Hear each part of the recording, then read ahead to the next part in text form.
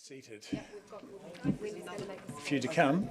then we make our lunch. Right. Yeah, she's got that sorted. Golly.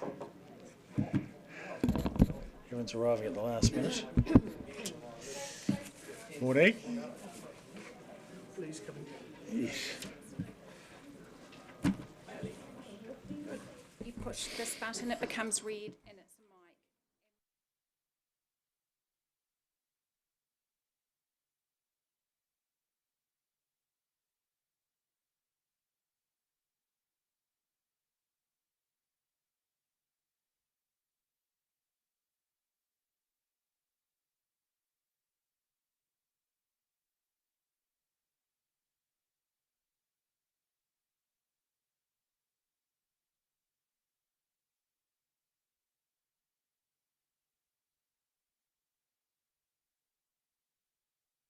We're due to start. We'll just wait a couple of more seconds because we have a councillor coming from the lift.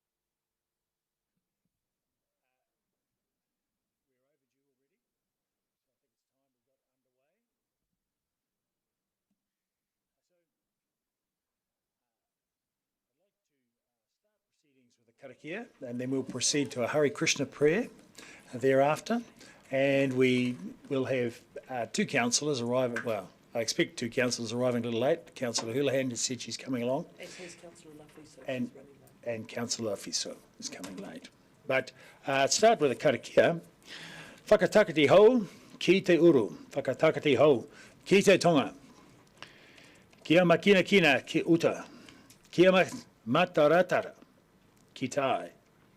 He hi aki ana te yatakura, he tio, he huka, he ho hu, ti he moriora.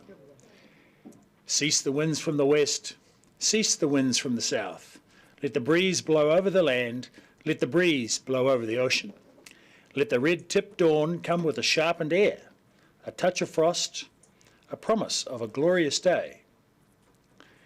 And on that note, I'll invite Jane Beecroft to open the meeting with a prayer on behalf of Hare Krishna as stated. Welcome. Oh, Hare Krishna everyone. Thank you for this opportunity to offer love, support and God's blessings to you all. In Vedic culture, the ideal culture, society is conducted in such a way that truly enlightened ones give support, counsel, advice, and of course God's blessings to the administrators and protectors of the people. Because they are detached and compassionate, with clear vision and wisdom, their sound advice is greatly appreciated by the ministers, councillors, and the people the people, the people. In this way, society prospers with sound values and wise administration. The goal is peace and prosperity for all. I may not be fully enlightened, but I can share with you the wisdom of someone who is. When our spiritual master, Srila Prabhupada, came to the West in 1965, the reporters asked him, "Swamiji, what is your message?" His reply was astounding. Simple living and high thinking. What a vision. In the midst of the hippie revolution, with materialism and anti-materialism spreading like wildfire, he spoke of simple living and high thinking, a tall order, to say the least, in this fast-paced world of rampant consumerism. Sustainability, conscious living, and cooperation, finding the balance, nurturing body, mind, and spirit, the key. To know Dharma, what is right action for the good of all the people, the animals, and the environment, is essential. We must learn from other cultures who live in respect for Mother Nature and the natural laws of God the Father, to focus on need, not greed. By watering the root of the tree, all the leaves and branches are satisfied and everyone enjoys the fruits. Of course, you can't please all of the people all of the time, but we can do our best. God loves a trier. We can always look for spiritual solutions to material problems. Our options are many. Before he left this world, Srila Prabhupada made one more heartfelt plea. He said, "You will show your love for me by how you cooperate." He showed us by example that individuality is the ecstasy, and that there's unity in diversity, and that love will always find a way.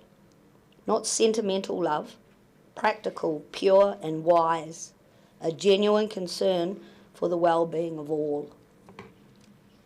These two simple yet profound requests are my prayer for you all today, that you cooperate together for the good of the city of Dunedin and its residents, and that simple living and high thinking be your blueprint for success. If we get it right here, the whole world is watching. We thank you in God's name for your hard work and sincere endeavours, and pray that he will give you strength, wisdom and blessings at every step. Namihi Hare Krishna. Thank you. Namihi. Thank you very much. Now, we have 8 speakers for public forum, and starting with Fiona Russell and Mary O'Brien. And if you can come to the desk, please. Now, please note, all those speakers for public forum, there are microphones at the table, and it is important to press the centre front button to start transmission. There's no need to turn it off, because whenever someone else speaks and presses their button, it will automatically turn off the microphone in front of you.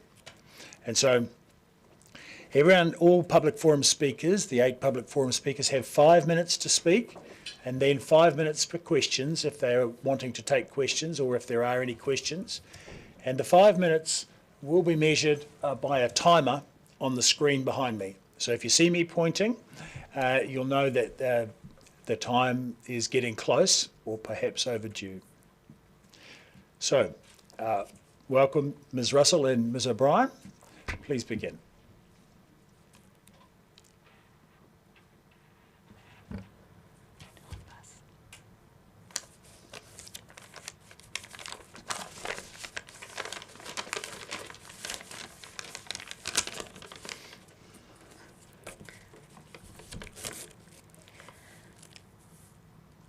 Worship and councillors, thank you for the opportunity to invite to be here today.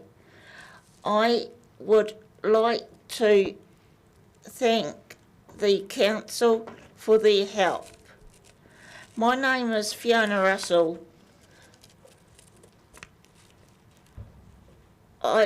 I travel around South Dunedin in my wheelchair, power chair. It is often very difficult. I really enjoy my weekly art classes at Studio 2 on Cargill's Corner, but there are no suitable mobility parks nearby because of this, my driver's park on the corner of Glasgow Street or in the ANZ Bank customer car park. This means that I have to drive my power chair in the live traffic, and more than once I have nearly been hit by a car. I often get wet and cold because of the distance from where we park to Studio 2. Council staff have been very helpful to make it change at Cargill's Corner, but I still feel unsafe. I understand that when the green man light changes to red, I can still keep crossing, and I do. But sometimes drivers don't see me, or they yell and shout at me to hurry up. This is a very upsetting and frightening. I would like the council to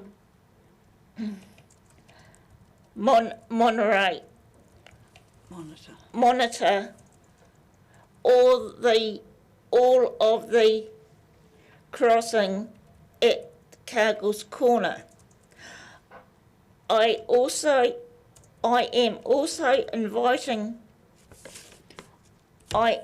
also inviting councillors to travel with me in the mobility taxi Studio 2 or meet me there to learn about the problems I have told you about. Thank you. Thank you.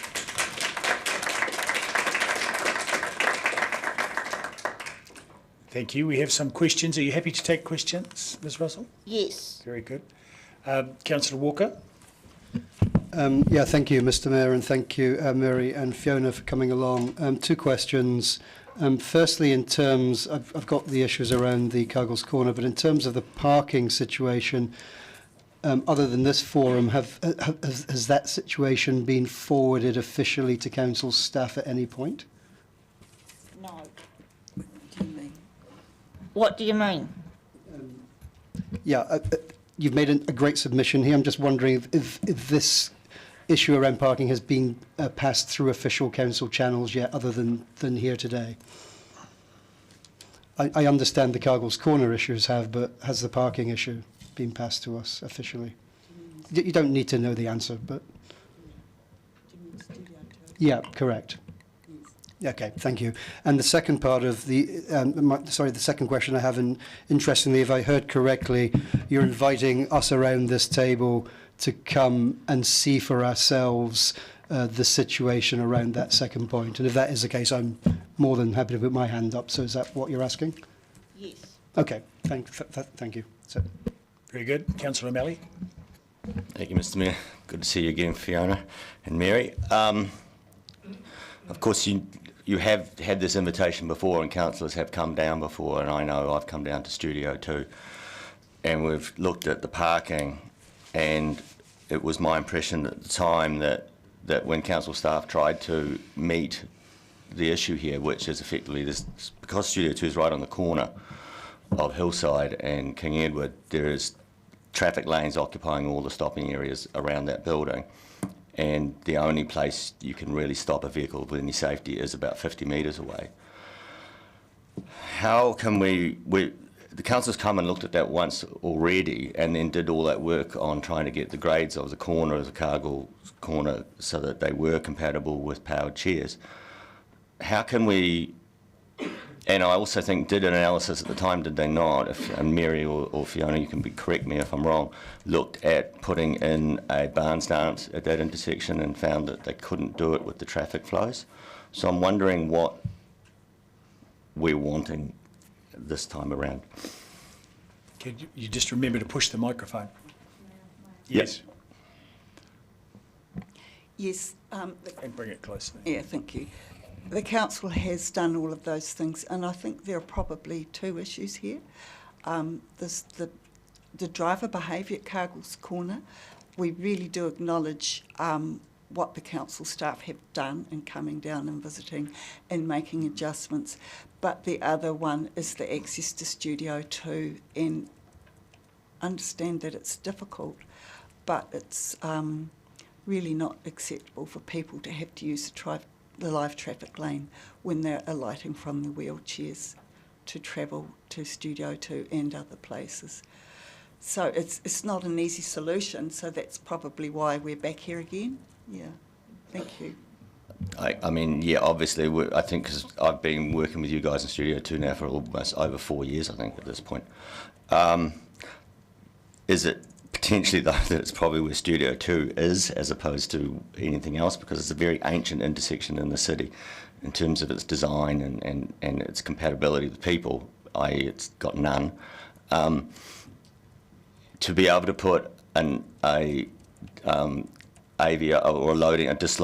loading park there would require taking out one lane of traffic in a very, very tight intersection that doesn't have any real lane of traffic opportunity to be taken out. So how can we deal with that? I mean, in the past, the building, there's a parking building behind that, and mobility taxis were able to park there temporarily and then just tootle round the corner. There is a mobility park on the corner of Carey's Lane. It's a very short one, but maybe there's something that can be done there. Or there are two on the opposite side of the road that have got very steep curbs, perhaps one of those temporary ramps or something like that. But I do think we have to have another go at it, and a little bit of distance is better than that long travel from the ANZ Bank car park or from the other corner. Yeah. so you want us to have one more look at it, and I think I started out with curb cuts outside Moray Place when Studio 2 was there. So it's really, is it coming back to curb cuts again and maybe getting a policy of how to deal with organisations like Studio 2 who, due to their resources, are often moving around town and work with a special customer base that needs curb cuts and disability parks outside? Okay, thank you. Great, thank you. And that's all we have time for today. Thank you very much for your submission. Okay, thank you. Right. That's cool. That's great. And, thank you.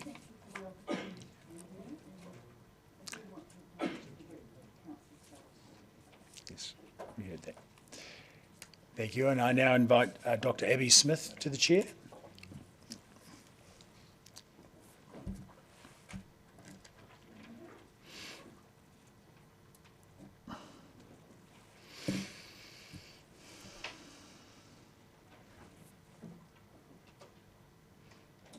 So when you're ready, just press the go button. Nope. The go button again. Thank Kia ora you. koutou, ko Abby Smith toko ingoa. My name is Abby Smith and greetings to you all. I'm a professor in the Department of Marine Science, and I've been a marine scientist for over 40 years, the last 31 of which I've been at the University of Otago here in Ōtepoti, Dunedin. I'm here to talk to you and urge you to vote in support of the Carbon Zero Plan to 2030. You may say, is this the time? Well, the best time to address climate change was 30 years ago, but the second best time is now. This has been an issue that's like a stick of dynamite with a long fuse where people keep passing it along, but the fuse is getting very short, and the window for actually making a difference is closing fast. The UN Secretary General says this is no longer a warming world, it's a boiling world. It's a world on fire. And we've seen it, floods and fires, droughts, storms and heat waves overseas, in New Zealand, and right here. Climate change isn't something that's distant in the future that our grandchildren will deal with. It's right here and it's right now. And this is certain, it will get worse. We are neither preventing disaster, nor are we prepared for it when it comes. We have been lucky to live during a time of peace and prosperity. But now we have the responsibility to harness the knowledge, technology, and strength we developed during that time and use it to ensure the future is survivable for human beings. You may say it will cost a lot, and it might, but we can do that. We can move to electric vehicles and encourage cycling, walking, and public transport in this city. We can commit to energy generation that doesn't rely on fossil fuels in this city. We can reduce waste and commit to keeping our native trees and birds alive and well in this city, because the cost of not doing so is so much worse. People in Ōtepoti want to do the right thing, but we can't do it alone. We need help. We need leadership. We need support to become a climate-facing community, to be responsible and responsive, and to play our part during humanity's greatest crisis. There are ideas, there is technology, there is hope, but not without planning and commitment. You may say, Dunedin is too small to make a difference, but we can be proof that it can be done. We can be a voice to say it must be done. We can show that we're the people who will do it. Our buildings are made of stone, but not our hearts. We value our heritage and tradition, but we can look to the future. We need people who are thinking of coming here to work or study to know what kind of people we are and what we will do.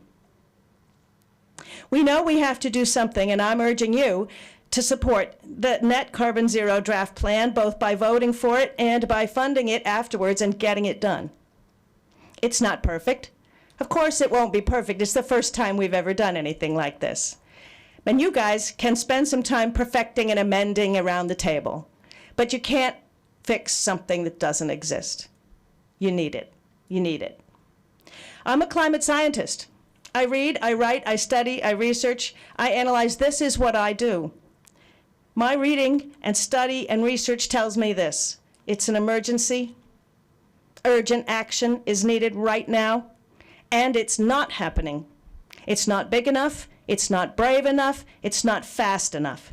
And frankly, it makes me discouraged and not a little bit terrified. I'm certain that you came into the council in order to help people, to be leaders, and to make a difference. If ever there was a time, and if ever there was an issue, this is it. Be the leaders we're looking for. Stand up, be bold, take action, vote yes. Look into the face of the evidence, no matter how scary it is. Stand on the shoulders of our prosperous past, and just do it. This is the time to secure our future, whatever it takes. Honestly, nothing is more important than this. Ngā mihi nui.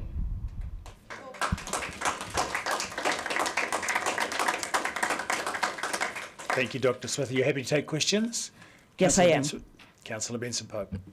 Thank you, Mr. Mayor. Thank you, Dr. Smith, for your presentation. You leave nothing to the imagination. You'll be aware in the papers before us there are 3 scenarios of investment touted for our consideration: low, medium and high. Would you like to make a comment about which strategy we should follow?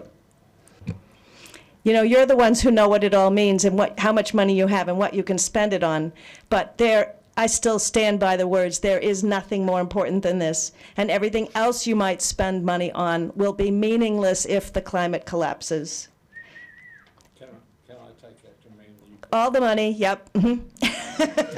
All the money as fast as possible. Yes, I would agree. Councillor Walker. Thank you, Mr. Mayor, and thank you, Dr. Smith. I had a similar question, but I'll sort of re-ask it in another way. You mentioned urgent, emergency, terrified, and lots of other adjectives. And going back to Councillor Benson Pope's question, is in essence the low option we're presented with today no option? I'd have said so. And you also talked a lot about the survivability of humans. If we do nothing, what is the future like for the abundance of amazing creatures on this planet that make up biodiversity, in essence, life on Earth? Life on Earth will be just fine. It just will be completely different. It won't have any of us. Life has gone through enormous amounts of change, but it won't look like what we know. So I invite you to imagine a world with no birthday parties, no weddings, no funerals. We're the only species in the world that has libraries, the only species in the world with theaters, the only species in the world with music, organized music that people go to listen to anyway. We're the only species in the world that does all these astonishing things, and we may be the only species in the universe that has birthday parties and weddings and funerals and concerts. We should look after it. Councillor Melly. Thank you, Mr. Mayor. Thank you, Avi, for coming along. I don't want to predispose my vote, but unless I hear lots of other arguments otherwise, I'll be voting pretty much as you're asking. My question actually goes to other institutions' behaviours in the city. And I don't know if you remember, my daughter Emma did, and then she went to Victoria to do her postgraduate because your department's future was so uncertain in the university's eyes. Would you want to extend your request for us to take this seriously also back to the institution that you work for and for it to take it seriously as well? So here's where I lose my job. I think the University of Otago does not have enough money to make wise decisions at this time. Very good. Well answered. Councillor Houlihan. Just wondering if you're going to put pressure on the government because they've set a target of 2050, and that for us, when we want a target of 2030, or some of us do, you know, that is very, very difficult. When the government, of course, has control of a lot of that. What are you saying to them at the moment? I am talking to them. I'm writing as much as I can. I am only a scientist, you know, whereas you guys are like a local council. And frankly, if enough councils move it to 2030, it's going to be embarrassing to be the government going for 2050. How many other councils are doing 2030? I have no idea. Right. No idea. Sorry. Very good. Councillor Gary. Thank you. Thank you for your presentation, Dr. Smith. Could you paint us a picture in your specialty area of marine science of the ecosystem with the effects of climate change? In 47 seconds. The ocean's in enormous trouble. It's very big, but it's still in enormous trouble. 6 billion people are just too many people for it to manage. It's the most important driver in the climate, and it is under enormous strain. We've seen the heat waves. We know that different fish species are moving away from where they normally live to somewhere they can survive, and then they're getting all caught. I mean, one of the lines I took out of here is, how would you like to have to explain to your grandchildren what a fish was? But it really is getting to that point that the ocean cannot tolerate the kind of change it's been forced to deal with, particularly in CO2 issues with the ocean acidification. So that's the main thing that the Carbon Zero plan will address, is our contribution to making the ocean increasingly unlivable. Thank you. And thank you, Dr. Smith. Very good. Next, we'll have Quinton Jane and Imogen McAllister. And just prior to them speaking, I would like to move that Council extends the public forum beyond 30 minutes. Seconded, Councillor Mayhem. All those in favour say aye. Aye. Against? Carried.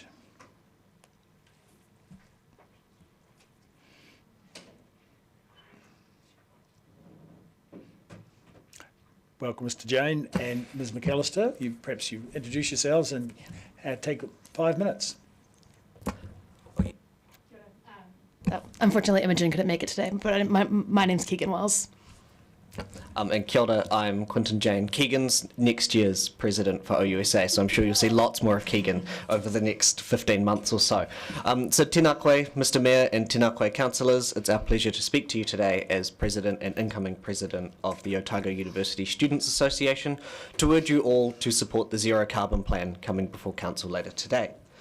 Councillors, this is likely one of the most important things that you will vote on in your time in Council.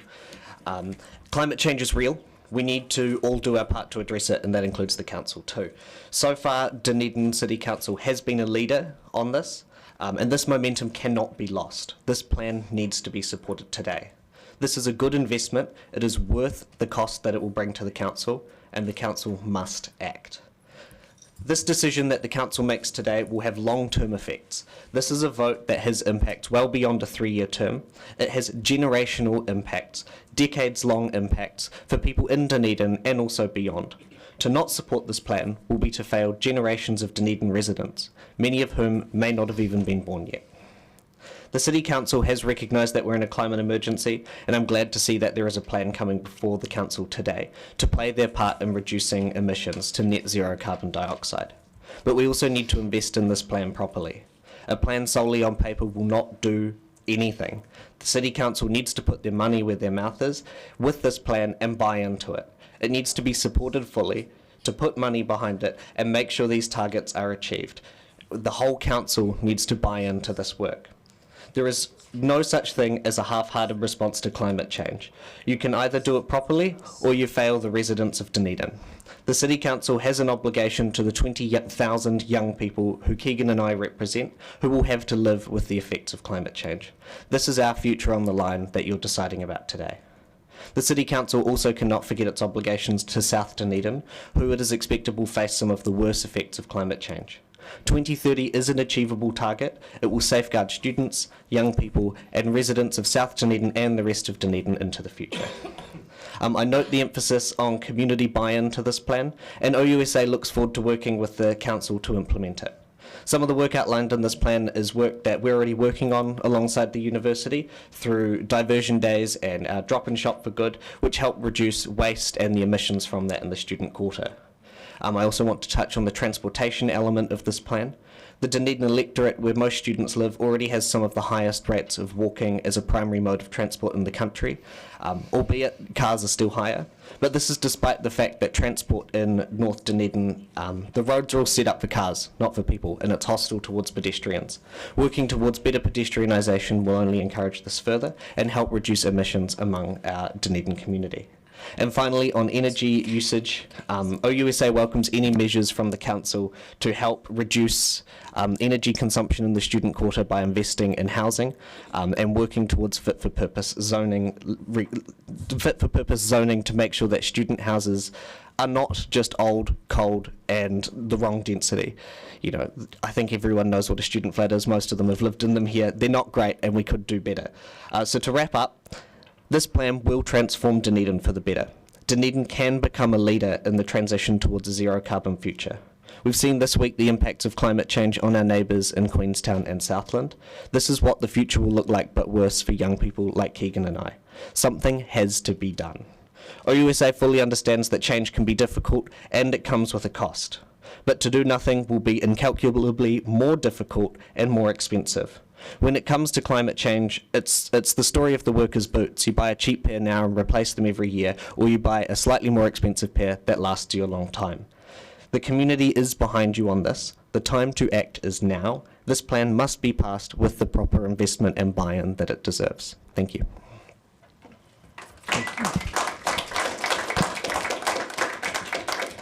Thank you. We have at least 2 questions. Councillor Benson-Pope. Thank you. Speaking of investment, is that the low, medium or high option?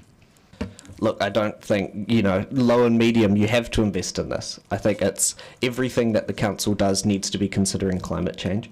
Any investment in a zero carbon should be at the high level because that is the future. If you put low investment, I think it shows you don't have much thought about what the future will look like. Councillor Walker. Thank you again, Mr. Mayor, and thank you, Keegan and Quinton, for that presentation. Two questions. Firstly, if this council was of a mind to try and move the target from 2030 to 50, is that an invitation really for us to sit on our hands and do nothing? I mean, what are your thoughts? I mean, I'd encourage you to go to 2025. I think you have to do it now. As Abby said before, the window is rapidly closing. 2030 is achievable. Why would you move it out to 2050? Again, it's the more you invest now, the less it will cost you in the future. If you move to 2050, it's just going to be more costly. Thank you. My second question emanates from a previous question from Councillor Houlihan around what other councils do or don't do. Assuming of the 67 councils, we're the one council with a 2030 goal. Instead of perhaps us aligning with them, wouldn't it be a better idea, do you think, for others of those other 66 councils to look at us jealously and point to what ambition can do? Someone has to be a leader. I'd hope it's Dunedin. Thank you. Councillor Houlihan. Back to that question earlier, if you had the choice between 2050 and 2030 but low for 2030, would you, like the low, medium and high, maybe building up later, which would you take as an option? Respectfully, I wouldn't take either. You have. Vote for either, so you get nothing done. Well, no, I don't think either are an option. I think you have to consider how this will look. If we do low for 2030, we're not backing ourselves, and it's the equivalent of 2050. You can't keep passing the torch for this. We saw the flooding in Queenstown. We saw the cyclones in Auckland. It's happening now. To delay it is only to worsen that, to increase your costs. I would think that, to me, my governance experience is probably more limited than many on this council, but from a risk perspective, to delay it to 2050 is only compounding risk. You have to do it by 2030 with the proper investment. Thank you. Another question from Councillor Walker. Yes. Thank you. In the absence of other people's questions, again, I've just been reminded of something, and Mr. Jane, we're talking about real money here, and the significant numbers, and those numbers may accrue to our ratepayers, etc. That said, what do you think the costs financially of doing nothing will be in terms of those costs accruing ultimately to our ratepayers? Yeah, we can look at what's happened already. Look how much the ratepayers have paid in Auckland because of the cyclones. Look at all the work that's being done in Queenstown just to clear up one road by the cemetery, and let alone in the cemetery, an area that is sacred to a lot of people. I think you can't really put a number on it because it's going to be so monumental in terms of both emotional and actual physical infrastructure repairs that you can't put a number on it. Very good. Thank you. Thank you for your submission.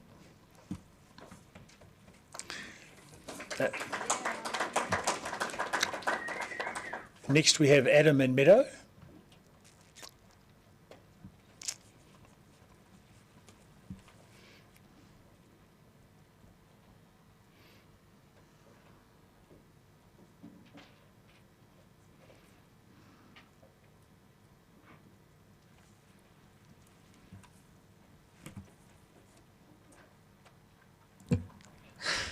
Sorry. Kia ora. My name is Mera. And I'm Adam. And we are 350 Otepoti Dunedin, part of 350.org, whose mission is to strengthen climate action in communities in Aotearoa, New Zealand. Our vision is for a safe climate and better future for Otepoti. We acknowledge Kaituhu, Kaiti Mama, and Whai Taha as the manua whenua of this place and feel humbled and blessed to be living on their whenua. We are here to urge you to back the high investment option for the Zero Carbon 2030 plan. This year we've seen climate extremes all across the world, yet Otepoti, like the rest of Aotearoa, is largely powered by polluting fossil fuels that are damaging our climate, causing financial hardship and affecting the health of our people. The health and air pollution in NZ 3.0 report shows that Dunedin City has the third highest number of deaths per year, 126 people, from air pollution anywhere in the country, and an estimated social cost of $600 million per year. This year, we've seen climate extremes all across the world. Yet Otepoti, like the rest of Aotearoa, is currently largely powered by polluting fossil fuels that are damaging our climate, causing financial hardship, and affecting the health of our people. For the sake of our health, our climate, our economy, and our people, we urge you to pass the high investment option. I'm going to tell you a tale of two cities, two Dunedins. The first city passed the zero carbon plan, but they chose the low investment option. They didn't invest in the infrastructure the city needed. The city kept burning gas boilers, fueling climate breakdown and poisoning the air that we breathed. South Dunedin was flooded, but what made it so much worse was the council's lack of investment in flood resilience and the council's failure to lobby the government on climate adaptation. Not only did this council fail to invest in plan and emissions reduction measures in creating our homes to be safe and putting solar panels on roofs, the council also failed to lobby the government on adaptation, on emissions reduction measures, congestion charging, parking fees and so forth. And without this investment, our flats stayed cold and mouldy, our city was damp, and it was a pretty bad place to live in all round. There was also another city, another Dunedin, which chose to invest in a high option and invested in clean infrastructure. Parking in the city wasn't an option, but it wasn't needed because locals caught the bus or they walked or cycled to where we lived, worked or we played. The air was clean. We all hung out under clean trees dotted all throughout the city. We were all housed in warm, healthy homes with good insulation, home renovation schemes and solar panels on our roofs. At the beginning, the council used borrowing and rates to invest in climate action, but it paid off fivefold. We know that every dollar of investment in climate action gives at least $5 of economic benefit to our city. In this city, we all had a pretty great time. Locals accepted that we can have short borrowing and rates in the short term so that we can have investment and have a really good future in the long term and even in the medium term as well. We know what this is about, right? We know that we can have the second option. We can have a really clean city that invests in all these things, that lobbies the government on all these things, so that we can, cut emissions and create a safe future for all of us. So the plan is good as it is. There cannot be a delay or any more changes to the plan. It needs to be passed in 2030 as is, and it needs to be the high investment option. Kia ora, we look forward to your questions.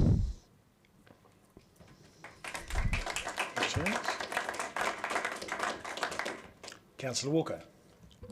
Thank you once again, and thanks guys for coming in. Three questions, I think.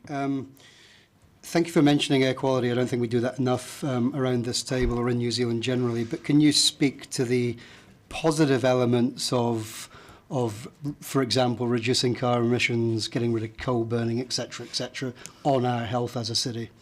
Yeah, again, 126...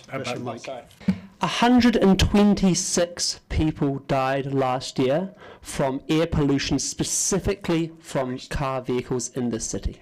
126 human souls lost for no reason other than the fact that we can get around in our utes, That's also, 464 hospitalizations in the city, and as Meadow said, over $600 million. We can save money, we can save lives. I suffer from asthma. I don't know if I would be suffering from asthma if we had really clean air that was better than the rest of, the city. I might not have to use my inhaler if we had clean air. So if we all have clean air, we know the health benefits are massive. They say we pay, stop Notre Dame hospital cats. Again, that's really important, but we need to be stopping these things at the beginning of the road. And clean air is better for our economy and it's better for our people as well. Thank you. Leads into my second question nicely, and that's around the accrued health benefits that would accrue over 10, 20, 30 years.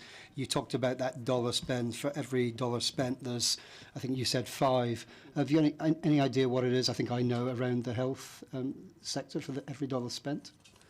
We're not health experts. Again, sorry. We're not health experts, so I think you'd have to ask someone else. I remember Alex McMillan came and presented to you a few weeks ago, and you remember about that. But it is many times over. I believe it's more than 8 times, but I'm not a health expert.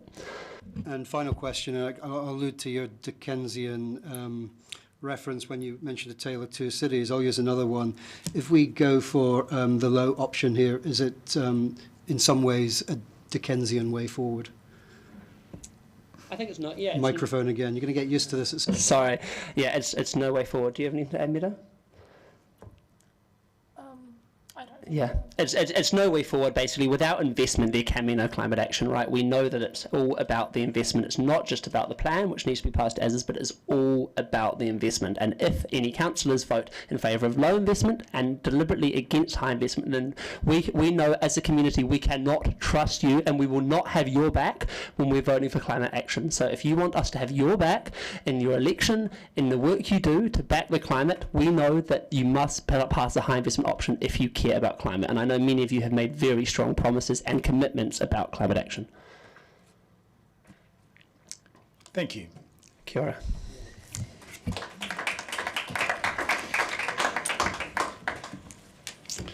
Next we have Sue Novell and Donna Peacock from the Senior Climate Network.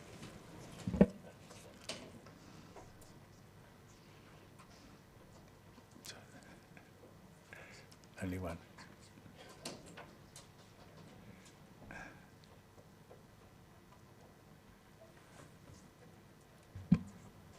Good morning, everyone. Donna can't be here today. She's not well. So, I'm Sue Novell from Seniors Climate Action Network. We have a membership over 400 and had 55 people attending our last public film screening event at the Dunedin Library, and many people from the public come along. We are, like the young people, deeply concerned about our current trajectory, what is causing us to rapidly approach and in many cases already overshoot the limits of what the planetary resources and environment can sustain. Excess carbon emissions and the consequent climate emergency are one example, which is already having drastic consequences. We therefore applaud the draft Zero Carbon Plan as an important first step for Dunedin to do its part. We most strongly urge the Council to adopt it immediately and to its maximum recommended extent. When it comes to considering the financial implications, we repeat what must be said over and over again and what's been said over and over. The costs of not adequately addressing the climate emergency and the other environmental crises will be far higher than the immediate financial cost of addressing them. Do not choose the cheap option. The cheap option will turn out to be the most expensive in the end. Discussions of council policy often refer to the need to stick to core business. The many positive co-benefits listed in the plan are the very definition of core business for any council. Improvement of the quality of life for its citizens. We therefore also applaud the work to date and the ongoing development of the city portrait, using the superb methodology of the donut economics model to guide the path of our city towards increased well-being within planetary boundaries. The great advantages of this model are, first, it not only takes into account what is needed to increase people's well-being, but also takes into account limits that must not be exceeded for human well-being and indeed survival. These limits, or planetary boundaries, include the level of pollutants such as climate warming gases, nitrates and plastics, loss of biodiversity, and exhaustion of non-renewable resources, etc. Second, it provides an easily understood visualization of performance relative to these two equally important aspects of what policy should deliver. Such clear communication of the targets and how the policies are performing, it's very important to keep the dual goals front of attention of both citizens and our elected representatives. Voting against adopting the plan to the fullest extent is voting against increasing maximum quality of life for the people of Dunedin in the long run and leaving future councils and the people in an impossible position. Please act as quickly as possible and allocate maximum resources to this so we can progress faster to a healthy, vibrant and most resilient city. Thank you.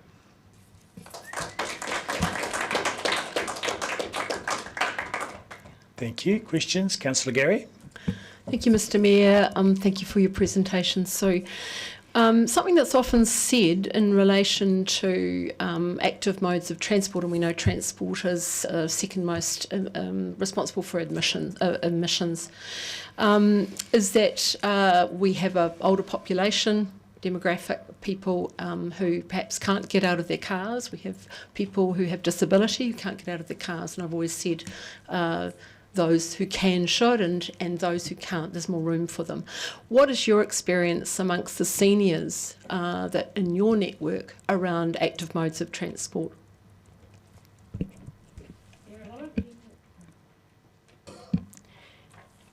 Many people are using public transport. A lot of people are using buses because we've actually grown up using buses, a lot of us. We've had to walk. We used to have to walk to school, to get shopping, all those things. So we're from younger age we've been used to this. So when people get older and they can't do this so much, there's the more buses there are, the more we can reserve some ways of getting around, cars for people who can't. So we triage, we keep some vehicles for those people, we have ambulances, we keep all those things in place, but anyone who's able should be encouraged to walk because this actually increases our health. And would it be true to say that a lot of people in the older age bracket, and I put myself in that age bracket, have embraced electric bikes, and I can see some of them in fact in the public gallery? Yes, definitely. A lot of us have electric bikes, normal bikes, and walk. Good. Councillor Walker. Thank you again. And as an electric bike rider, I won't take it personally, Councillor Gary, if I'm being referred to as old, but never mind. Two questions. I think you mentioned at the beginning about the false economy of not investing now. And I've sort of asked this question, I guess, previously of other submitters. Can you just unpick that a wee bit of not investing now and how that will impinge on us ultimately by perhaps the accrued costs of doing nothing? It's not just the climate change, it's also resource depletion. We're going to have more and more supply lanes not working. We're going to have more and more needing to be self-sufficient. We need to set these ways of doing this up now before it's too late. It'll be very hard to govern a place where everything falls apart. We need to get going now and put things in place so we can be self-sufficient in our food, in our transport, and make it easy for people. The government has to facilitate this. And second question, and thank you for mentioning City Portrait, which of course gives us a snapshot of what's happening at the local level. It's really around the co-benefits you talked about, and I'm just in terms of one of those potential co-benefits around supporting active transport. And by doing that, isn't there in many ways a win-win scenario for both car drivers and users of that alternative, in the sense that the more that take it up, there is more room on the roads and more parking spaces for those who want and need to drive? Yes, exactly. It will be. It's a win-win situation. Yeah. Thank you, Councillor O'Malley.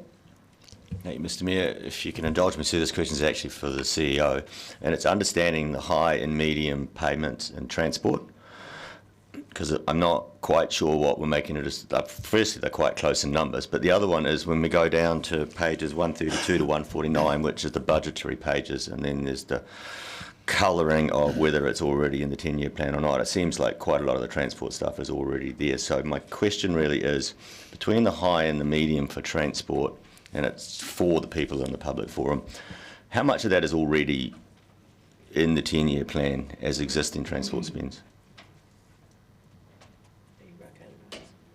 Very high degree of uncertainty about the draft 10-year plan budgets. And so while some of it might be in some of that transport spend is in the draft budgets, none of that has been tested yet. So there still remains a high degree of uncertainty about the next year's budget. The stuff that's in the current year budget that's being progressed is clear, but the more significant investment has yet to be tested by council. Okay. And that's all we have time for questions. Thank you very much.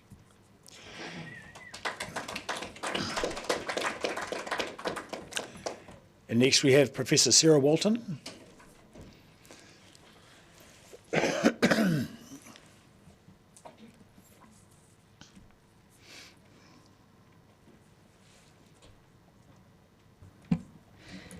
Tēnā tātou katoa, ko Sarah Walton, taku ingoa. Thank you for the opportunity to address the Council this morning. I'm a Professor of Sustainable Business, Deputy Dean of the Business School, and Co-Director of Hei Kaupapa Hononā, Otago's Climate Change Research Network at the University of Otago. I've taught and researched in this area for over 20 years. My recent climate change research includes a climate action scorecards published in Staff and Evaluation of Climate Risk Disclosures for the XRB, and I was part of the team that produced the MB Just Transition Guide for Aotearoa, New Zealand. I'm here today to strongly encourage the Council to adopt the proposed Zero Carbon Plan 2030 and accept the medium and preferably the high-term investment that will be needed to build a resilient Ōtepoti for the medium and longer-term future. My view of climate change is actually really simple. We have a world that constantly changes like this, right? Now, climate change is going to mean that the systems that we have on this world are going to change faster than we've ever seen before and to a place that we've never been before. So we're here, we'll be here, and we'll be going like mad. Okay, so I want to keep this at the systems level because that whole new system will be a new system that we're going to need to adapt to. Our businesses will have to change, communities will be impacted, and how ecosystems operate will be different. To decrease the severity of this change means that we need to act now to mitigate carbon emissions. I'm basing the rest of this talk on the UN Environment Programme report on decarbonisation and disruption. The report outlines 4 scenarios for the future. These can actually be found as a basis for many New Zealand-based company scenarios in their TCFD or their climate risk disclosures. This means that companies already in this country are using these scenarios as a basis to think about climate risk and how they'll respond. The first scenario is the business as usual or hothouse scenario, which outlines a future world that continues to increase global greenhouse gas emissions and feels the full impacts of a warming world with increased climate events causing disruption. Climate targets are not met. The do nothing scenario is a choice, like the next 3 scenarios. Doing nothing is not a backstop. It is not simply waiting to get more information. We have that, so let's be clear. It's a choice to do nothing and not invest or invest properly. There are 2 scenarios where aggressive decarbonisation is left to 2030. The first is called too little too late, and it's just as it states. Climate targets are not met because not enough is done to mitigate. The physical risks from climate change mean that any transition will be disorderly.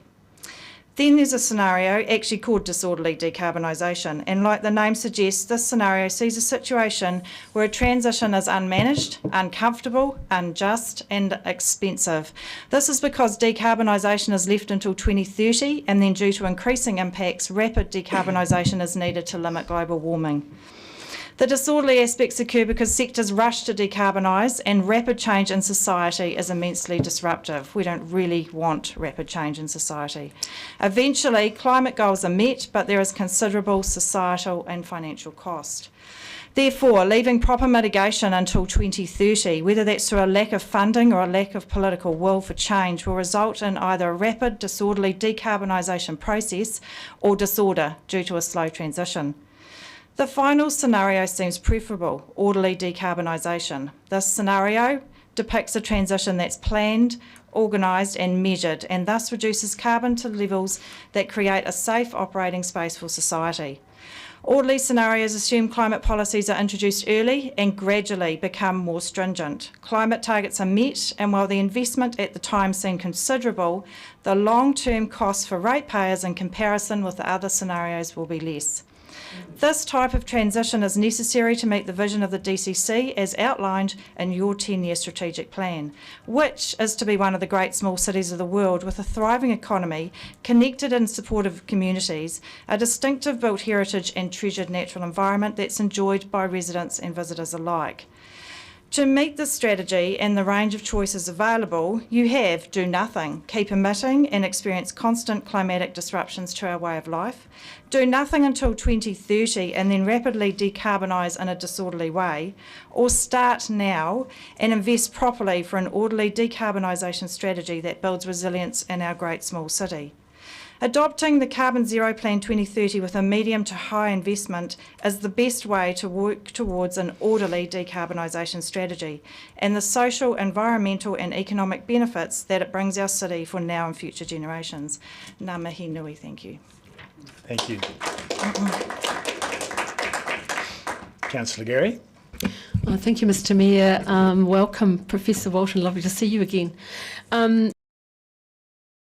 On the what I understand to be a reporting regime just brought in by the government in terms of financial aspects of businesses, and businesses being required to report on their exposure to risk from climate change and publicly report, and banks having conversations already with them about this and that then flowing on to investment. Would you have any comment about that at all? Yes, because that's one of my key research areas at the moment. So we're funded by the XRB to look at that right now. So we've just been interviewing about 20 companies on that, which is why I've got these particular decarbonisation scenarios, because that's what companies in New Zealand are using. Because part of their climate risk disclosures is actually to provide scenarios of what will happen in the future. So that's why I thought it was incredibly relevant to actually share that with you today. Yes, as Mark Carney in the UK stated many years ago, that banks, by actually their lending, are enabling various emissions and a particular type of scenario to continue. And so part of that became the Task Force on Financial Disclosures, in which New Zealand leads the way in mandatory reporting. So we'll see more of that. Yeah. So will you, from your research, hope to see how that affects change? Thank you. Very good. Councillor Walker. Yeah, thank you. That was an awesome presentation. I need to get along to one of your lectures. Two questions. You talked about one of your scenarios was the orderly scenario, in which you talked about the nirvana of planned, organised and measured. And you mentioned also when you were presenting that business will be impacted. Is it true that that's not necessarily detrimental to business and actually could be, in that scenario, beneficial? Totally, yeah. Unless you're providing the infrastructure and framework for businesses and providing that certainty around what's happening, we all know businesses like certainty, then it becomes harder for businesses. So actually, by acting now and putting things in place will help the economic development of Dunedin. And second question, I sort of asked to previous submitters. You're proposing that we don't go for the low, but the medium high, which of course includes us being ambitious on transport. What would be the consequences, do you think, of not being ambitious around transport? Well, fundamentally, transport's one of our biggest emissions areas, so not actually being aggressive in that area means we'll continue to emit and then end up in a sort of one of those middle scenarios, which won't be very good. Yeah. Councillor Malley. Thank you, Mr. Thanks very much for your presentation. One of the dialogues that often goes around investing in this environment is that, you know, it's not good for business, but I'm pretty sure what you just said is that it is good for business. Can you just confirm that that's in fact the case? Yes, most businesses are already getting on the page with this, particularly with the climate risk disclosure reporting. So the more that councils and government provide infrastructure for businesses to change, the better it is for our businesses in the long term. Yeah. Thank you. Councillor Houlihan. Thank you. Hello. One of the issues, of course, for us is that we can do everything at our end, and then we've got to get the businesses and university, hopefully you're on board, and other organisations on board as well. Any recommendations, particularly from your end on businesses, and you just mentioned a little bit there, but how we get them, like, for example, supermarkets, you know, things like that, where there's huge, you know, possible huge emitters, how do we resolve that? Any suggestions? Supermarkets are probably, like, they've been reporting for quite some time and are on their way to reducing emissions, so it's quite interesting. We included them in our climate action scorecards. It's the biggest issue really is around our SMEs, and Dunedin has a number of SMEs, so providing the right infrastructure to help support SMEs to decarbonise is absolutely important for our economy. Yeah, so it's working with them, working alongside them, because as the Scope 3 part of I can't explain or how to do an emissions profile, but it's the Scope 3 area that is really what's expanding at the moment. So many suppliers, so it's upstream and downstream emissions of any organisation. So most of our suppliers are now being asked to actually provide carbon footprints in order to be able to continue to supply, whether they're going to the EU or whether they're actually wanting a contract with the government department. So we need to help our SMEs to actually get on board with this. So that's why it's really important for the council to be moving in this direction strongly. Excellent, thank you. Councillor Betzpo. Thank you. As you know, the city's policy is shared with a group of other parties, including the university. This may be a question for Mr. Cliff later, but in short, is there any appetite that you're aware of in your or any other institutions for the sort of delay that's been suggested by some? So I'm mostly in the academic area, but definitely I think Craig will talk to the university having an appetite to not delay as well, as which most academics would be on board with. Thanks. Thank you. Thank you for your submission. And now, as mentioned, Mr. Craig Cliff.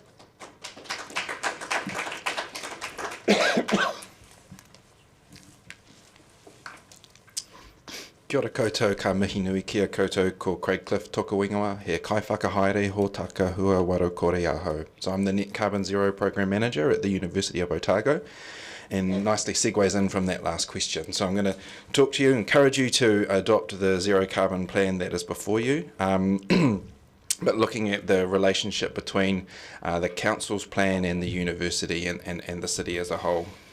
So you've already heard from a number of our academics and students about what this plan means and the importance of it. And all of us will be impacted by climate change going forward. It's imperative that national and local governments, large and small organisations, have a plan for how they will mitigate their contribution to climate change and how they will do this in a way that is aware of the wider opportunities to improve well-being and deliver more equitable outcomes within our society. So I commend the Council for its previous resolutions on climate change, including setting the zero carbon 2030 target back in June 2019.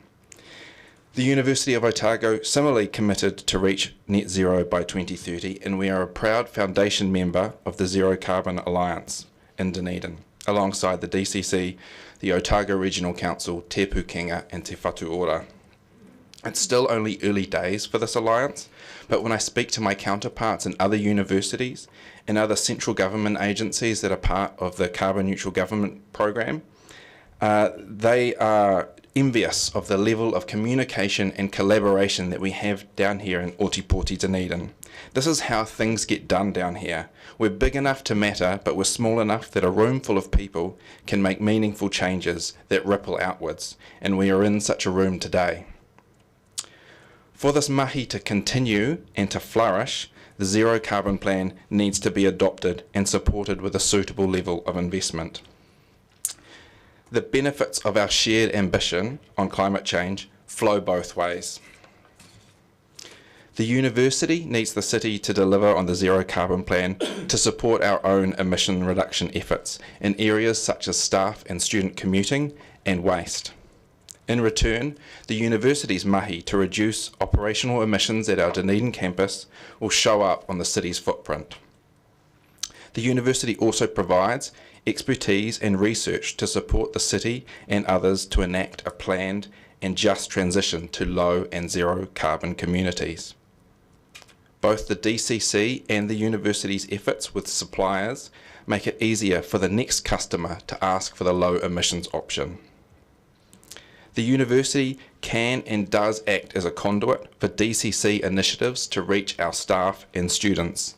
Just last week, I was working alongside a DCC staff member in the heart of the Dunedin campus, promoting and equipping staff and students to take active and public transport modes safely and effectively. On the flip side, if we do not adopt the plan that is before you, this creates significant risks for the city and for the university. Increasing numbers of students weigh sustainability highly when deciding where to study. The 2023 QS International Student Survey showed that 4 in 10 students actively look for information about the environmental sustainability of the institutions that they are considering. That's active. That's not just the stuff that they absorb through the media. They're actively going online and looking at these sorts of things. Without a zero carbon plan in place for Dunedin, this risks our status as a desirable, sustainable destination for visitors, students and staff at a critical time. Weaker action from the Council would also see more duplication of effort and less climate action across the city. It's my personal view that the high-level investment scenario presents the most efficient and lowest cost solution for the city as a whole. So in conclusion, I'm urging you all today to rapidly adopt the zero carbon plan so that we can continue to build on the work to date and take bold and decisive steps forward on climate change in Ōtepoti Dunedin that can inspire others. Thank you. Thank you. Councillor Wiley. Thank you, Mr. Mayor, and thank you, Mr. Cliff. International students is a big part of the university. Just as I've seen numbers where something like 75 or 80% of students come to Otago University from north of Christchurch. That is quite a big carbon footprint, and I want to know how the university is going to be challenged with, because that's on our footprint. It's not the university's directly, and the data I've seen. So how's the university going to play its role there? Yes, you're right. So we measure student air travel as an emissions category. Not all universities in New Zealand are doing that at the moment. It is our largest single emissions source. So before the pandemic, staff and student air travel was neck and neck. We've been able to put controls on our staff air travel so that now student air travel is right there, and flashing lights is our biggest emission source. Getting more international students to help us recover from our financial situation will make that even bigger. So what that means for us is we have to up our climate ambition elsewhere if we do have more international students, if we're upping our ambition, because our targets are the same. What we're also doing with student travel is making sure that we can attract the students who are staying here for longer. So more undergraduates will stay here for the entire duration of their degrees. But this is a work in progress, and what I would say to you is, yes, that we must measure our emissions that we have an influence over, and we must tackle those so that we're not trying to shirk from that. You done? No, I've got another question, thank you. So talking to parents of past students up in the Waikato, Tauranga and things like that, and putting a question to them, would they encourage their students to come to Otago University if they could only fly back home once the year is finished? Would they recommend or support their children coming to Otago? The answer was quickly no. How do you put that on the business model of Otago University going forward? Sorry, here you go. I think what we need to do is put emissions in a larger picture for students. So we've heard earlier today that once students get to Dunedin, it's a very walkable city. Most of them living in North Dunedin, the proximity to the campus means that 90% of students will walk to campus on any given day. So that, and thinking about the other opportunities that this zero carbon plan can present can only enhance that, giving them access to supermarkets through public transport connections and the like. So if we can tell the story about the life in Dunedin, being able to put the air travel, if that's the only option to get here as well, into context. One of the things that we also need to be doing as a region is thinking about travel within the South Island. We have lots of students coming up from Invercargill and down from Christchurch, and at the moment we have limited transport options, for low emissions transport options to support those students to get home. So I think we do need to be working collaboratively and thinking boldly about this. Thank you. Councillor Houlihan. Thank you. Kia ora, ko Carmen Houlihan Takawingawa.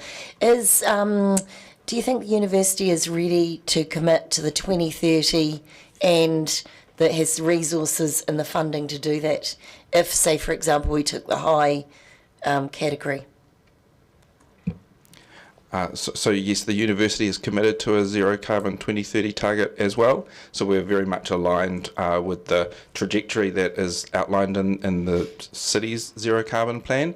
That we have a level of investment ourselves to back with this. A lot of the work that we need support with is around transport and waste. These areas where it's done more efficiently collectively rather than us going off and coming up with our own construction and demolition waste processing facility for our large construction projects. It's better off done once and done properly that everyone can benefit, and that can help the small and medium enterprises like Sarah was mentioning previously. When you said 90% of the students walk to the university, is that research you can back up, like that's a fact? Because we numerous times we see many students, have a car. That's data from our travel surveys that we do with students. Our 2023 one's currently running, so I don't know how that will come. But yes, for undergraduate students, it's around that 85 to 90% are walking to campus on any given day. Great. Thank you very much. Thank you for your submission. And next we have Nigel Peregrine from Forest and Bird.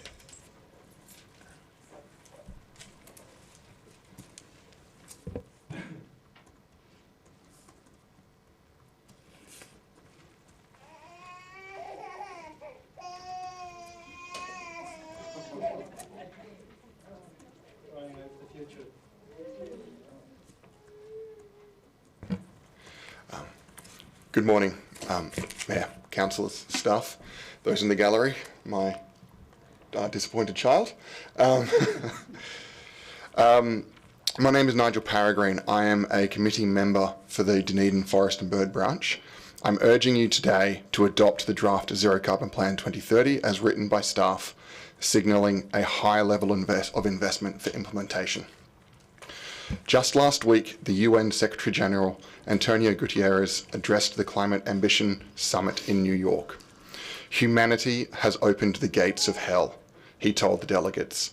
If nothing changes, we are heading towards a 2.8 degree temperature rise, towards a dangerous and unstable world. But the future is not fixed.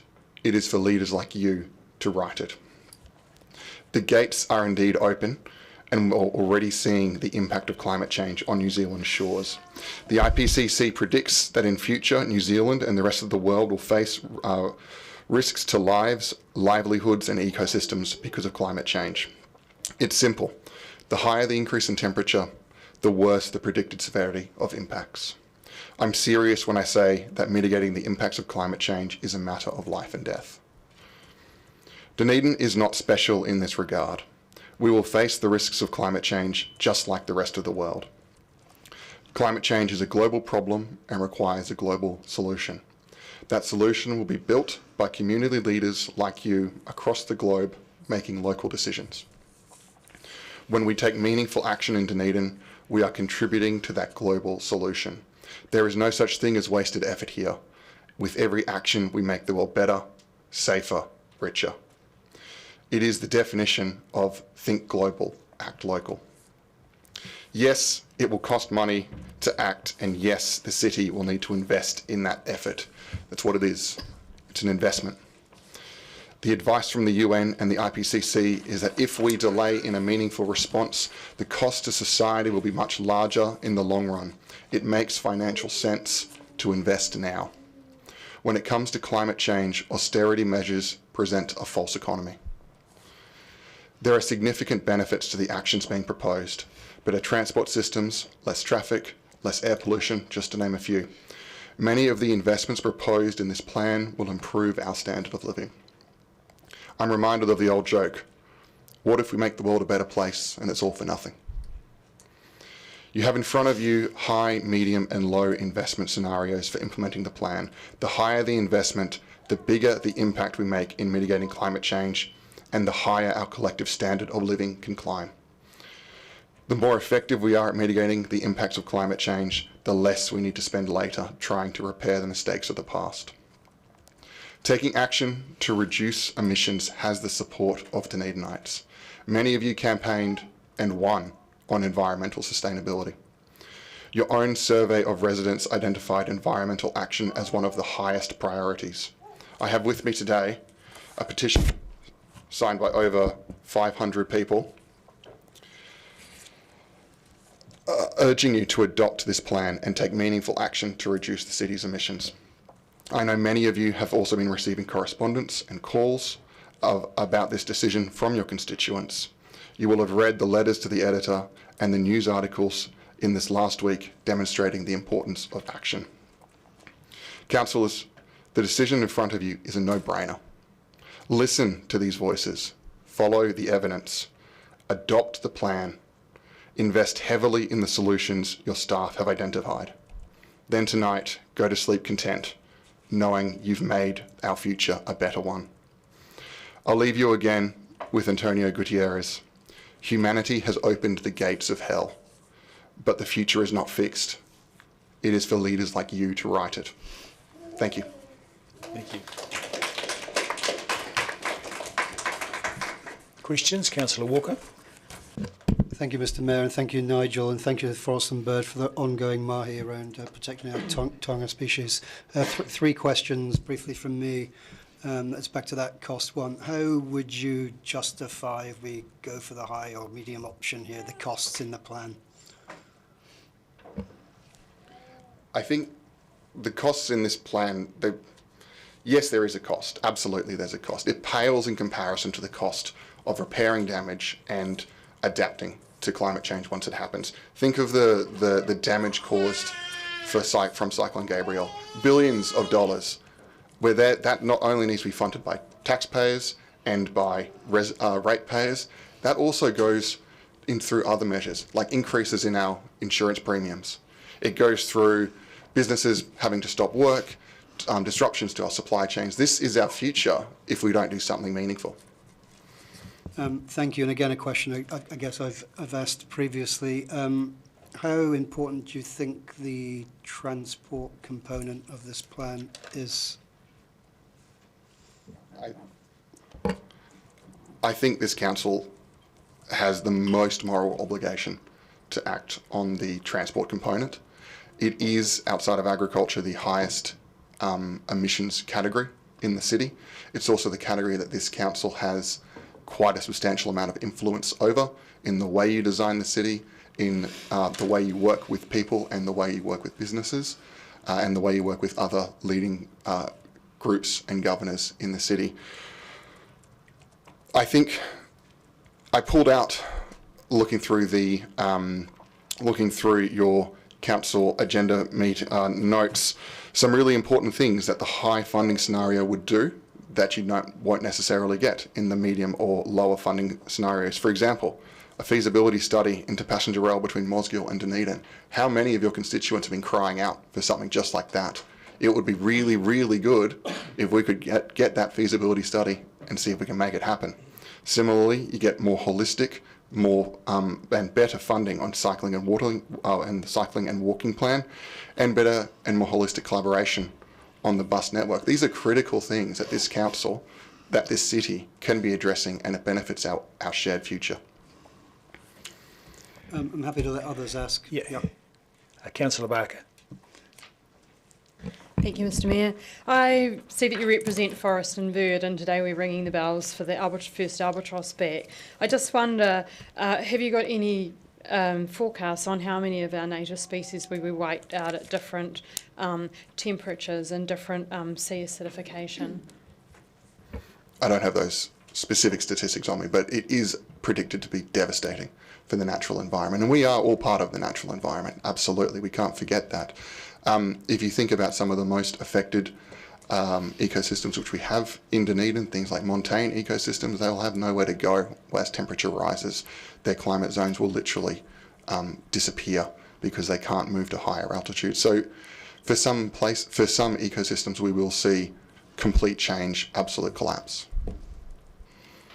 And just to follow, so that would affect some of our precious birds like our albatross and our yellow-eyed penguins and our little blue penguins, that as well as being wonderful creatures, do they also attract quite a lot of economic development, is that correct? Yeah, absolutely. And for species that are dependent on marine ecosystems, the future is quite bleak. So for a city like Dunedin, which has quite a lot of exposure to tourism, and its tourism is dependent on the natural environment, you really have to think very carefully about how climate change will impact on this city's economic base, and I would say it's relatively significant. Councillor Fiso. Tēnā koe, Mr Mayor. Tēnā koe, Mr Peregrine. What is your or Forest and Birds response to community leaders, other community leaders other than yourselves, who say, oh yeah, we need to do something, but we need to be most of all fiscally responsible? So what is your response in terms of this crisis? The most fiscally responsible thing that we can do is invest early.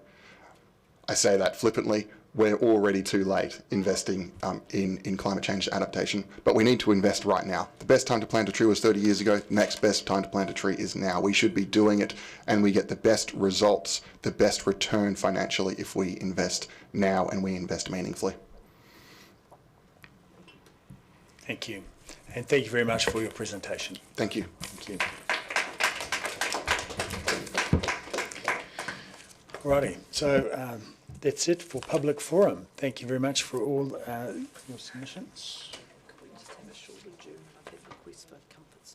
Yes. I move that we take 5 minutes adjournment. Seconded Councillor Fiso. All those in favour say aye. Aye. Against? Carried. So give us a moment for staff to come in and to run for a coffee.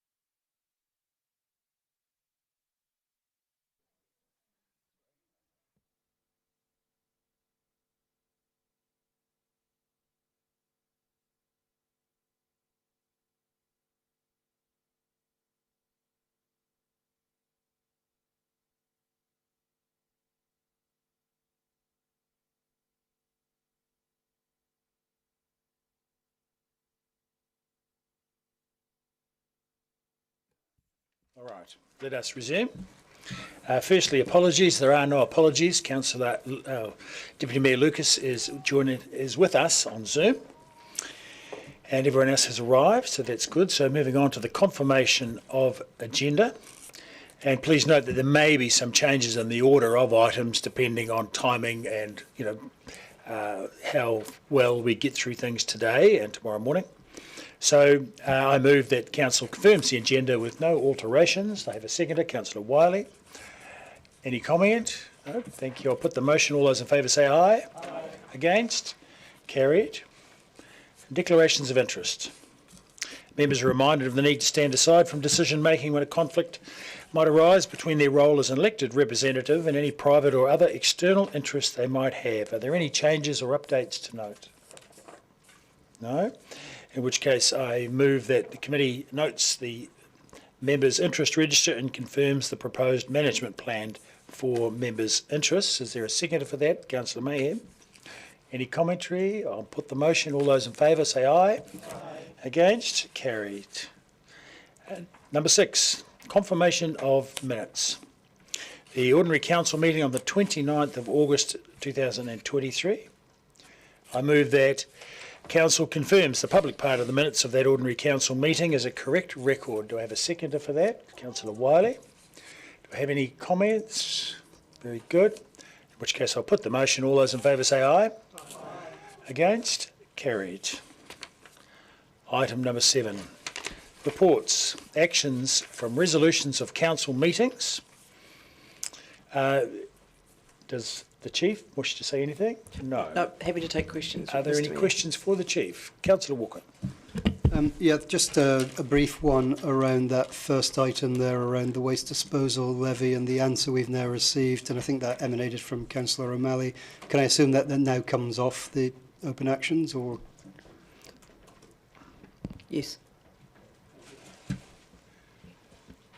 Any other questions? None. So I move that Council notes the open and completed actions from resolutions of council meeting as attached. Seconded, Councillor Mayhem. Any commentary? No. All those in favour say aye. Aye. Against? Carried. Item number 8, the forward work program for council. Any prefacing comments? If I might, Mr Mayor, you'll see, councillors, that there are a range of additional items in the forward work program which reflects items that would have been considered by committees between now and Christmas that have been captured on the council forward work program. Questions? Councillor Barker. Thank you. I note that there's quite a number of open actions from various committees missing. There's the Portobello Boardwalk, there's the Forward Work Program, updates on governance, entities, waste futures, waste levy, shaping future Dunedin transport, speed management plan, and a whole lot of management plans that we're going to come to spec. Will they be transferred over and put on this list as well? Yes, they have been. Staff have been working through those, and we discussed a range of additional ones that still need to come this morning at ELT, so they will be captured. And we're just trying to spread them out between October, November and December because the work program is pretty heavy. Thank you. Councillor Gilbert. Thank you. My question is around the Dunedin Railways. It's a slightly awkward question in that given the known and rather vocal stances of some of the members of various community boards around the rail and the rail trail, etc., I'm curious that I guess I'm looking for reassurance that the representatives that have been appointed are those with open minds rather than stated objectives. Sorry, which action? Which action? We've got Dunedin Railways on page 38. Thank you very much. On page 38, the second from the bottom. It's got representatives from the Mosgiltari and Strathtyra community boards have been appointed to work with the Trust on the feasibility study. As I say, I'm just making sure that they're open to all eventualities and possibilities. I've had very positive conversations with the community board representatives. Thank you for your answer. Are there any further questions? Thank you, in which case I'll move that Council notes the updated Council Forward Work Programme as shown in Attachment A. Seconded, Councillor Houlihan. Any comments? So which, I'll put the motion. All those in favour say aye. Aye. Against? Carried. Item number 9, the Draft Zero Carbon Plan 2030. So we have some staff members coming to the front.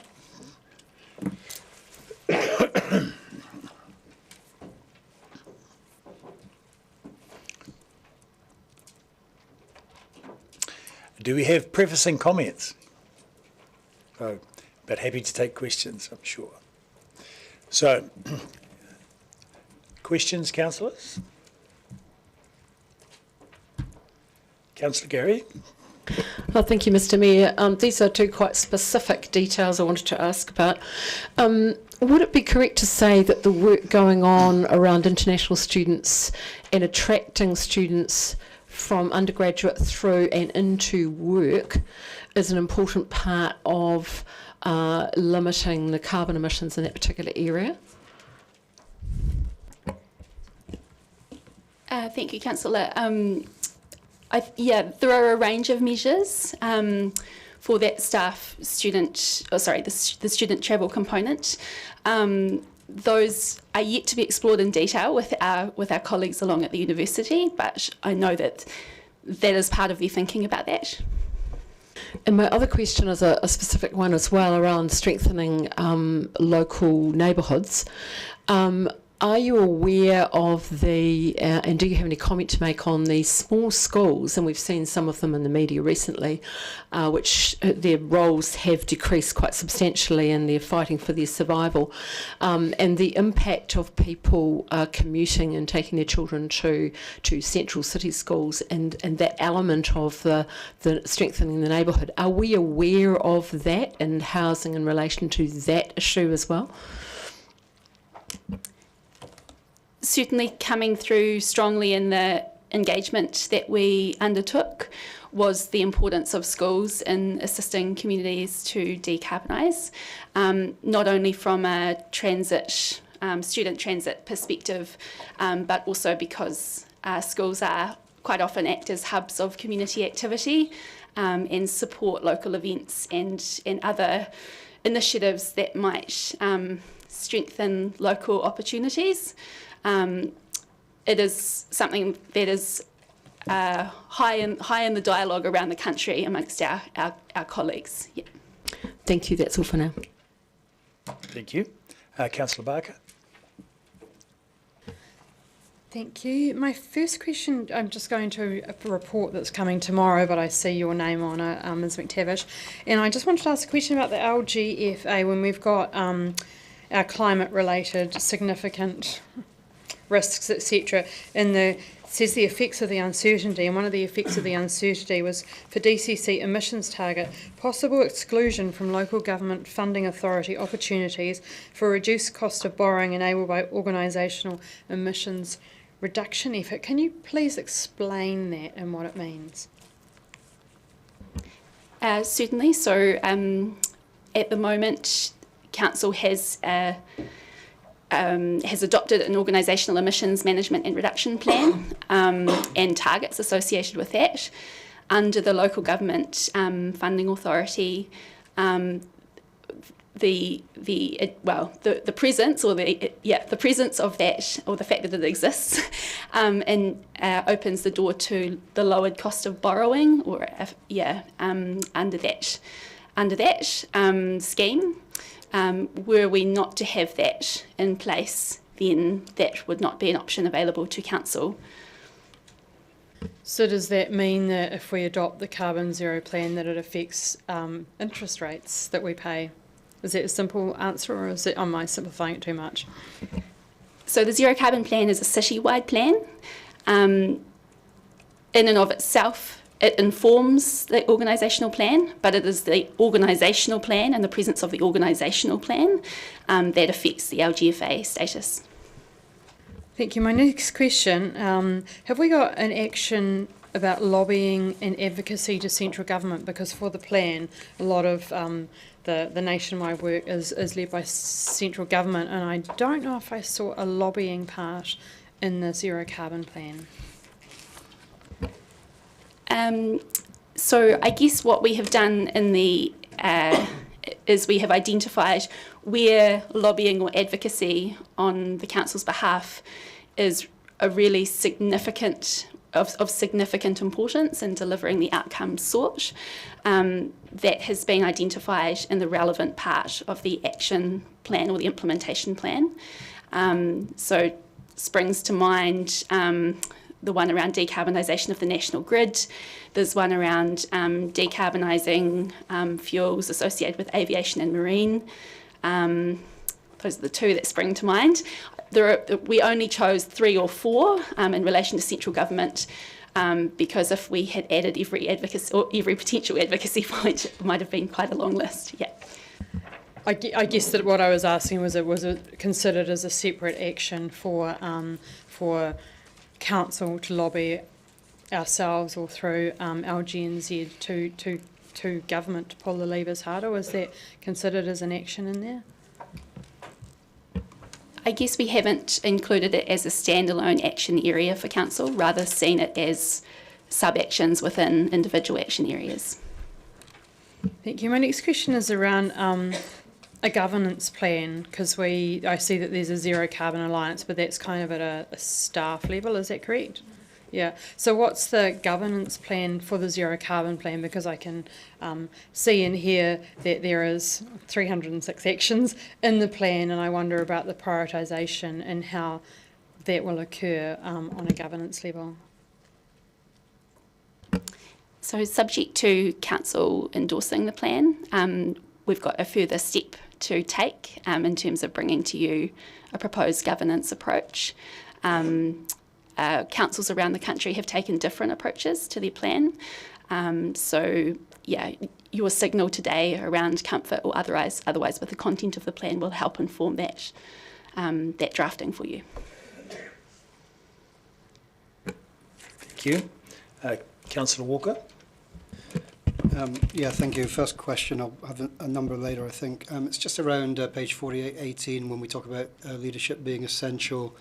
And of course the shifts requiring input from many actors, etc., industry, business, whatever.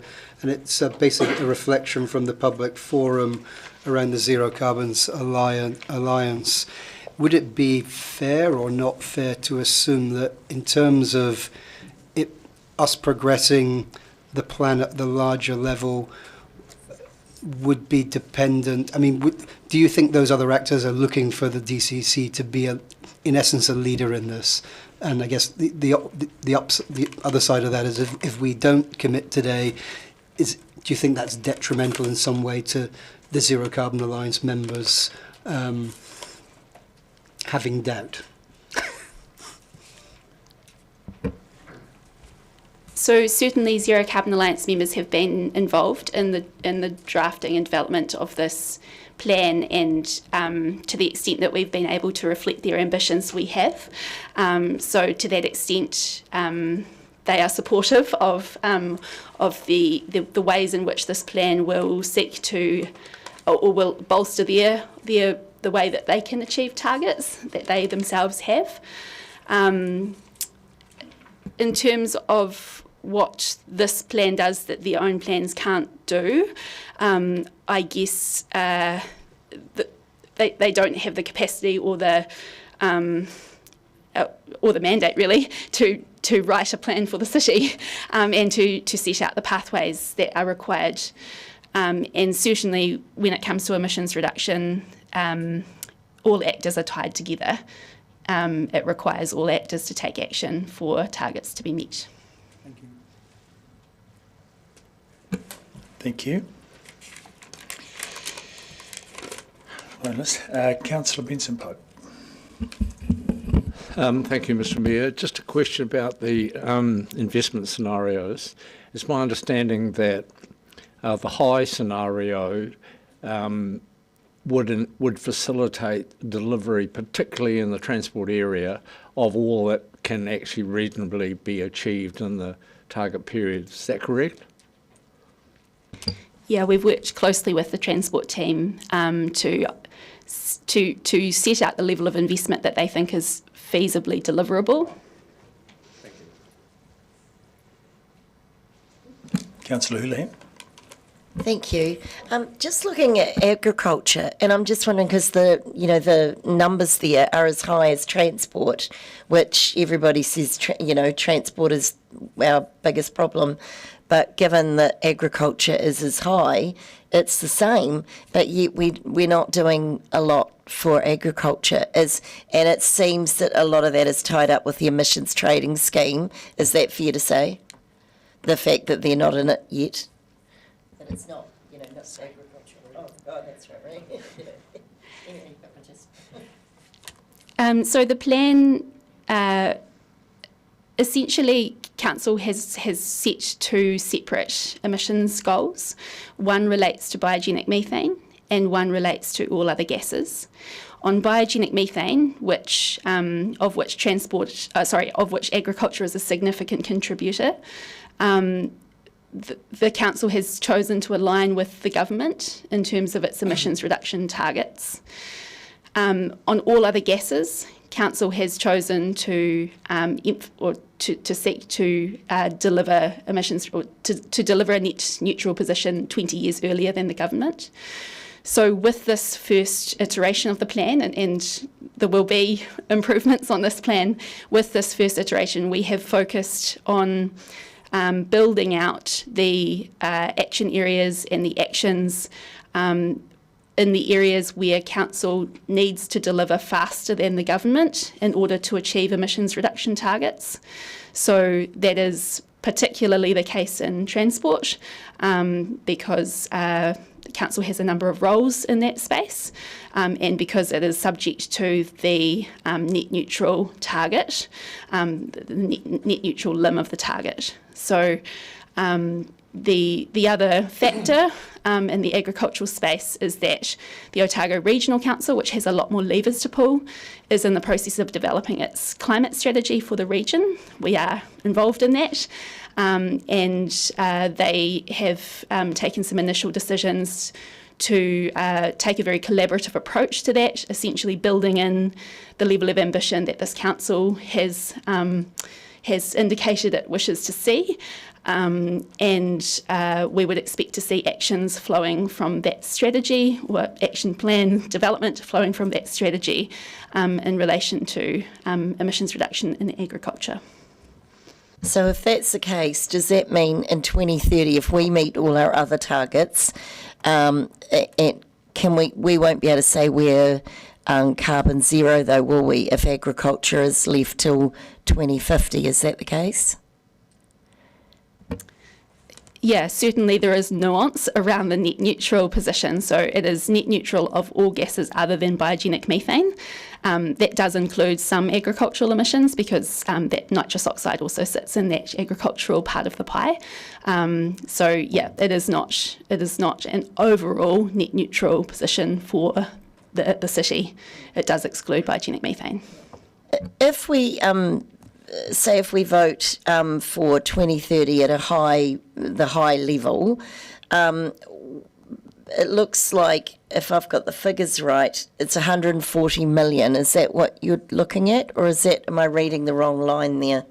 Can you just tell me what cost that would be for ratepayers, please? I was trying to work it out, but my maths aren't that good.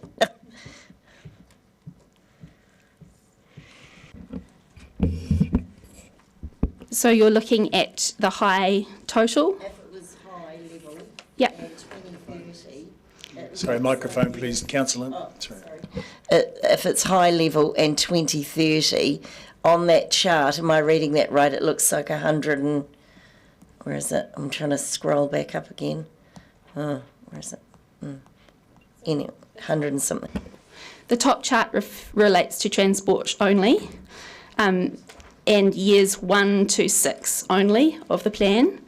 And the indicative investment scenario that we have developed for you over the last month in discussion with teams would see approximately $140 million of investment going into transport and approximately $20 million of investment going into other DCC actions over that period.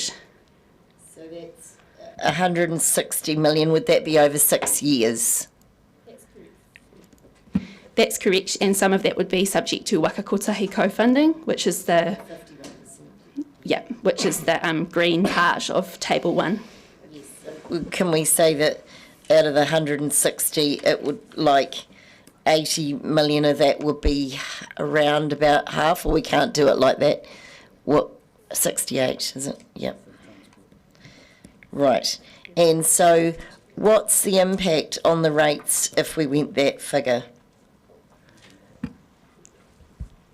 There's an assessment in the paper of what a level of... what I would say, councillors, and it's in the paper, and we just need to be clear, these are very provisional figures at the moment, and these budgets have not yet been tested by council as part of the 10-year plan process, and so there is a degree of uncertainty about any of the numbers. What we're certain about is there's going to be a cost, but we just don't know yet what it is, and whether the high investment scenario is enough, we don't know, or whether the low investment scenario is adequate either. So there is just a high degree of uncertainty. So I would temper too much interrogation of the specifics of some of these numbers by that. So these budgets have all still got to come to you for consideration and then consultation. If anything we approve will go out for full public consultation, that's what you're saying, is it? Yep. Well, my understanding is that council will consult with their community about the level of investment the community wishes to see in the zero carbon plan if you adopt the plan. Very good. Councillor O'Malley. Thank you, Mr. Mayor. Just back at that table, I actually think there might be a mistake in it, which is the total investment years 4 through 6 on the high total, because it doesn't add up to total across. I think that might be a big number, but just want to check that. My question though is really sequestration. It appears that in order to meet carbon neutral 2030, sequestration is going to be an important component of achieving that goal. And that's going to take? Is it going to be native, exotic, and also energy forests? Because pine's not a great energy wood when it comes to conversion. So maybe if we can flesh that out a little bit. But the other one is, if we are dropping our emissions and offsetting with sequestration, there is a reasonable chance to expect that, say, around 2040, 2050, that in fact technology has got us to the point where our emissions have dropped all the way down. Could we look at sequestration as a mechanism for achieving the carbon neutrality during the period of getting the technology and all the social responsibility and other things in place?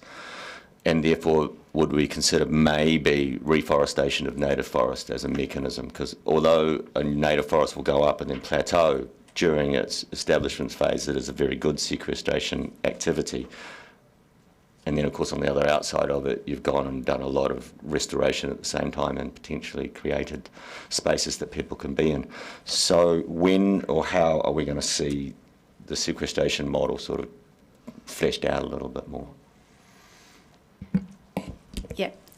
So we definitely know that there is more work that needs to be done on sequestration. One of the key things that is happening, the ORC is leading a regional sequestration piece, which is out at the moment and going through procurement. That will be an informative building block.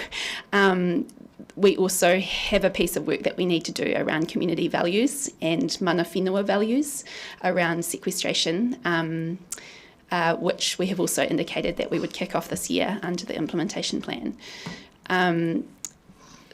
What is built into the modelling at the moment is a level of sequestration that would happen, that the New Zealand Climate Change Commission projects will happen under existing policy settings. So in essence, were the council not to do anything from here on in, if the NZCCC's modelling is right, we would get that level of sequestration between now and 2030 anyway. What form that takes would be dependent on government policy settings, and that may not be something that council would like. So there may be an argument to be involved, to be more involved in that space for co-benefits reasons anyway. So I guess in summary, we have further work that needs to be done, but the level of sequestration that is built into the plan at the moment would be delivered, or indicatively would be delivered by government policy settings. So that means we're not planning on being active in that area, like proactive in that area? It means that we have, we will bring you that decision, we'll come to you for your direction around that, but we would like to do this work first to bring you some options. Thank you. I have Councillor Ackland, then Gary, Barker and Houlihan. Councillor Ackland. Thank you, Mr Mayor. Looking at page 164, so this is Transport and Urban Form and the percentage worth of changes that need to be made there. I'm just going to highlight a couple. The first one is 18% of all trips by bike. Now, I'm trying to understand, is that people that ride bikes now doing 18% more trips, or is that 18% of our population now riding bikes? Because if it is, that's 23,000 people to take up riding bikes in the next 6 years. Is that what that's indicating?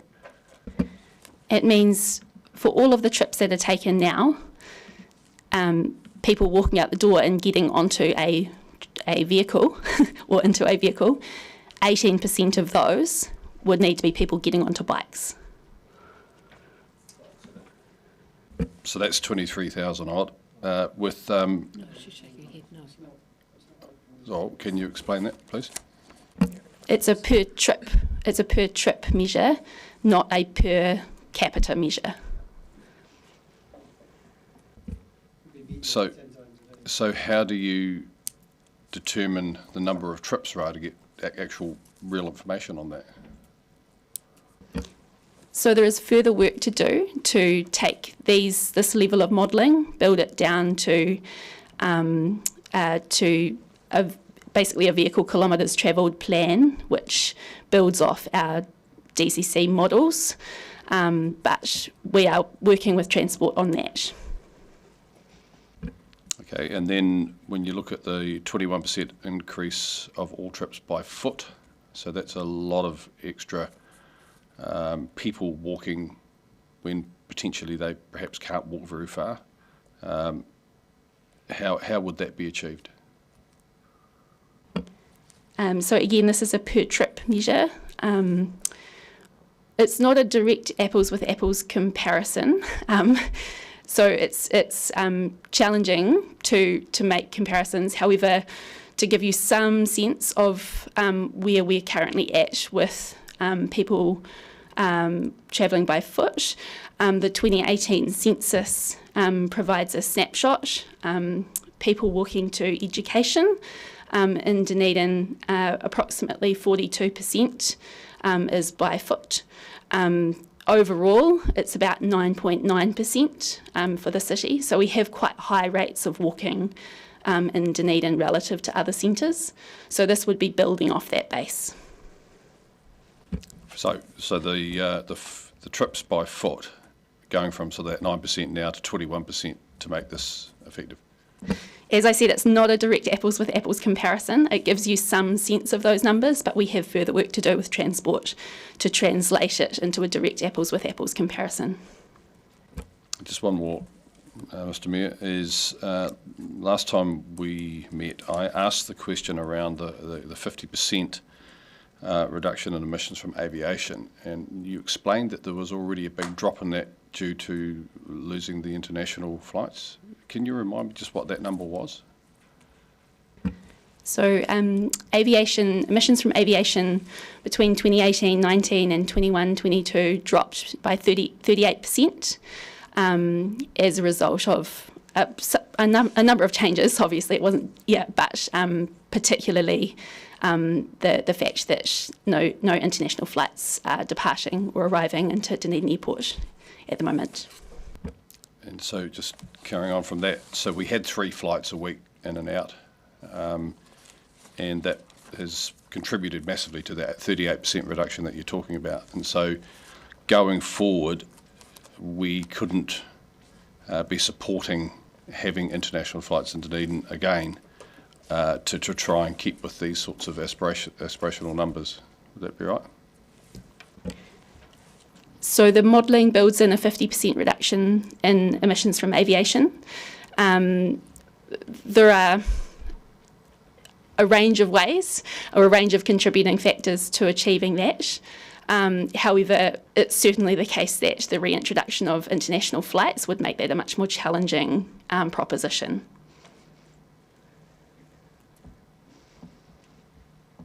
Councillor Gary. Thank you, Mr Mayor. Ms McTavish, can you comment on the following? So obviously the plan focuses on reducing emissions and increasing sequestration, and rightly so, but through the plan there is some attention to the opportunities, and the flip side of a crisis is opportunities. Could you comment further on the opportunities that this allows the city? So for each action area in the plan, we have done an assessment of co-benefits. The co-benefits that showed up most strongly across the plan are social co-benefits, particularly those related to public health, but also social mobility for people who may not currently be particularly active or have the ability to be particularly active in society because maybe they are more limited in their mobility solutions. There are also economic co-benefits relating to the transition that show up quite strongly, particularly in the medium term around reduced costs of energy. We also know that a lot of the changes that will be delivered will deliver essentially a lift in people's living standards, in housing, also in urban form, relating to how the city looks and feels, I guess. And in terms of environmental co-benefits, those are more limited, but relate to things like air pollution, there being less air pollution, there being less of a call on resources. Cultural benefits are those that show up least strongly across the plan, most strongly in the areas of urban form. So if we're strengthening our centres, bringing back life into those centres, there are cultural benefits associated with that. Thank you. Thank you. Councillor Barker. Thank you. Just a few questions. I think just before it was mentioned about consultation, and I know we've got early engagement going on very soon. Will the Carbon Zero plan be part of that early engagement process? So depending on council's decision today, there would be discussions about what lens was appropriate to bring to that phase of consultation. Yeah.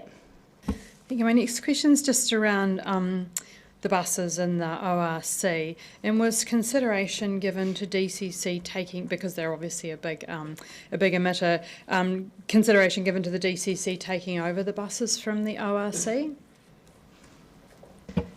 No, Councillor, I guess that would be a political decision. This plan has been developed at a staff level. So we've talked about the functions, the existing functions of the entities and how we can best deliver the outcomes sought within those existing functions. But council couldn't make its own decision if it wanted to, was to take over the buses. So there was no emissions or costing or anything done on there. Okay, so that's something we can think about. So has the ORC itself got carbon zero targets, and has it got targets to make the whole bus fleet electric? The ORC is moving through its climate strategy development at the moment, and will be setting targets as part of that. In terms of the buses, the fleet, the requirement to be a zero emissions fleet is actually a central government prescribed requirement from memory 2030. Yeah. And I see that there's $23 million in CapEx for working with the ORC to develop the collaborative plan for the bus stop network with an initial focus on high frequency routes. So what would the $23 million be spent on if it's not new buses? What is it?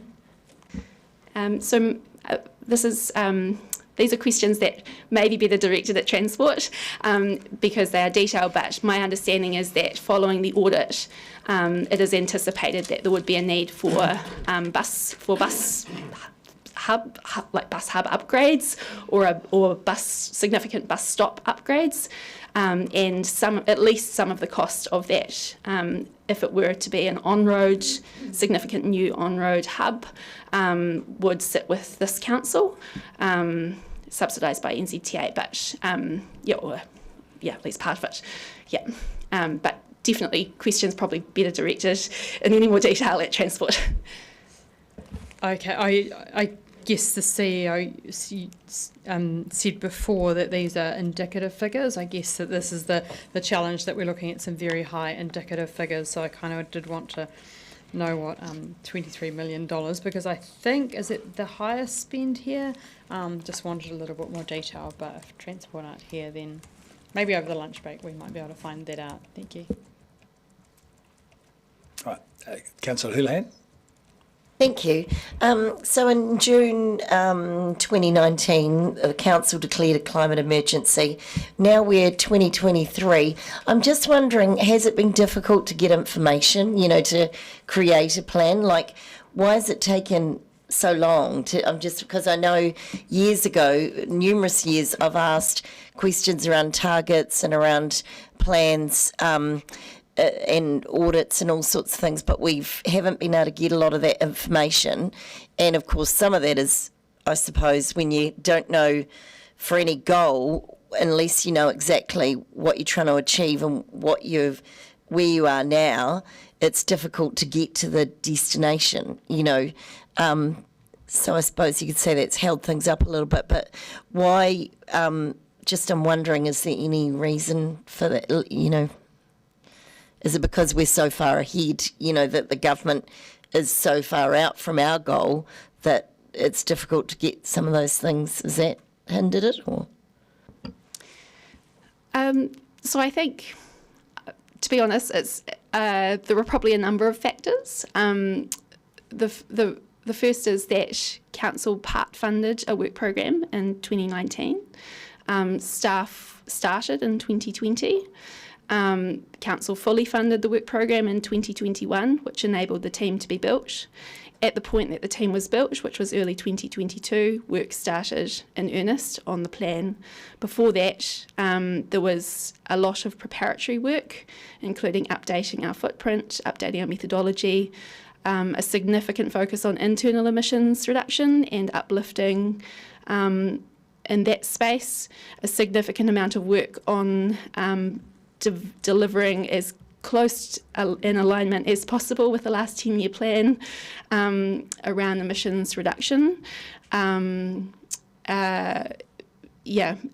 which I guess has led us to a position where it's, as you can see from the implementation plan, there is already a lot of work underway within the council that is delivering essentially emissions reduction for the city and for the council.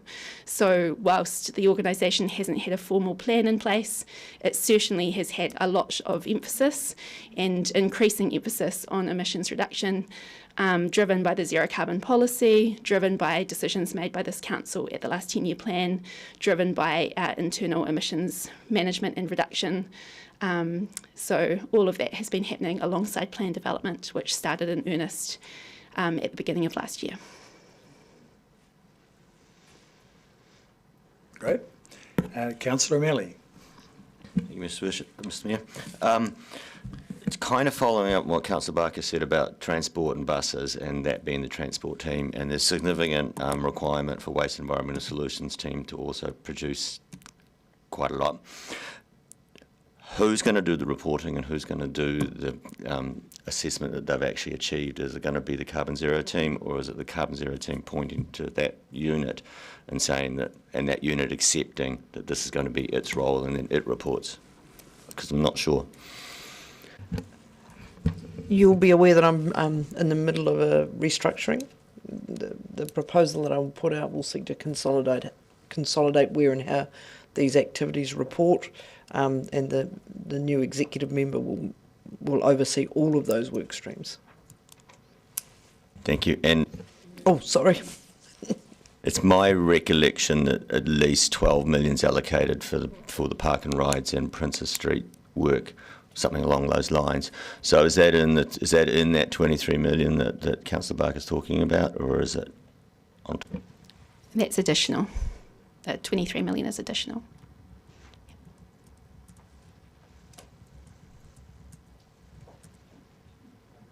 Councillor Barker.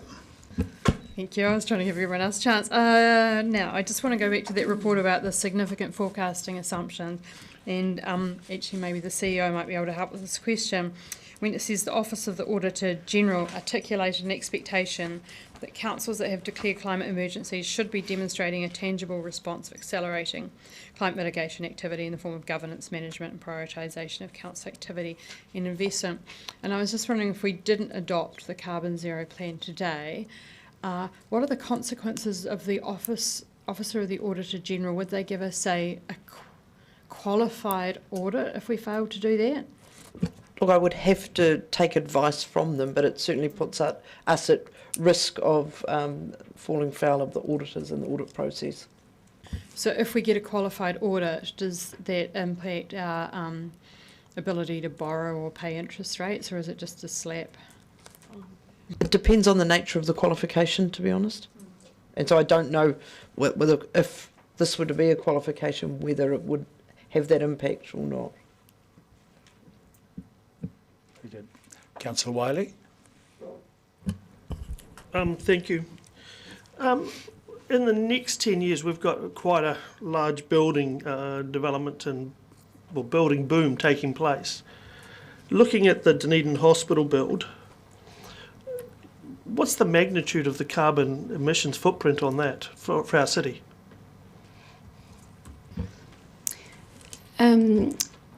So within the boundaries of the footprint that we currently measure, the construction activity on the site would fall within those boundaries. So any heavy vehicles that are on site, the haulage that sits within the existing city boundaries, trucking material to that site or away from that site, and contractors operating on that site.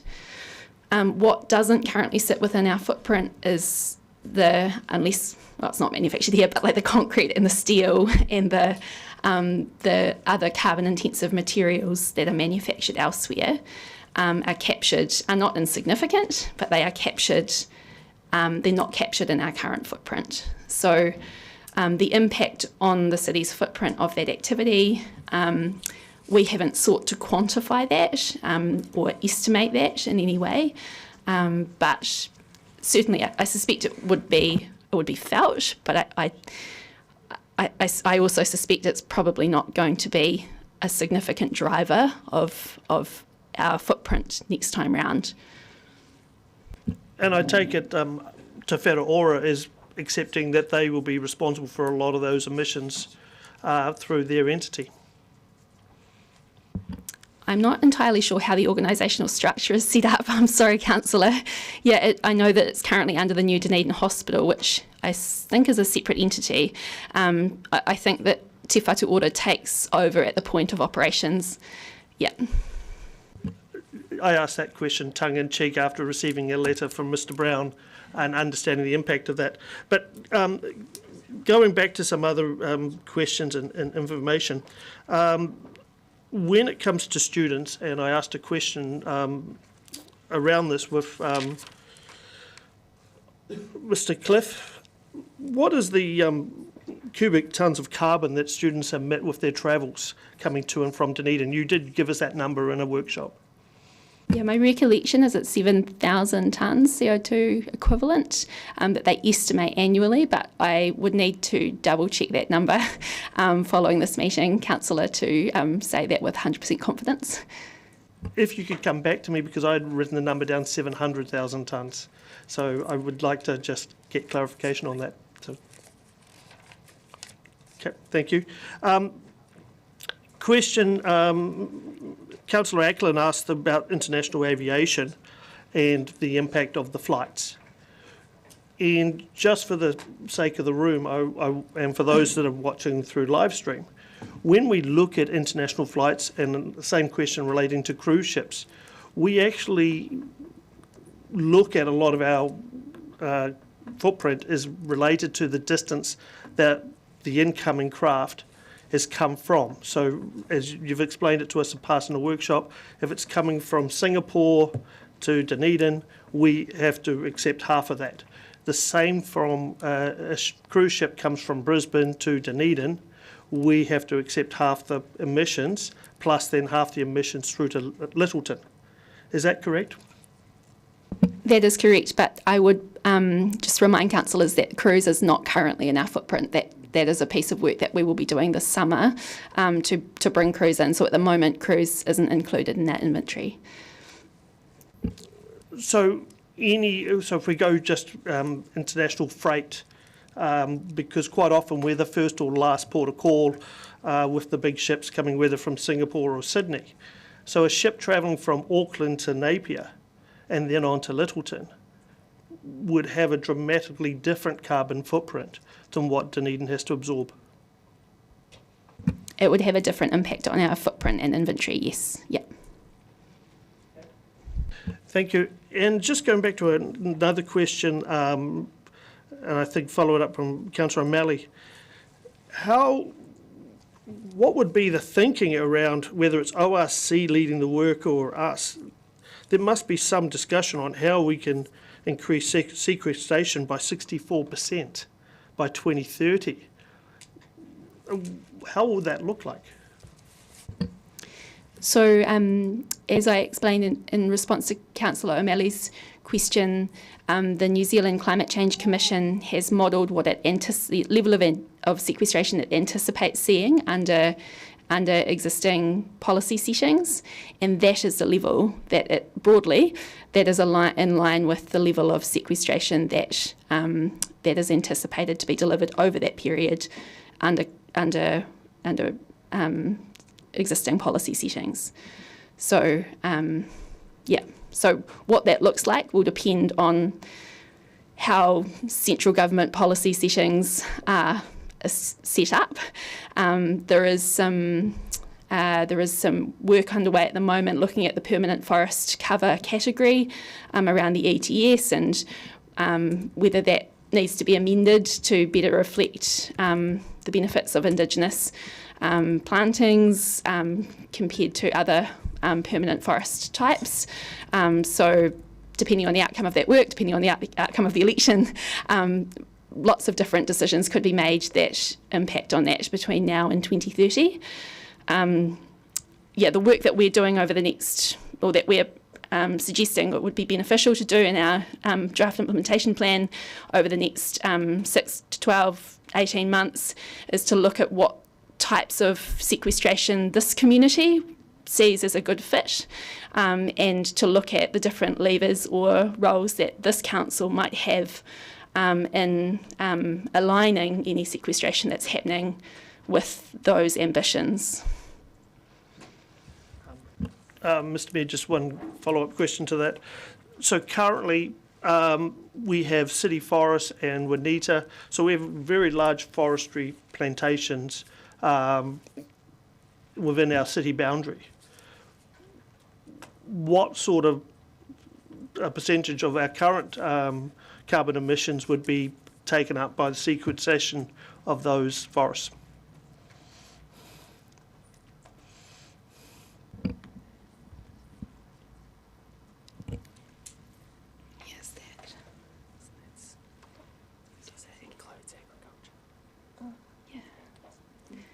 I'm sorry, Councillor, we'll have to come back to you with that split. We do have it. We've just got to find the right line in either the report or in the plan. And Rory has found the data that we have on student travel. So the University of Otago calculated it as 7,784 tonnes of carbon dioxide equivalent in 2022. So luckily it's not 700,000.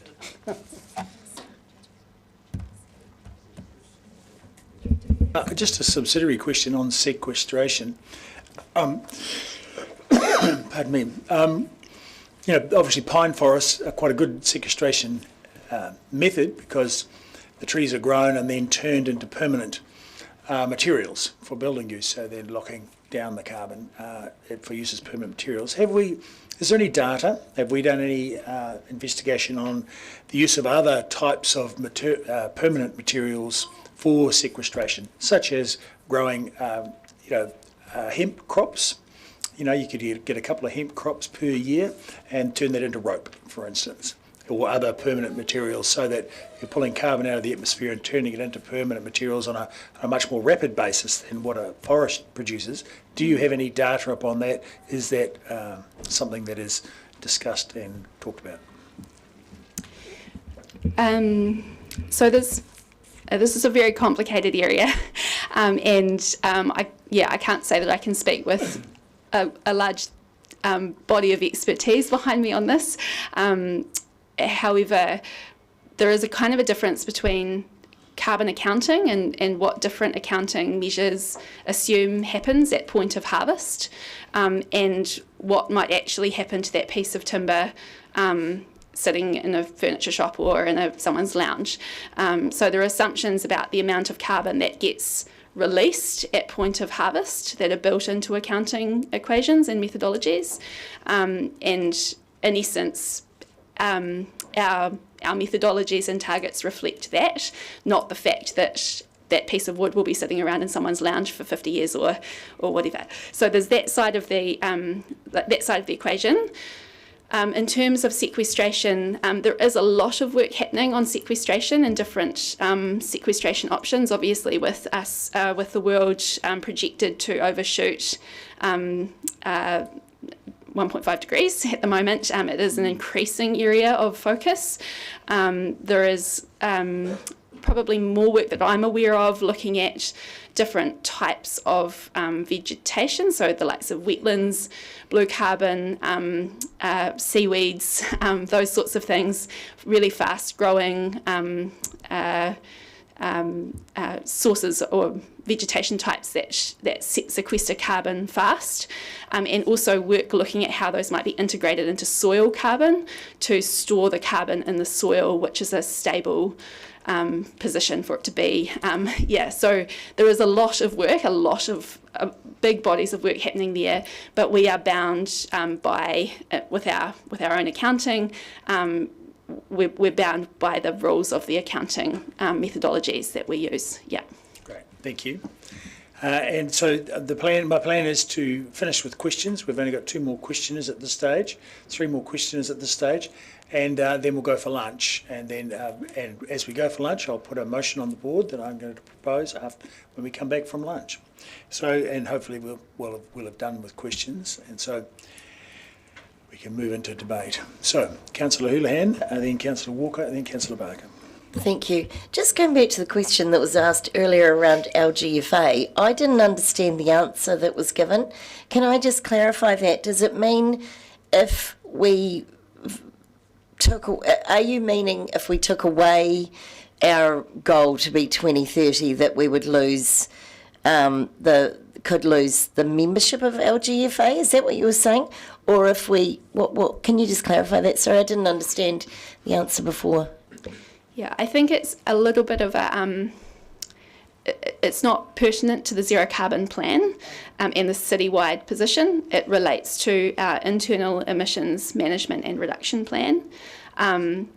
The presence of an internal emissions management and reduction plan, the local government funding authority has borrowing categories that provide a discounted cost of borrowing that is open to councils that meet certain criteria and to projects that meet certain criteria. At this point, this council has tapped into its the organisation category, which is not. It's hundreds of thousands of dollars over 6 years, 7 years of borrowing, not millions, but it is a discounted cost of borrowing that is available to the council because of the presence of the emissions management and reduction plan. Yeah, so, yeah.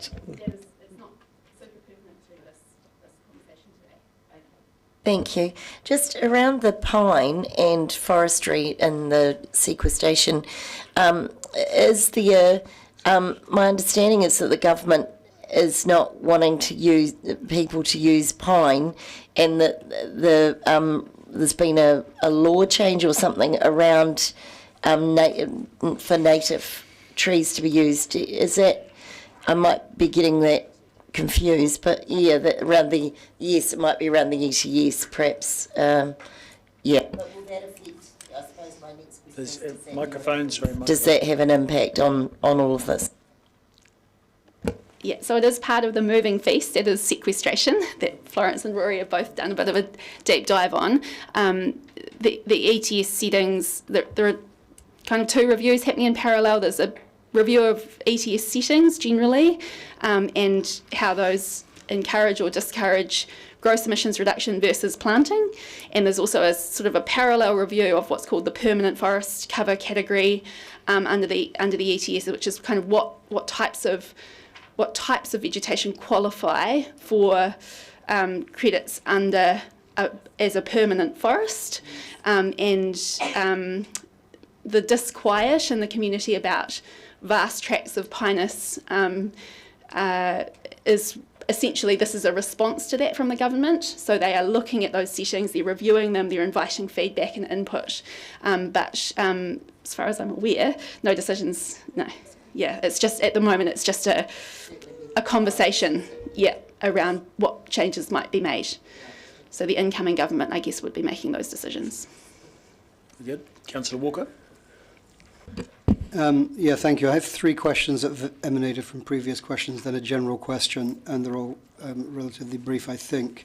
Wouldn't it be, so going to sequestration, the word we all can't say, it seems, and I think forest this by supporting our city sanctuary predator-free Dunedin work isn't, for example, killing possums in current valuable native forest a very important part of sequestration in terms of preserving the new growth?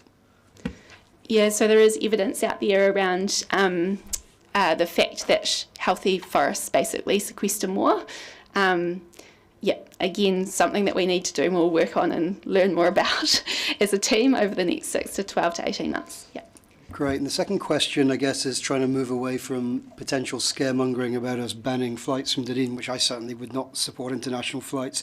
Isn't it true, for example, in terms of students flying here, that the opportunity, if we wisely invest in mode shift alternatives, there's a great opportunity that lies therein for those students to in essence, offset those initial carbon miles? The plan seeks to reflect that. Excellent. And the final one is, it goes back, I guess, to Councillor Ackland's earlier question around bike trips. Isn't it the case, well, it is the case, that in certain European cities, one in particular, 28% of trips, that's, well, countries actually, in Netherlands, 28% of trips are carried out by bike, and in Europe generally it's over 20%. So again, with the right investments in infrastructure, it's not, 18% isn't a lofty goal. Yeah, there are experts much better versed in this than I that speak to the network effect.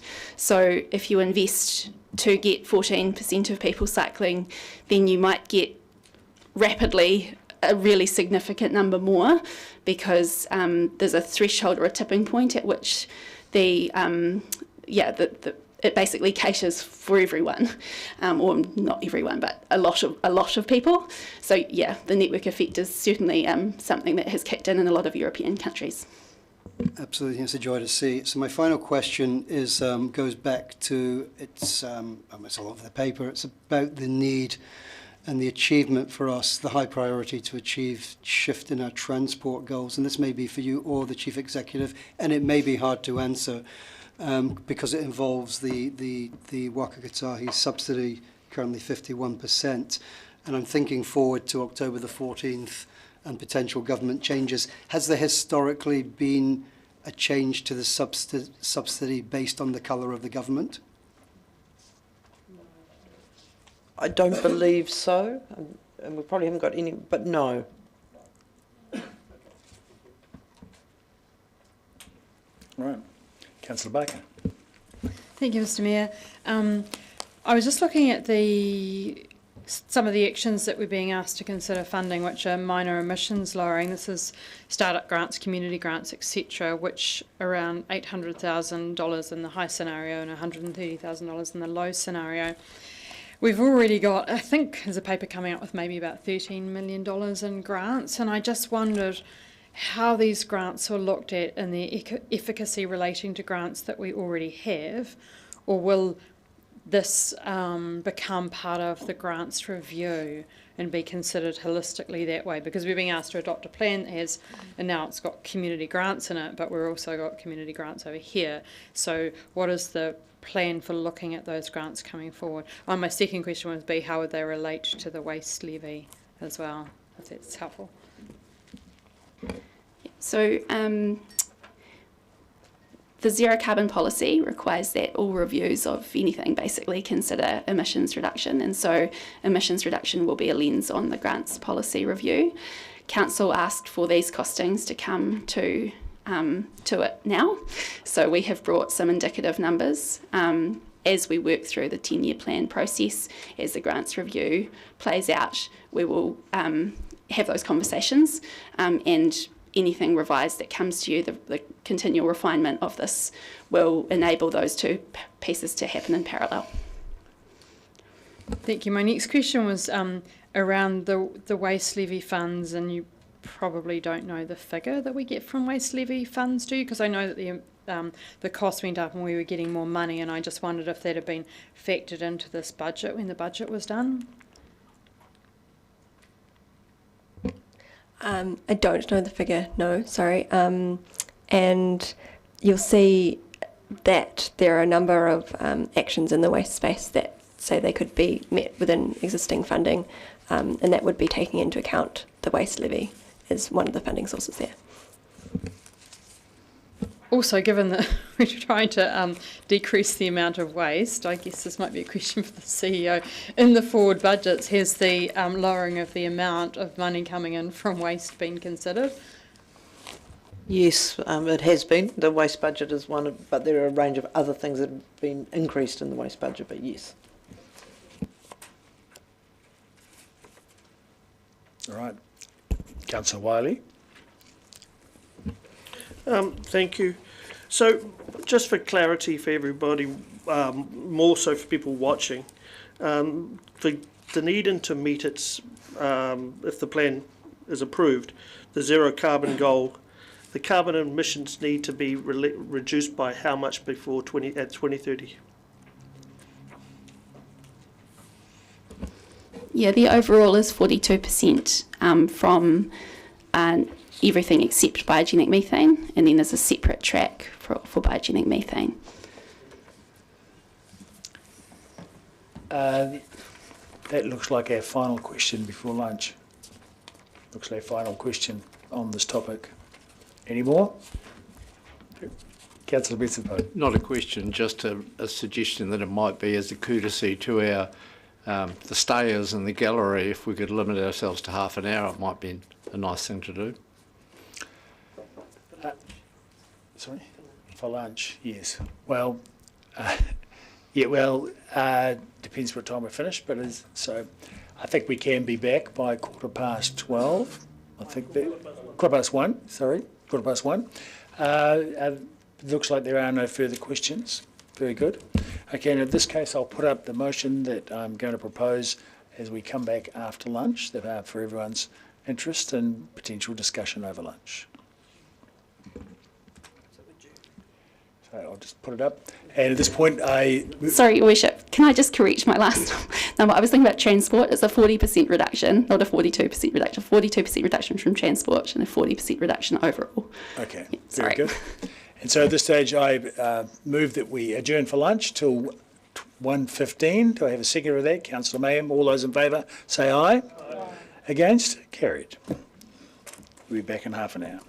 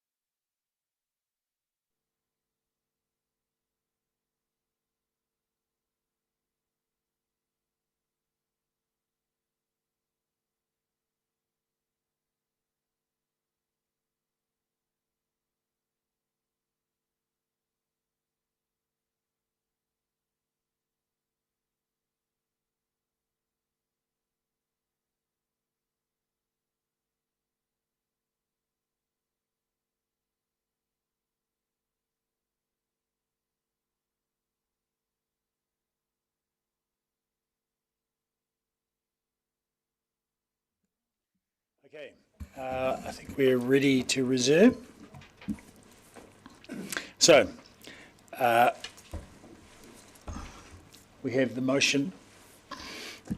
So I would like to move that, I haven't got it on the wall in front of me, the council adopts the Carbon Zero Plan 2030 and delegates authority to the chief to incorporate minor amendments, including action for direct lobbying of central government, notes the Carbon Zero implementation plan for the current year, and requests further development of the low investment option for the Zero Carbon Plan, and requests a report for October 23 Council meeting on governance options for the oversight of implementation of the Zero Carbon Plan.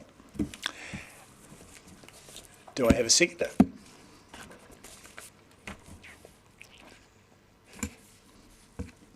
Might be lost for the Councillor Witherall. Thank you. So, in speaking to this plan, I have a few, where am I? A few things to say. Firstly, I think it's important that we do adopt a plan. I certainly don't think it's a perfect plan, but we've taken 4 years to get to this stage. And we're already too late, as Mr. Peregrine from Forest and Bird said, but we must adopt a plan. It's not perfect, but it's something we can work on and fix and make better. And if we've got nothing to work on, we won't get anywhere. So to paraphrase Dr. Smith, we can't fix something we don't have. So it's important to actually make a start on a plan. And this plan has had quite a long time in its evolution. And so here we are.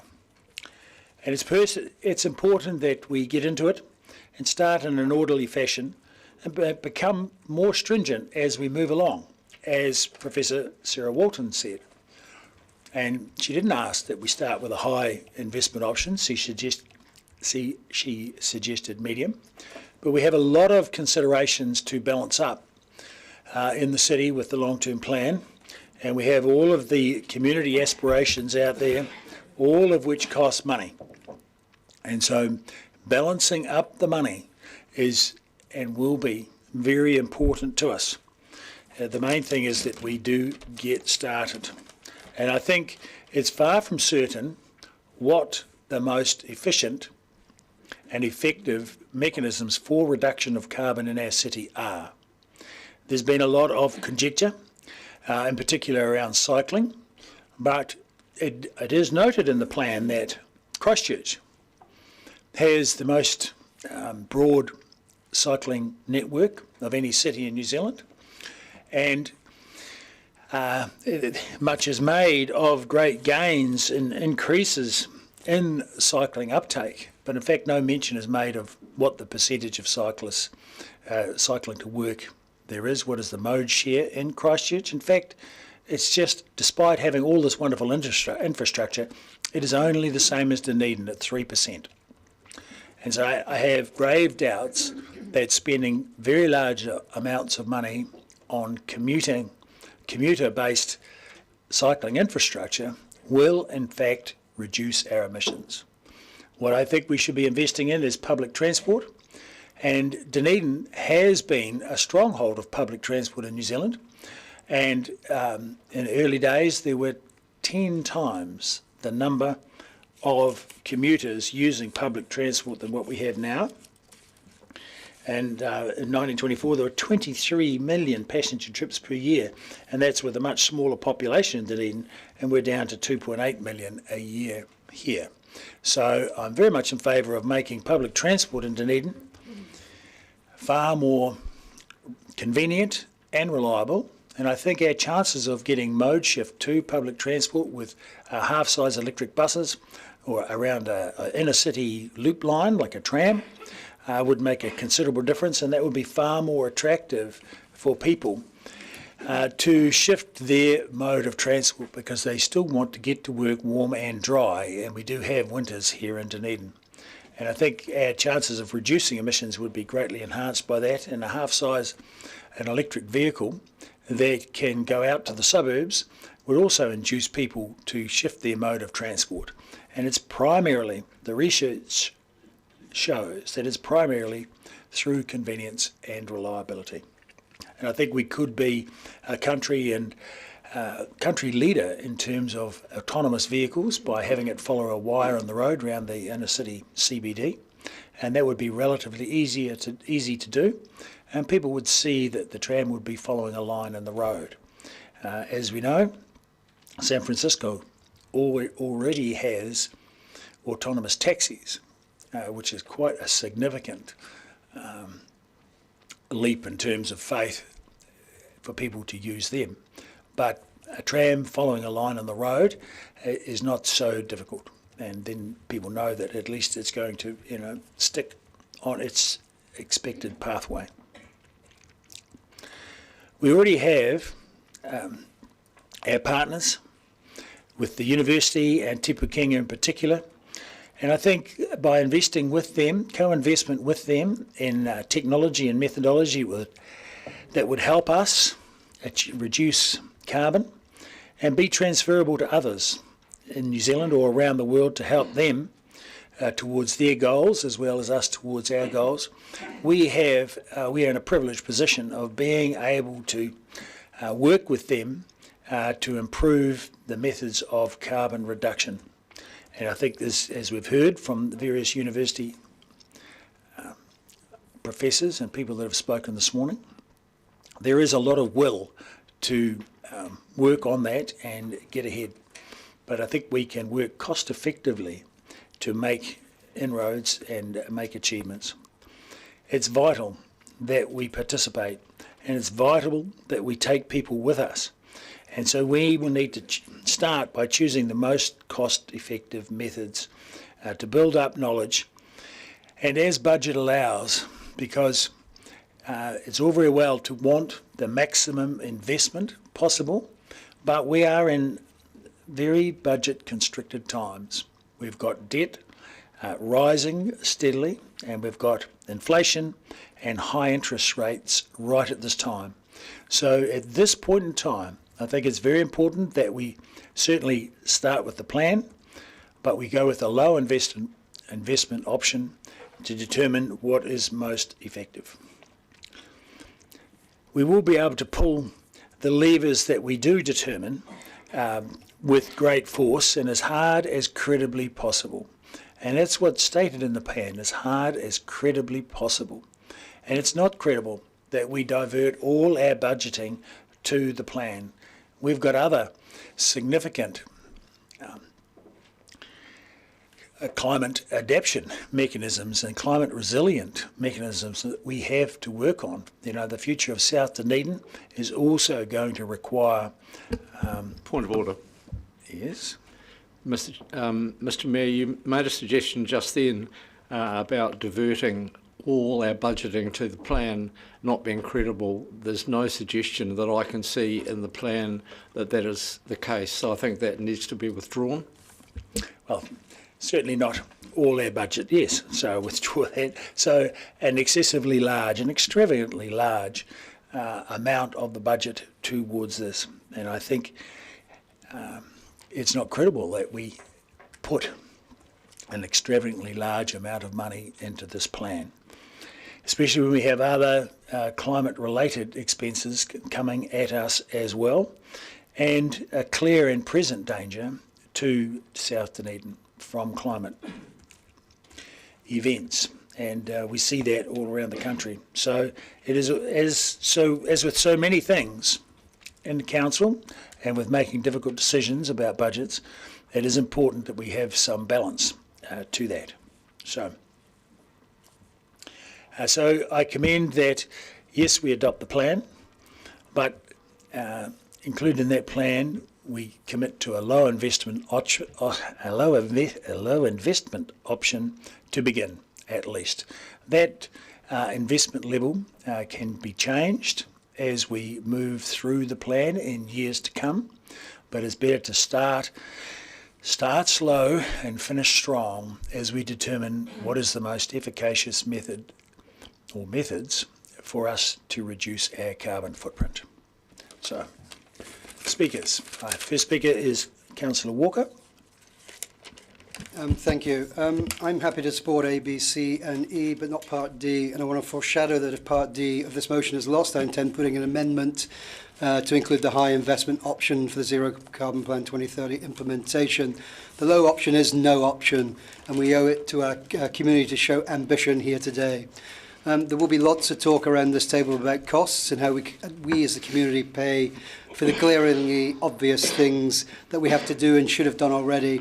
And to a certain extent, that's fine. But what dollar price do we put on saving this planet? The only one I know that's currently able to accommodate 8 billion human beings and a far greater and more wonderful abundance of other creatures and biodiversity that constitutes life on Earth. Of course, you can't put a price on saving Earth. It's priceless. But the price of doing nothing will absolutely and literally be catastrophic, both in human terms and financially. As of last month, the IMF estimated the cost of the to the global economy due to COVID currently stands at around $12.5 trillion US. COVID has taken a devastating toll in terms of lives lost, and the financial implications are very clear to see. However, I've not found any reliable articles yet that don't clearly state that the climate crisis will make COVID pale into insignificance in terms of lives affected and the financial burdens it will heap upon all of us. The OECD puts the cost of achieving the UN Sustainable Development Goals in a way compatible with Paris at $6.9 trillion US a year to 2030. And a 2019 World Bank estimate suggests the necessary global infrastructure investment would cost $90 trillion US by 2030. So that brings me back to Dunedin, Ōtepoti Dunedin. We are presented with three investment options today, and it's clear from the public forum, from submissions from the community, from our school kids marching in the streets, from our esteemed Carbon Alliance partners who, by the way, are looking for a strong leadership from us, and from ambition being shown by more progressive cities across the planet, that we here today need to be ambitious. We owe that to our current and future generations. We owe it to our precious taonga species without a voice. And we owe it to our economy and to evidence-based logic and common sense. The work we have already begun around waste in South Dunedin and decarbonisation of our major assets is to be applauded. But we need to be far more ambitious. We need to start now and to commit to delivering projects included in the Zero Carbon Plan that have not already been agreed to by Council and or included in the 10-year plan, particularly in terms of reining in our transport emissions. As Forest and Bird stated in their submission to us this morning, this is an investment, and that it makes financial sense to invest now. Under the high investment scenario in our papers, the cost to our ratepayers over the 6-year period to 2030 are not substantial, and in rate rise percentages and potential borrowing, perfectly tolerable. And again, let's not forget the price of not being ambitious. Simply passes the future billions of dollars in rebuilding costs onto future ratepayers who will bear the huge financial costs of our inaction. Finally, and as others will likely mention, the co-benefits of investing in proper climate action now are favourable for all of us. Reducing fossil fuels burnt can have positive impacts on air quality. I too have asthma, something we don't talk about enough in Dunedin. Enabling active transport has multiple positive impacts on public health and of course reduces transport costs for households. It still astounds me that we aren't required statutorily as a nation to quantify the accrued financial savings across the health sector by investing in getting our population more active. Over decades, it's likely in the hundreds of millions of dollars. Active transport frees up space on the roads and frees up car parks for those who need and want to drive. It's a win-win. And there are, of course, many co-benefits for all of the four well-beings by investing in climate action now.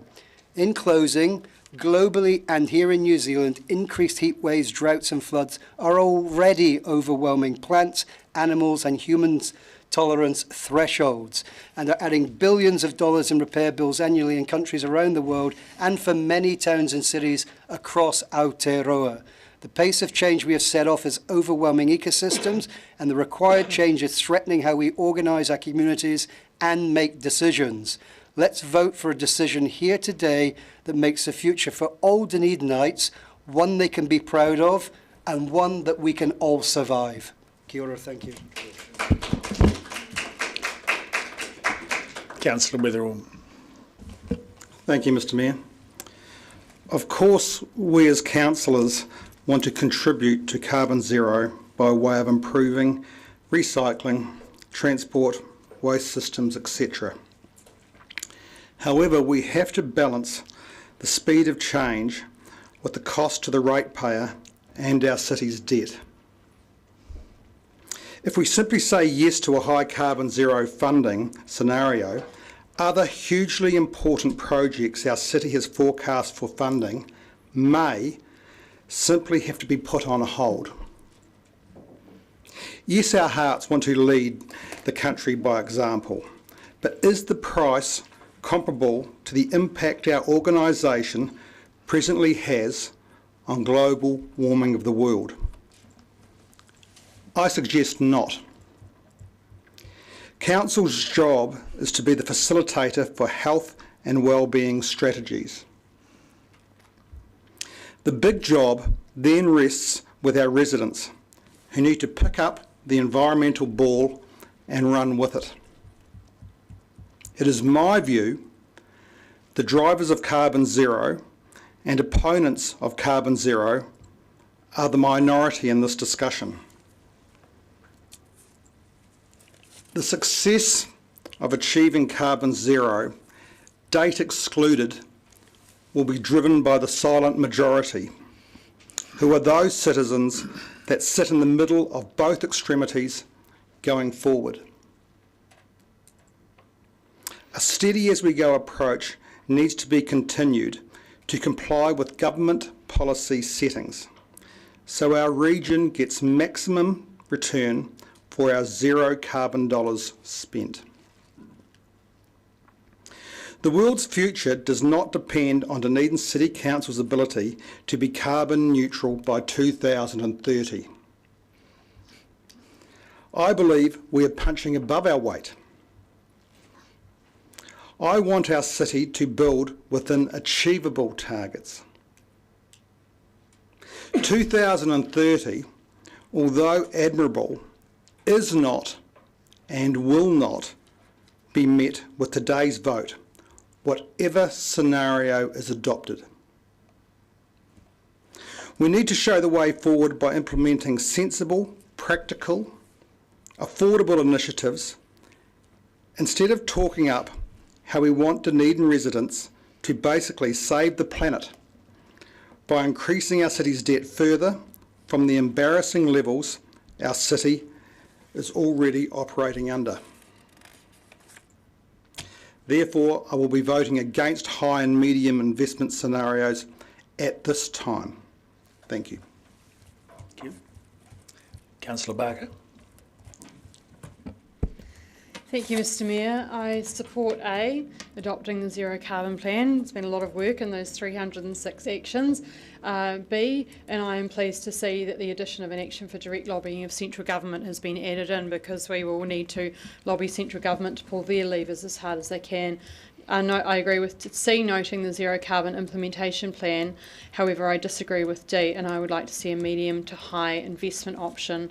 I also am very pleased to see what I suggested, having a governance options for the oversight of the implementation of the zero carbon plan, and I kind of want to talk to that as well. We've got a report coming up about our strategies, and our failures to deliver those strategies have often been on relating to oversight, implementation and governance, and that's why I think having oversight is vital importance. We can adopt a plan today, but unless we have oversight, unless we can examine those budgets that we put in, unless we can be flexible, the world is changing a lot in the next 6 years, and unless we have a committee that can read all the 530 pages themselves and have a lot more input, into them. I also saw that Council signalling its grants review, so that's why I asked a question about the grants review, is that would be part of that governance oversight.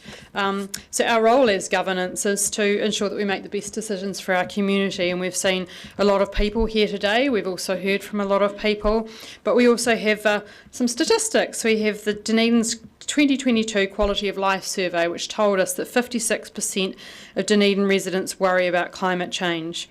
Our upcoming ROS report, next on the agenda, tells us that being more environmentally friendly, including climate change and adaptation, is one of the top 2 priorities for the DCC for our community. So we have a lot of community wanting us to do something, and we need to show leadership. When I stood for election last year, one of my 6 priorities was climate change. The fact that I was the top polling councillor shows that a lot of people agree with me. On a personal note, it's extremely distressing when my own daughter and her friends say that they don't want to have children because they're so worried about the effects of climate change on the world and our society. That's sobering stuff, and we need to show them that we are committed to climate change action and give them hope for the future. There's been many objections around costs, but we have to consider the costs of not acting, or not acting later, or not at all. So I believe that the upcoming engagement and consultation process will allow our communities to examine the zero carbon plan in relation to the long-term plan and budgets in more depth and give us more feedback about what they actually want us to do, to commit to. And this is the robust process that we will follow in the next, I think it's about 9 months of engagement, consultation. So I would like to support the medium to high funding for this. I think that the next thing is we go out and we talk to our community. During question time, we saw that a lot of the figures that were in the budgets were actually challenging, I guess, that they were, I'm not going to say unsubstantiated, but I just did, that there's a lot more work to be done on those. I also think we need to examine things like whether we take over the buses. That wasn't put in the plan, but that is something that we should also consider. That's why I asked that question about why is there such a lot of money put in to the plan about that. I also touched on in questions the Officer of the Auditor General, who keeps a very, very sharp eye on our plans and how we cost them. So the Officer of the Auditor General is coming down strong on climate plans and making sure that councils, when they make promises, are actually able to deliver on them. So if we're making a promise to adopt this plan, then we actually need to be able to deliver on it, and we need to be able to show that we can deliver on it. The consequences of not getting a qualified Auditor General report on our annual on our long-term plan are significant, so we need to be concerned about those as well. I'm just trying to find where I'm at to. Yeah, I support the plan, the investments at a medium to high level, and we're doing what our community has asked us to. We've all need to play our part in climate action. We need to commit to the plan now for the sake of all of the people in our communities, to give them security and hope for the future and credibility to our council. The cost of not committing is too high, and we need to all look in the mirror ourselves and all commit to that climate action by lowering our transport emissions personally by 42%, lowering our waste emissions by 37%, and I do believe that we can do those if we show leadership, which is what our community is wanting. Thank you. Councillor Benson-Pope. Thank you, Mr Mayor. I'm proud to be one of the survivors of a council that in 2016 Triennium declared a climate emergency. I still recall the gallery over the road being full of people who'd been marching in the street that day. And I'm also proud to be part of a council, the 2019 council, that adopted the need for this policy, agreed to its development, and here it finally is. It has taken a while, not without easily understanding why, and I want to make a tribute to the staff who delivered that report. From the first briefing we had, the level of detail and the depth at which they'd examined the issues and chased up the hard to find facts in many cases was extraordinarily impressive. And that quality of work and professionalism has continued.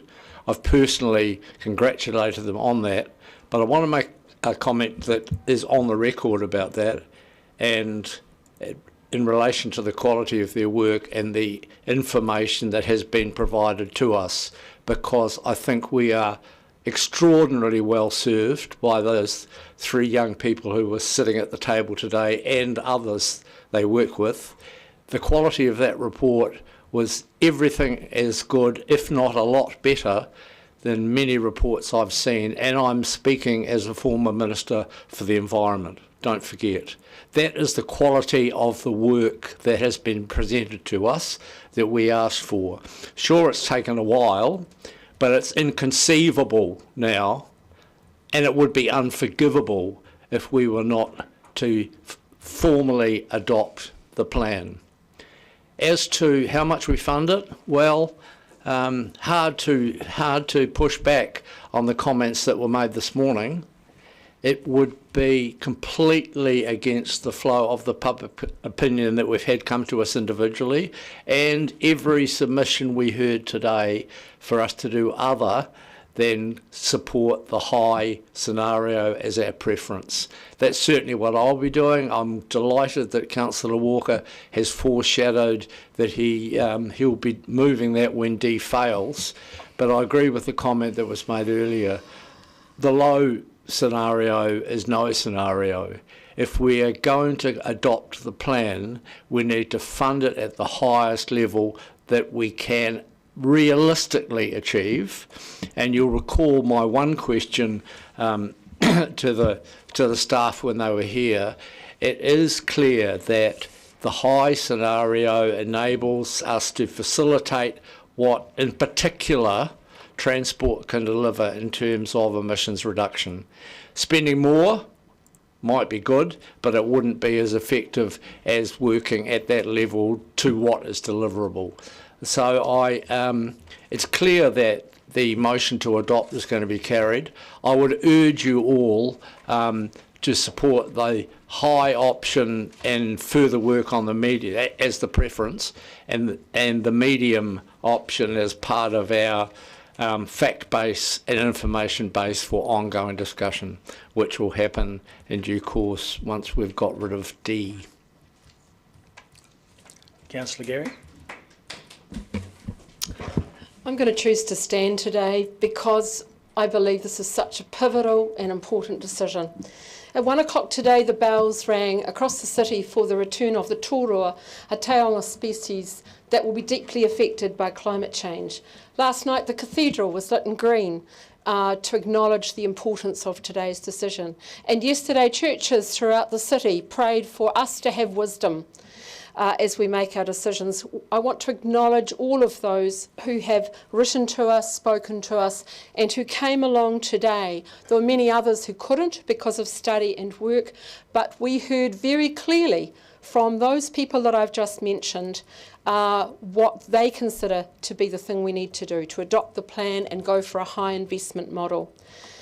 The context of all of this is the global impact of climate change, of catastrophic proportions. And as we sit here debating, Te Rāwhiti and the Bay of Plenty are undergoing a weather event.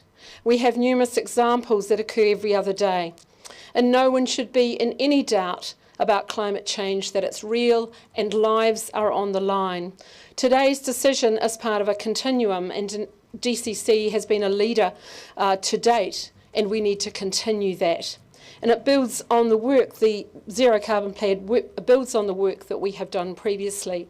It's an excellent plan in my view, well researched, considered and solidly based on evidence, and my heartfelt thanks to Ms McTavish and the team for the work that they did. I note there was a wide range of engagement to arrive at the plan. It's going to take all of us doing our bit to reduce emissions, but crucial change lies with us as politicians to pull every lever available to us to reduce emissions. Given the IPCC's latest report, we're limiting global warming to 1.5 degrees Celsius is unlikely. It's more likely to be 2 degrees Celsius. It is about action now. Time is of the essence, and there is such an urgency to this. So many solutions, so little time. To those who might say we're a small country at the bottom of the world, I recently watched a documentary about Greta Thunberg, and she spoke of the rise of climate marches around the world, and they showed clips of London, Sydney and Dunedin. And in fact, one of the clips had the municipal chambers in there. So please don't say to me that we don't count. The IPCC's last report said deep, rapid and sustained global greenhouse gas emission reduction in all sectors needs to happen. And in 2021, former UK Chief Scientist Sir David King said, what we do in the next 3 to 5 years will determine the future of humanity. 2 years have already passed. I'm encouraged by all the initiatives in the community that are already happening, and in businesses, change is happening. And we need to show leadership now because there's so much more to do. To do this, we need to invest. And for those who say we can't afford it, well, I say we can't afford not to. Colleagues, this is the time to be bold, to be ambitious for our city. There is no time to lose. We are late already. I urge you to vote in support of the motion. Apart from D, we need to be investing in the high scenario. Do it for the planet, for the city, and do it for your children and grandchildren when you vote and make a Mokopuna decision today. I want to finish by acknowledging my daughter in the public gallery and saying, when I vote today, Beth, it's for you and your future, with great arahanui. Mō tātou amo kauri amuri akane for us and our children after us.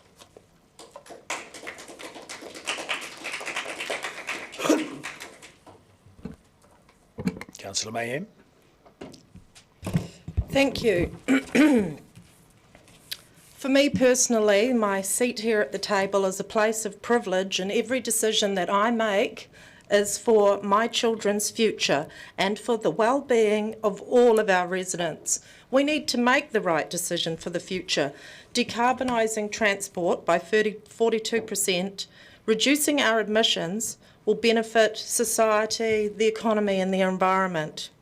Changing energy resources to clean and renewable efficient energies and ending the use of fossil fuel is so important. Improving our atmosphere and our air quality, sustainable agricultural buildings, and a push for an improvement on public transport. We need to promote active transport and we need to invest in that. Reduce, reuse, repair, recycle, buy local. We know what's right to do. The Paris Agreement targets and the Panel on Climate Change and UN recommendations point out it's impossible for us to meet this without rapid effort to reduce greenhouse gases. The price tag, $90 trillion US. Health and air pollution in New Zealand in 2016 said that there were 3,500 premature deaths per year and a cost of $15.6 billion in New Zealand. In Dunedin, that equates to 126 lives and $600 million every year, as Adam stated in our public forum today from the 350 organisation. As our staff report also points out, we need to pull all available levers as hard as credibly possible to achieve our planned targets. I'd like to thank the Mahi of Jinti and her team and the report that's come to us. Dr. Smith also pointed out we need to be responsible and responsive. Sue Novell from the Senior Climate Action Network spoke of a need for self-sufficiency. It will be hard to govern as the world falls apart. Professor Walton reminded us that systems are changing faster than they ever have before, hence the need to adapt now. Orderly decarbonisation, planned, organised, measured and introduced early and becoming more stringent. Mr. Peregrine stated, the mitigation of climate change is a matter of life and death. Think global, act local. Humanity has opened the gates of hell. Well, this contradicts the balance mentioned by Mr. Mayor and is stated by Councillor Walker, low option is no option. The price of doing nothing is catastrophic. Investment in active transport, ambitious goals in our plan will improve the well-being and the air quality, improve our health sector and the lives of all of our residents. Councillor Weatherall says projects will be put on hold. I question your idea of balance too. To put the planet on hold? I don't think that you understand the catastrophic state of the globe, the future of humanity. We have one of the lowest metro debts in the whole country, so your statement around debt to ratepayers is irrelevant. As Councillor Barker said, 56% of all of our residents are worried about climate change. Councillor Gary says, be bold, we can't afford not to. Yes, there's going to be budgetary issues, and we need to be able to deliver on this, but we need to commit to this now, because it's about the future. And the bottom line is, if you're genuinely concerned for the well-being of all creatures, all living things and all people, we need to act now. Thank you.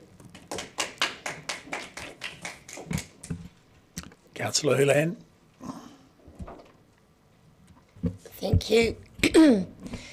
Yes, I can support this motion. However, like the others, sorry, Mr. Mayor, but I can't support the low either. I would like to see medium to high. My reasons for that, and actually one of the reasons that really shone through for me today, and it was, I believe, as a city, if we go, if we achieve our goals of zero carbon, it is actually a unique selling point for us, and I think we'll see people come to the city because of it.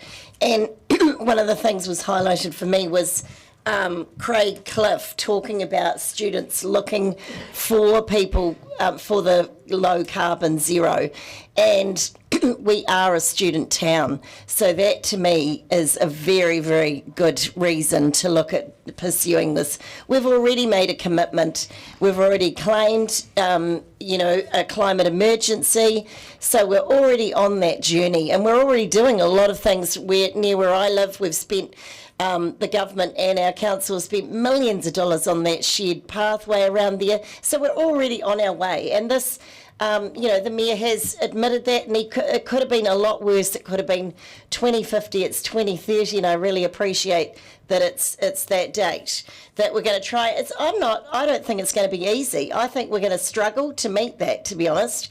And but I want to be on the right side of history, so I'm going to be voting for medium to high, because I think we need to take action earlier. One of my best friends is currently a climate change refugee.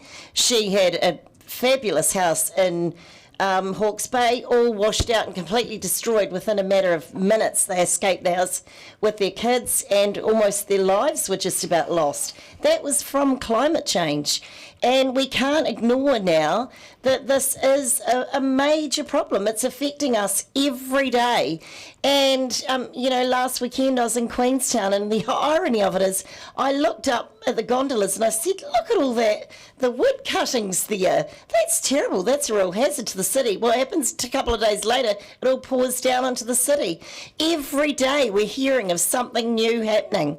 I have young children, and my daughter, who's at high school, comes home with numerous things that they've talked about, and saying, look, this person did this. They're talking about Joe Biden, and I said, really? Because I thought it would be a Republican issue, but they said, I don't think people will vote for him because he did this thing that's going to affect the world and cut our lives. They're talking about that will the world as we know it be around for them as they get older, and that's a reality for some of these young people, that there's a lot of fear around it. I don't think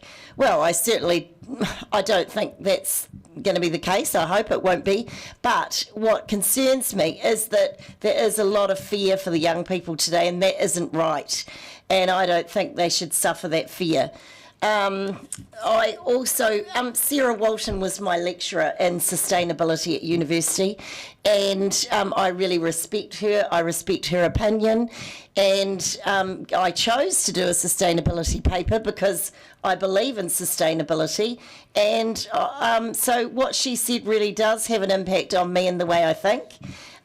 because her concerns, she's a very thoughtful and educated woman, and she does know what she's talking about. So for all those reasons, that's where I stand with this. So I think our aim as a city, we could actually have a really unique selling point that if we achieve these goals, and imagine if we're the only council doing it, which would be a shame for the rest of the country, of course, but we are a small city that can do and is doing great things.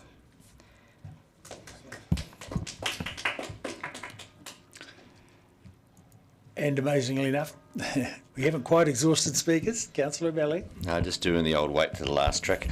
I'm going to support everything except D, and I'm going to just quickly talk about everything and then get on to Part D for the real reasons I don't think we should be considering it. Just want to point out a few comments a few people have said. Cycling is at 3%, which is the same as Christchurch, I agree. That's an incredible success for Dunedin because it wasn't at 3% anywhere near like that recently, and is in fact growing quite quickly. I would agree with the Mayor that public transport is the primary driver here. The only thing I would contest slightly is that when the buses were free, and it's in the submission to the government that we just did in the last meeting, ridership was 30% higher than it was at any other time in the city, and that's an ORC agreed upon statement. So we know that free buses actually do result, well, they did at least once result in high ridership. City planning contributes to good outcomes. We've always had a good city plan here, so although it's sitting in the plan, it's actually always been well adopted before we set up vital, and then going for the low investment plan, to be honest, Your Worship. No, you missed the Mayor, because I mean they don't seem to go together too well. And I think most of you would know that most of the money here is in the transport budget, and it reflects in fact previous council's position on transport and good city function. And good city function and good city living basically just go hand in hand with good outcomes when it comes to reducing carbon. I do want to fire one back to the government. You have reduced this, you've taken it out of the VKT reduction group, and you've had no dialogue back to us at all about putting us back in, even though we are probably one of the most committed cities in the country to do so. To Part E, governance oversight I think will be essential for success because it aligns us with the operating activities, and I would point to things like Connecting Dunedin, where the governance oversight there has been a contributing factor to the success of that unit. But now I want to touch on low, medium, high spending. Going back to the last 10-year plan, if you look at the capital investment that goes into transport, footpaths and roading and footpaths, 440 million over the next 10 years, which is $40 million a year on CapEx. The total CapEx for the next 10 years is $5 billion. Well, actually, sorry, not total CapEx, total operating cost. It's $500 million a year average. So when you take a $500 million a year average spend, I think we're about the 400 mark now, and you 450, and then you take the $40 million gap between the high and the low spend, considering that most of the high spend is already committed into functions we already have.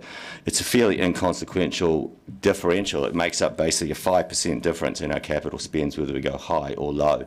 And I guess I would wonder why we would go low at this point for what is only a 5% impact on what is already the predicted capital spends based on the last 10-year plan. Years 1, 2 and 3 of this are 4, 5 and 6 of the last 10-year plan, and you can go and get those numbers off our website now, and you'll confirm that in fact it's only about a 5% difference between the low and the high investment in terms of in terms of total council spend. I don't think you would make that call. And on the other side of it, I think Councillor Houlihan's kind of hit it on the head.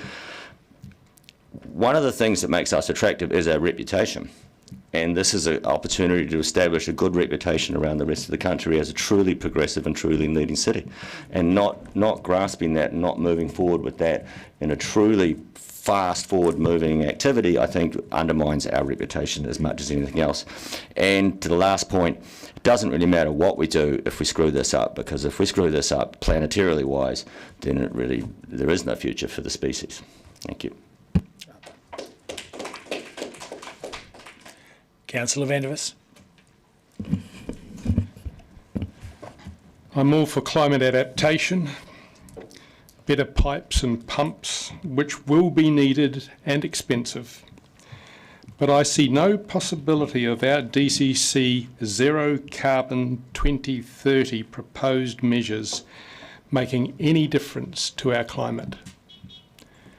We have already spent millions of dollars in 4 years producing this paperwork. And point of order. I don't think it's millions of dollars spent producing the plan. I think they said that their budget was just fully funded in the year 2021. Well, I don't know. Perhaps the chief can tell us the numbers. Millions? I'm sorry, I can't off the top of my head, but OPEX, it won't run to millions, I don't think, but I don't have that number. Carolyn might. my understanding was it was already $800,000 just last year for all the associated works. To me, that adds up to millions over 4 years, but I'll withdraw the millions and just say a very, very large number, producing only paperwork and no benefits for the planet or Dunedin at all. The plan, in my understanding of it, and this is just my view from having read it, is that for what's being proposed here is no international flights, reduced agriculture, no exporting of logs. Point of order, please. Well, 25.2D, misrepresentation. No, the plan does not suggest no international flights. That's clearly not stated in the plan. I mean, I believe that is the case. What was stated by Ms McTavish this morning was that we have to have a 50% reduction in aviation, and that was most likely to come, or our only chance of that being achieved was if we do not have the international flights, which I believe are 38%. Quibbling interjections notwithstanding, let me just finish what my view of the plan is, and this is my view of it. Yeah, look, it's just the critical thing is that when you're making statements, just as I said when I said all of our budget for the long-term plan, and it's not all of the budget, it's a chunk of it. All right. Well, I'll try and be a bit more slightly. pedantic then. Let's say, for instance, that we won't be including the exports of logs, which are the major carbon footprint from city forests. It has been admitted, I believe, that there is no cruise ship carbon footprint involved in this plan. I'm pretty sure I heard that correctly, and that's 100%. There is certainly reduced transportation proposed, reduced industry. The hospital build itself is questioned as not being carbon possible because of the concrete and everything else that goes into it. This plan is a plan which wants to send us, in my view, back to the Stone Age. And it does it based on what I consider to be zero carbon as the new religion, with the IPPC modelled Bible as its main proponent. I much prefer, when I look at these issues, to look at evidence and data.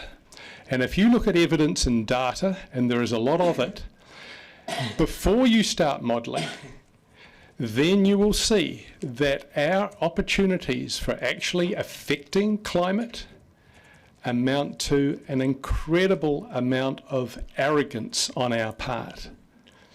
If you look at the actual evidence, and if you look at what has been available in terms of data, and there's a lot of it out there, and if you read a lot of the books, and I've read most of them, on climate, you will see that it's modelling that is the issue. This plan is all about modelling. It's 4 years of paperwork with no action.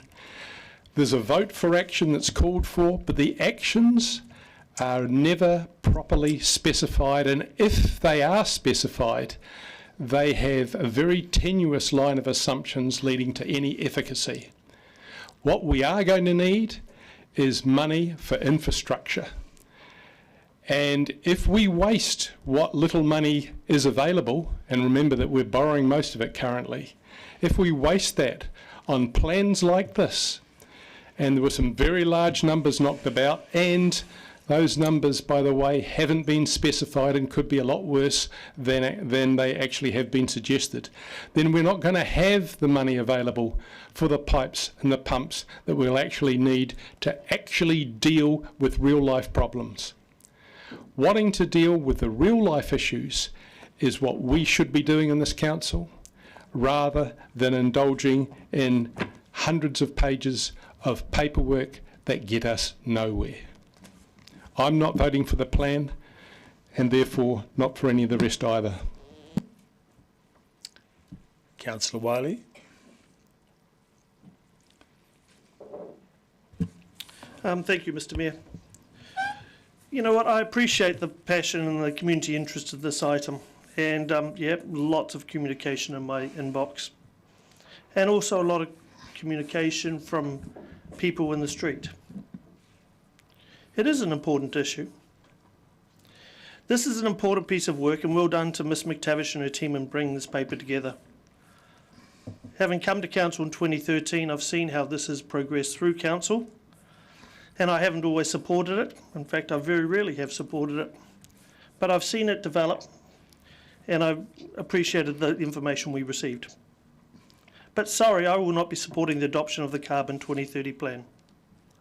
I believe if councillors choose to adopt this plan, then you are agreeing to something you do not factually know what all the ramifications could be. I appreciate the emotional decision, and I totally agree with the importance on why council should be striving for a carbon zero plan. But in 6 years, I don't believe it is realistic.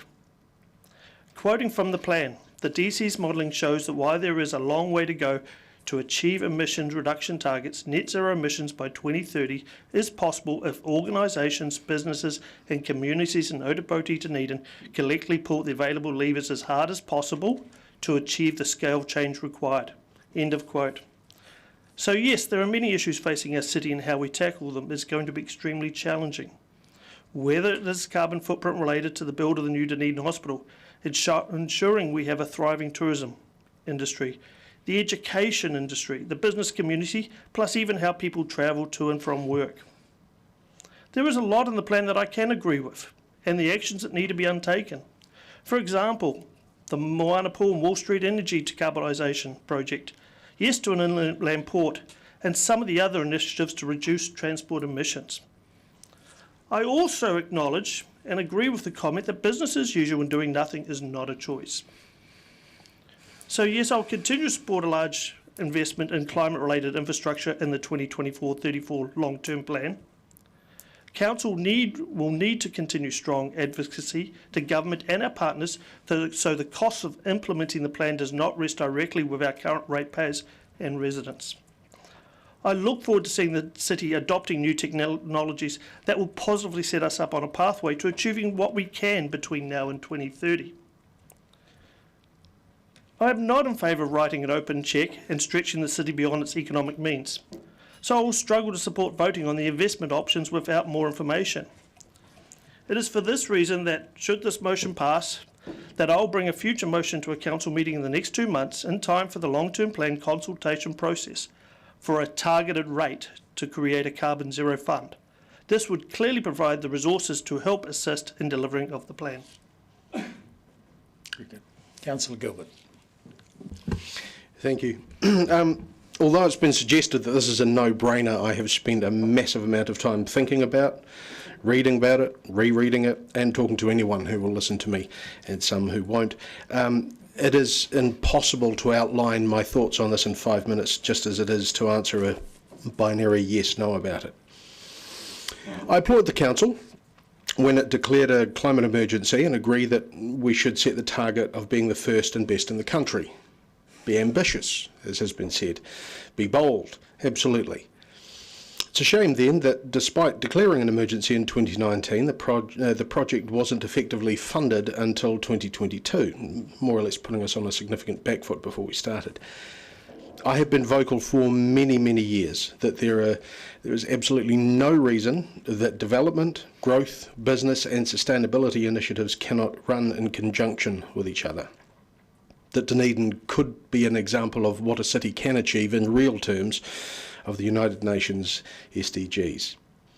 I'm merely saying that just over 4 years in, we have reached this point, with a draft plan in front of us, albeit with initiatives underway and successes under our belts already, some by our own doing and some by happenstance. However, we are giving ourselves barely 6 years to reach the end goal. Even biking in here today, and yes, Councillor Walker is not the only regular cyclist around this table, as I stopped to take in the view over the harbour, I was approached by a fellow cyclist who recognised me from this role, and as we talked, they were in full support of the plan, but they couldn't understand how we would attain it by 2030. Page 81 refers to targeting closer visitors. When the country was in lockdown and emphasis was very much on closer visitor markets, our tourism and hospitality businesses, by and large, struggled. And it seems to me that focusing on local markets at the expense of the larger and more profitable overseas markets, we are ostensibly saying to our hospitality and tourism operators, we want you here, but we just aren't willing to support you. Page 102 states that improving fuel efficiency and emissions intensity of aviation fuels is, quote, essential to achieving targeted emissions reduction from aviation. So in order to reach our 2030 target, we are reliant on Air New Zealand to have their fleet sufficiently changed over, presumably. As an operator of an SME, I agree with Professor Sarah Walton. Businesses do indeed like certainty. I also agree that a planned, organised and measured approach would therefore be beneficial to economic development. Unfortunately, I have to disagree with the assertion that 6 years is enough of a timeline for the SMEs of the city, especially those reliant on visitor numbers to the city or worker numbers in the central city, is long enough to adjust. There are very few who still deny the impact humanity continues to wreak on the planet, and I would suggest that those who don't, in my opinion, clearly need either to get out more, watch the news, or listen to even some of the mountain of science that clearly, in my opinion, again outlines the impact that we're having. The majority of this plan is fantastic. The problem is, we're not looking to adopt the majority, we're looking to adopt all of it, including the bits that I see as being anti-tourism, anti-business, anti-growth, anti-economic development. I believe that we were elected to consider the future well-being of everyone in the city, and I need to consider the potential for bankruptcy, redundancy, unemployment and the economic decline of the city as a whole. We're also holding fast to what seems an unattainable goal, all by 2030. There seems to be an assumption by many that an aversion to 2030 can only mean moving the date to 2050. I am in no way suggesting we move the goal to 2050. It is clearly an absurd target. Nor am I suggesting that we should do nothing. I simply struggle with adopting a plan in its entirety and am suggesting that a staged, planned, organised and measured plan, perhaps over what was presumably the initial intended time frame of 10 years, might be an acceptable alternative. Mr. Peregrine quoted Secretary General Gutierrez when he said that the gates of hell are opened. Well, even Dante staggered his image of hell to 9 levels. Good. Councillor Ackland. Thank you, Mr. Mayor. There's absolutely no doubt that climate change is here. It's been here for a long time, and there's no doubt that everybody has a responsibility. And obviously, because of our role in local government, we very much have to be diligent about what we're doing and how we go about this. It seems to me that a lot of the initiatives that have been talked about in this plan and talked about even without the plan have already been underway for a long time.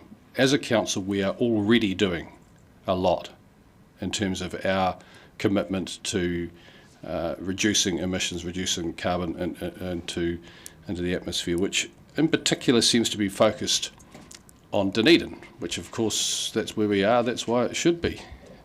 But I actually question if we're going to be so far ahead of everybody else with the 2030 deadline 6 years from now, and no one else is going to be doing it, well, at least catching up until 20 years later, what difference is that going to make? When we talk about the suggestions in this plan, and how by achieving these things that we will meet that 2030 carbon zero target. When you look at, for example, the cycling is one that really amazes me because, you know, for starters, we're compared to the likes of Christchurch or even the Netherlands came up today. We're not a flat city. One could say, well, we've got bikes now that help you get up the hill because they've got a motor on them. Well, that's great, but we are still 3% of our trips on cycles, whereas the plan is suggesting 18%. So a change from 3 to 18 over 6 years, at the same time as also achieving the 9% of walking to 21%. The infrastructure for cycle and walking has been improved massively over the last 10 years in this city. And we're still dragging the chain based on what this plan is suggesting that we should do in relation to the mode shifts. It's already been mentioned a number of times in relation to aviation. The aviation emissions to be reduced by 50%. Well, that's already wrong on here at 50% because it's been reduced by 38% already, and apparently that's because of the loss of the international flights, 3 flights a week, Dunedin, Brisbane, 3 flights a week in and out. So it's amazing just how quickly those measures add up. The other thing I'd remind everybody too is the only reason those flights aren't happening was because of COVID, not because of any intent or leverage or whatever it is in terms of reducing carbon. It was an accident, and so you know you can't tell me that the power that this sort of plan can have is going to change things that much. It also seems to me too that the information that we've received to date has been picking and choosing. You know, when it comes to the carbon footprint of the hospital build over the next 10 years, vehicles in, so in other words, the vehicle side, trucking things in and out, so on and so forth, has all been counted within the footprint, and that's all doable. But the concrete and the steel, etc., has not. And so if you're not going to count that, well, why are you counting anything? The cruise industry is a massive economic benefit for this city. And the impact of cruises is, oh, we'll get back to you later on that. Let's get things underway and we'll come back with that. So what does that actually mean? Does that mean that when we work out just how big a issue the carbon footprint is of cruise ships, we don't want them anymore? Same sort of principle as the international flights. You know, the plan is not saying don't have them, but the plan is saying if you have them, we will not meet our 2030 deadline to be carbon zero. So we've heard a lot from everybody, and I think everybody's had a good say, and I could actually go on about this for a lot longer, but I've run out of time. I will not be supporting adopting this plan. All right. Councillor Fiso. Tēnā koe, Mr. Mayor. I te tuatahi, te mana whenua tēnei rohe, tēnā koutou, tēnā koutou, tēnā koutou katoa. I firstly acknowledge the mana whenua nations on whose lands we are also very fortunate to live, love, work and learn and play. Further, I congratulate the local organisers and katoa I rā e whā, the 4 students from our Ōtākau ki Murihiku region who competed in last week's 58th annual Te Whakataetae Ngā Manu Kōrero a Motu, the national Ngā Manu Kōrero speech competitions. This national competition is considered the most significant event and gathering for young tangata whenua kai kōrero.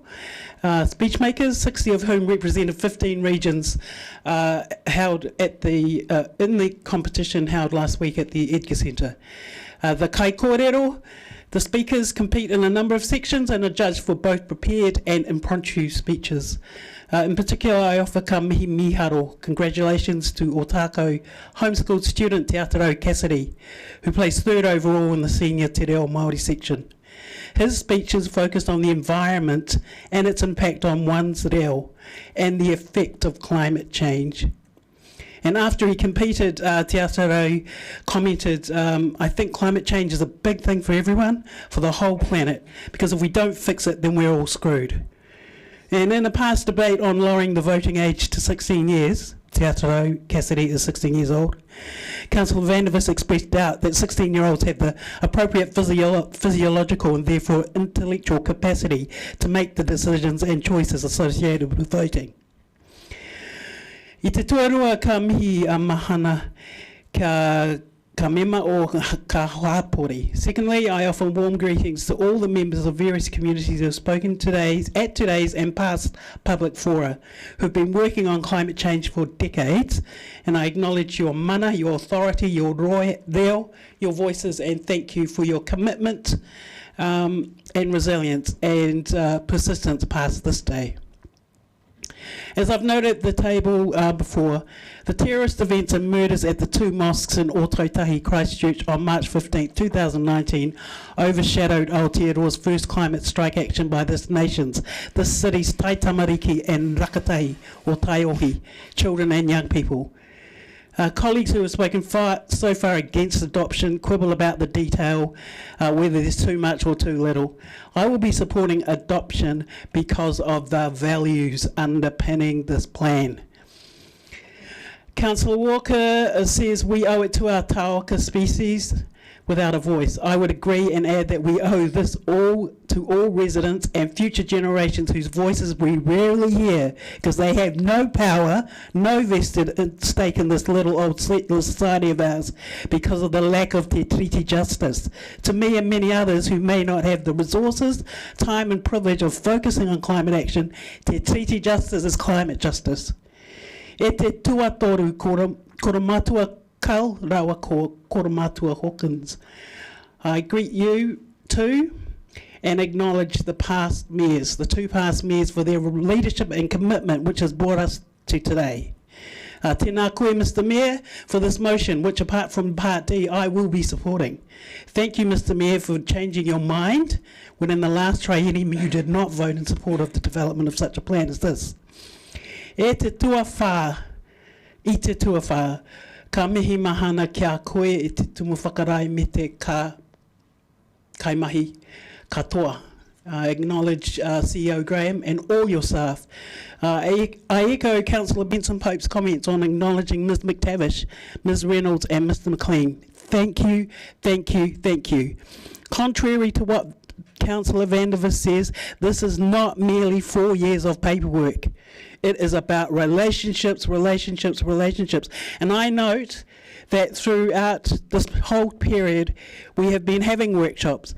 And what I've heard from staff is this presented an opportunity to lower the silos within which we work in council. And it's about a commitment to relationships and the guiding principles, the upholding the Treaty of Waitangi and thinking long term is that commitment. And I just want to acknowledge the staff. Not only are your officers, but you have so many other roles, and your mothers and your young people, your daughters, your sons. And I just want to acknowledge the stress on your whānau and your commitment to this mahi. Kia ora.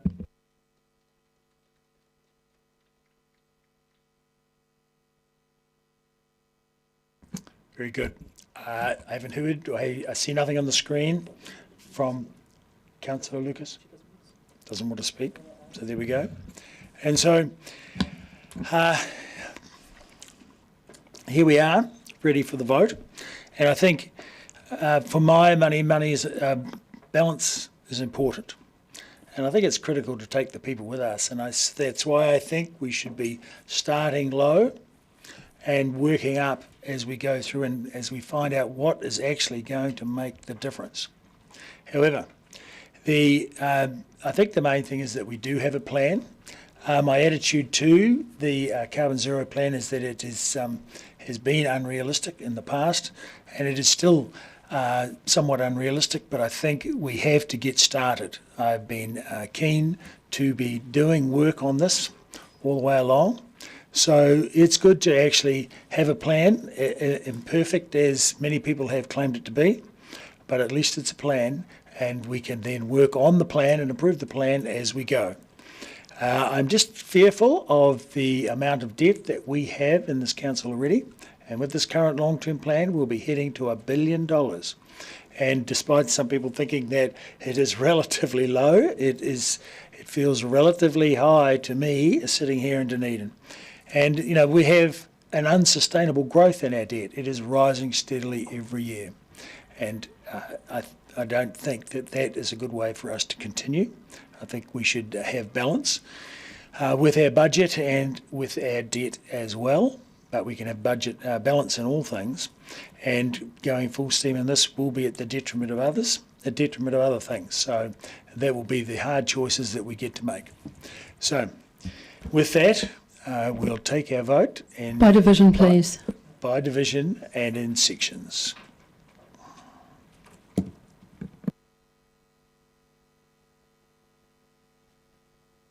In parts.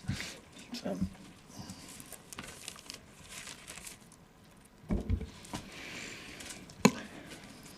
Councillor Ackland. Oh, sorry, number A, that the council adopts the zero carbon plan 2030. No. Thanks. Councillor Barker. Aye. Councillor Benson Pope. Aye. Councillor Gary. Aye. Councillor Gilbert. No. Councillor Houlihan. Aye. Councillor Lefiso. Aye. Councillor Lucas.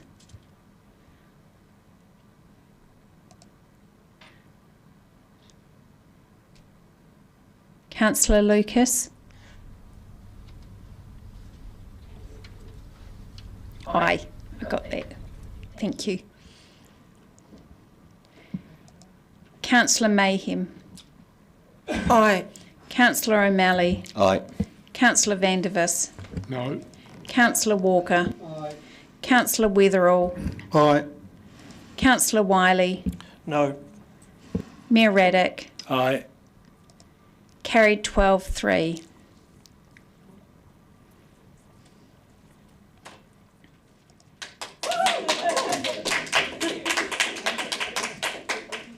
We just check that? I don't think that's right. I got 11 and 4.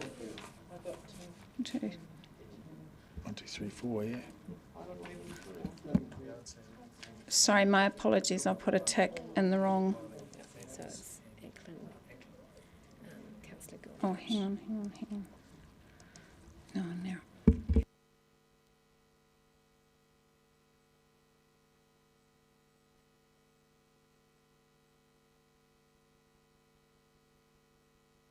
Apologies, 11-4. Still carried though.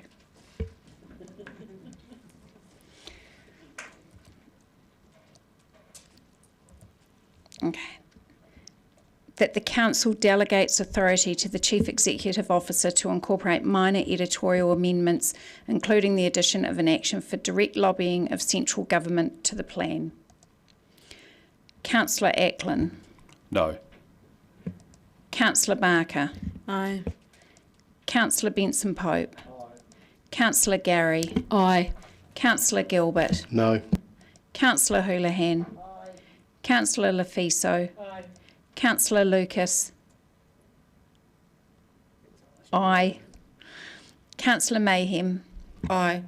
Councillor O'Malley. Aye. Councillor Vandervis. No. Councillor Walker. Aye. Councillor Weatherall. Aye. Councillor Wiley. Yes. Mayor Raddick. Aye. Carried 12-3 this time. That the Council notes the zero carbon implementation plan for the current financial year. Councillor Ackland. No. Councillor Barker. Aye. Councillor Benson Pope. Aye.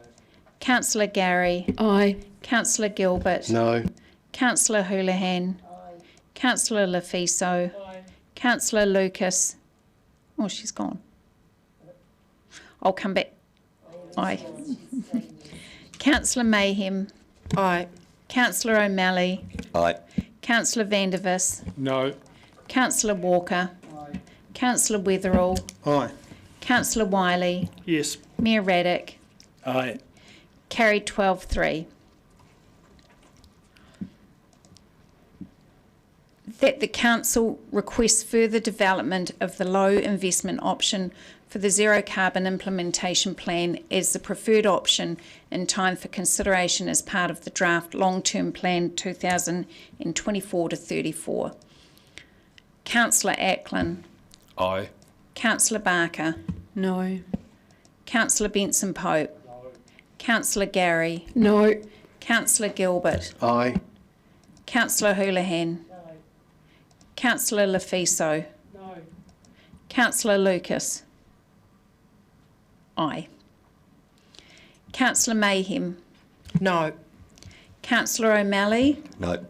Councillor Vandervis. No. Councillor Walker. No. Councillor Weatherall. Aye. Councillor Wiley. Abstain. Mayor Raddick. Aye. Lost 9-5 with one abstention. Right.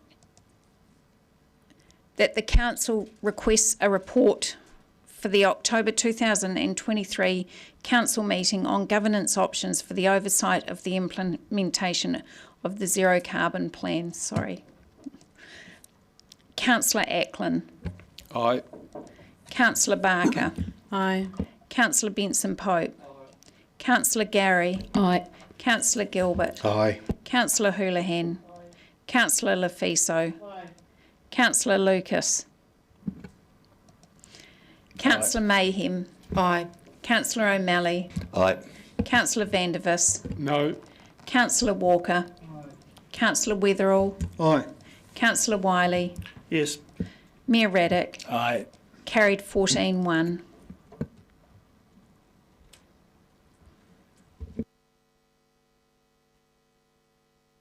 So we now have a subsequential motion.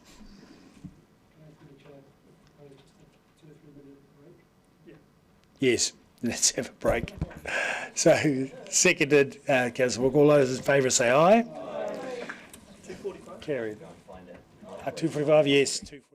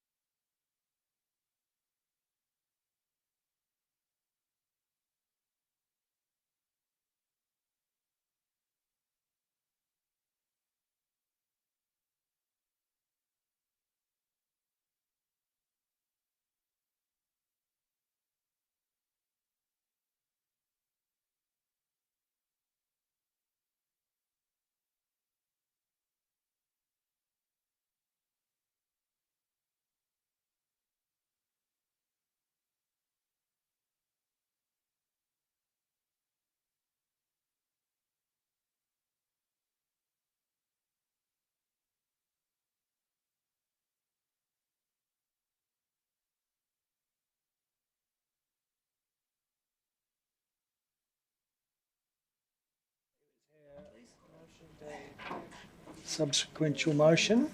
Can we have this? Oh, sorry. That was my motion. Yeah, no, sorry. Part D. Got it on the screen, it's meant to be reflected up here. All right. So as soon as we can get the... You don't need that one anymore, Lynn. No, I'm trying to get it down. The computer's not feeding it up. Yeah. I don't have it either. But I'll have to read it off the screen myself. Come back. Well, Well, there's no staff here to answer them, so. So it's just straight into debate. What if we make this one count? Yeah, I think so.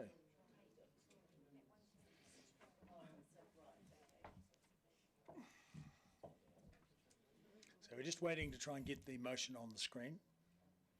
There's a small IT disconnect.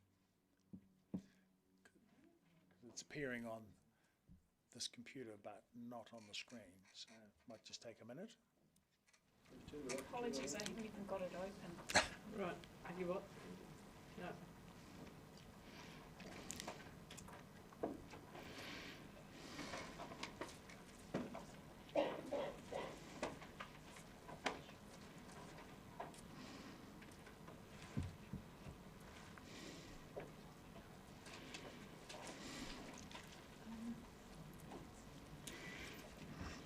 Just the difficulty of separating. You need to reboot. Have you sent it to the councillors? Could you send it to them? That way. I can email it. Yeah, I think And then maybe can you just type it directly up again? Is that? Yeah, I'll email it. Yeah, but I can't get another screen. You have to reboot.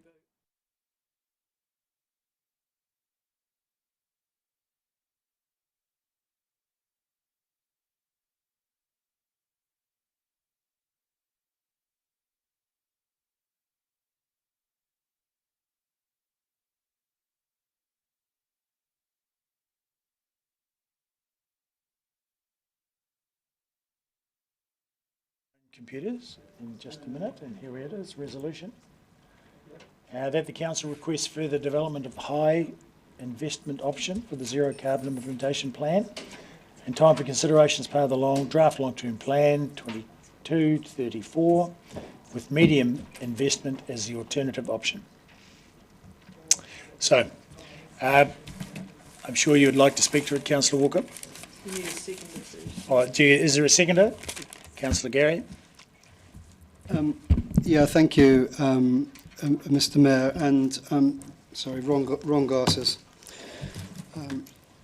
Yeah, thank you. And I probably won't spend my time just going over what I've gone over previously when I gave 5 minutes during the last motion.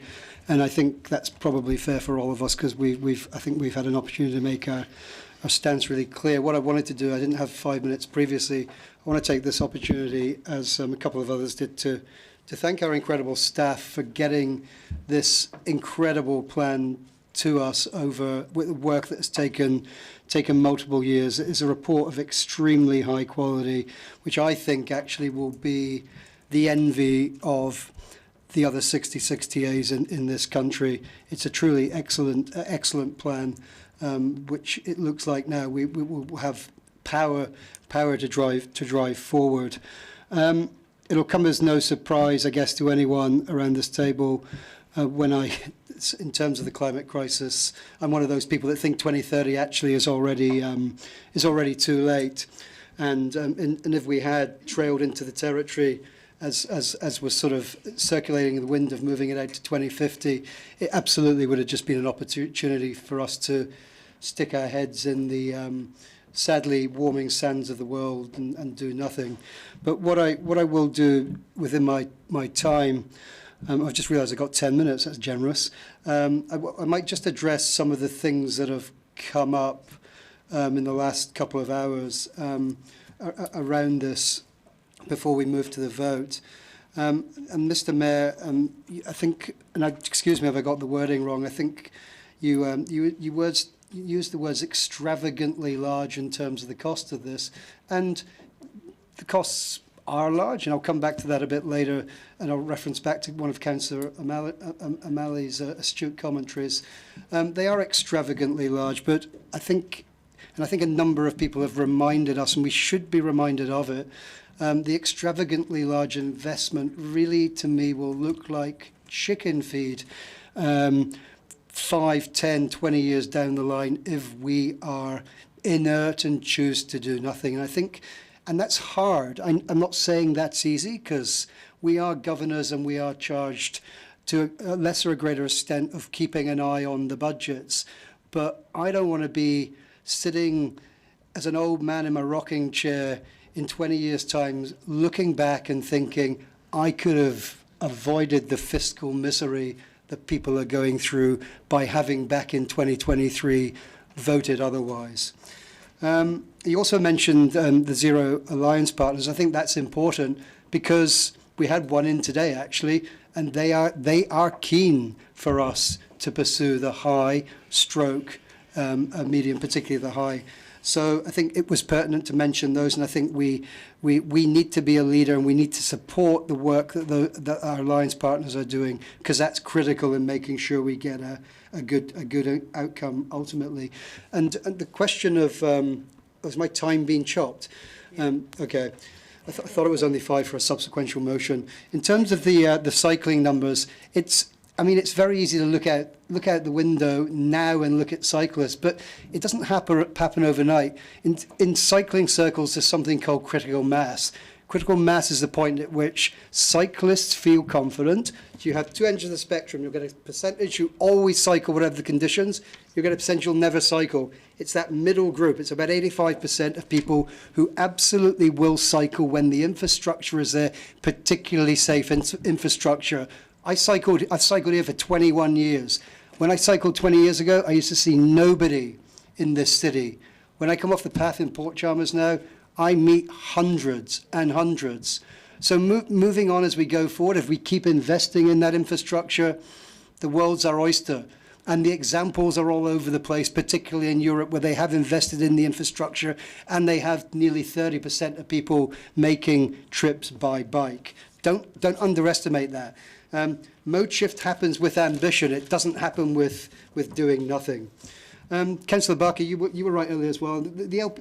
This motion simply takes us forward to the LTP, where we can then ask our community what they think and what they want us to do and how ambitious they think we should be. And somebody mentioned everything else goes on hold. I mean, well, I don't know where people have been, but council is a large bureaucracy, and we're pretty used to doing many things simultaneously at the same time. It's called multitasking, and we do it well. By doing one thing doesn't negate something else not happening. That's just the reality of the world. And yeah, the other thing that irks me as well is 2030, what's the point of having the goal? We'll never get there. We won't be carbon zero by 2030. Well, my view is, it's like the road to zero. The road to zero doesn't mean zero deaths. It just means reducing deaths to a point that matches up with other OECD countries and progressive countries around the world. 2030, if we have that goal, if we get 60, 70, 80% of the way there, I'll be bloody chuffed. If we make 100, I'll be astounded. But if we had a 2050 or later goal, again, it just offers us the opportunity to invest in nothing and do nothing. So never use that as an excuse, please. It doesn't wash. And Councillor O'Malley, you raised a really good point, which I think the rest of us may have missed. We have substantial investment through our long-term plan in roading and infrastructure, and thank you for chucking that figure back at us in our face. What we're asking for here, in those hundreds of millions, we're asking for 5%. 5% for the future generations of this city. And I think it would be absolutely remiss of us to not push this away. I'm sensing whether at this point now that we're going to get it through, and thankfully most of us can go home tonight and look in the mirror and be proud of the decision I think we're going to make here today. And, I don't even want to speak to Councillor Van der Vis's speech. All I can say is I'm pretty glad I don't live in the world, according to Councillor Vandevers. Thank you. Councillor Houlihan. Thank you. Yes, I will be supporting this motion. And I also live on the West Harbour, and I look out my window and I've seen now, since the cycle pathway, the other half from St Leonard's through to Port Chalmers has been completed or almost completed, there are numerous people cycling and walking. My thighs are still sore from the walk I did there just the other day. Yeah, it certainly it should be good for my health if it doesn't do damage to me first. But anyway, the point is that we do have to take this seriously, and we're already doing many of these things. And as Councillor O'Malley raised, we're spending a lot on infrastructure anyway, and all that goes into the plan. Don't get me wrong, I am very concerned about the amount of money that this could cost. I'm very concerned that it could mean a rate increase for our residents, which is something I usually never support.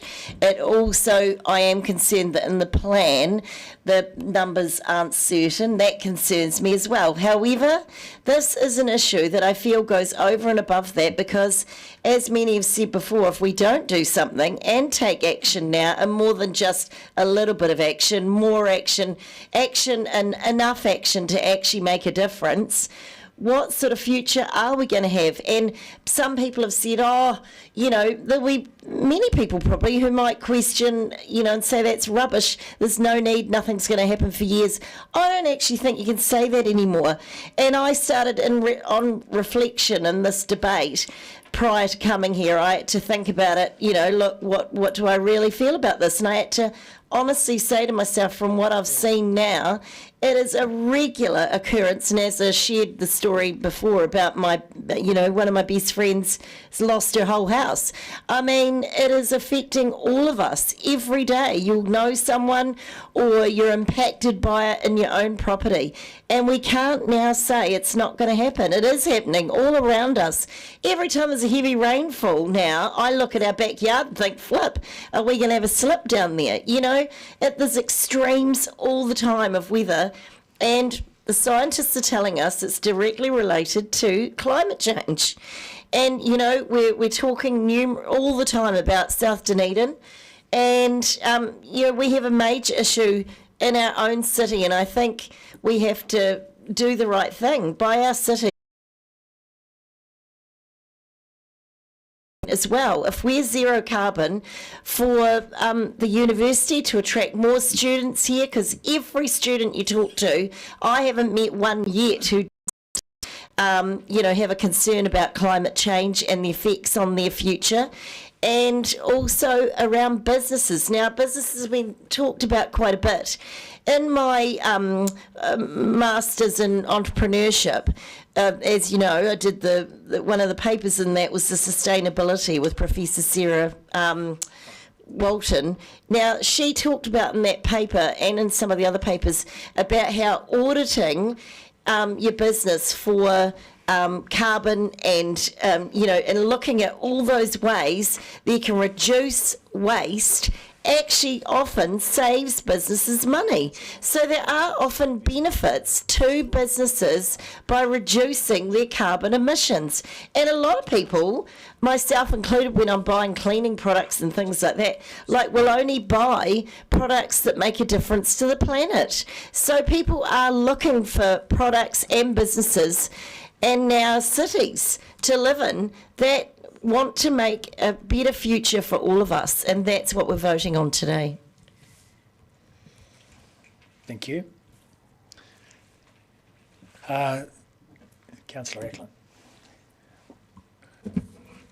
Thank you, Mr Mayor. I find the motion here to be just as ambiguous as these numbers, because we've been told that these numbers aren't accurate. The numbers in the report and the plan are just guesstimates, really. And so how we can possibly be voting on a quantum or a level of expenditure when the numbers are not clear. So I'll just To answer that question, both of these options will be worked up in time for the draft long-term plan. So both the medium and the high options will be presented to us. Provide a process point of clarification. Council is required to have a preferred option in the 10-year plan consultation and an alternative option. So that's what's required from an audit point of view when we're consulting on options. Okay, I still think that it is incredible that we should be going, being asked to decide as to whether we should be backing a high or a medium investment option when we actually don't know in anywhere with certainty as to what those sorts of numbers are. I haven't supported the plan in the first place, and if there was to be any funding, I would have certainly gone with the lower investment, but that failed. And the reason I said that in the first place was because a lot of this work is being done without the plan. Already has been, still is being, and will be into the future. So, yeah, I won't take up any more time. I won't be supporting this. Councillor Barker. Thank you, Mr. Mayor. When we're talking about our numbers, we look at our operational expenses, which are about $300 million.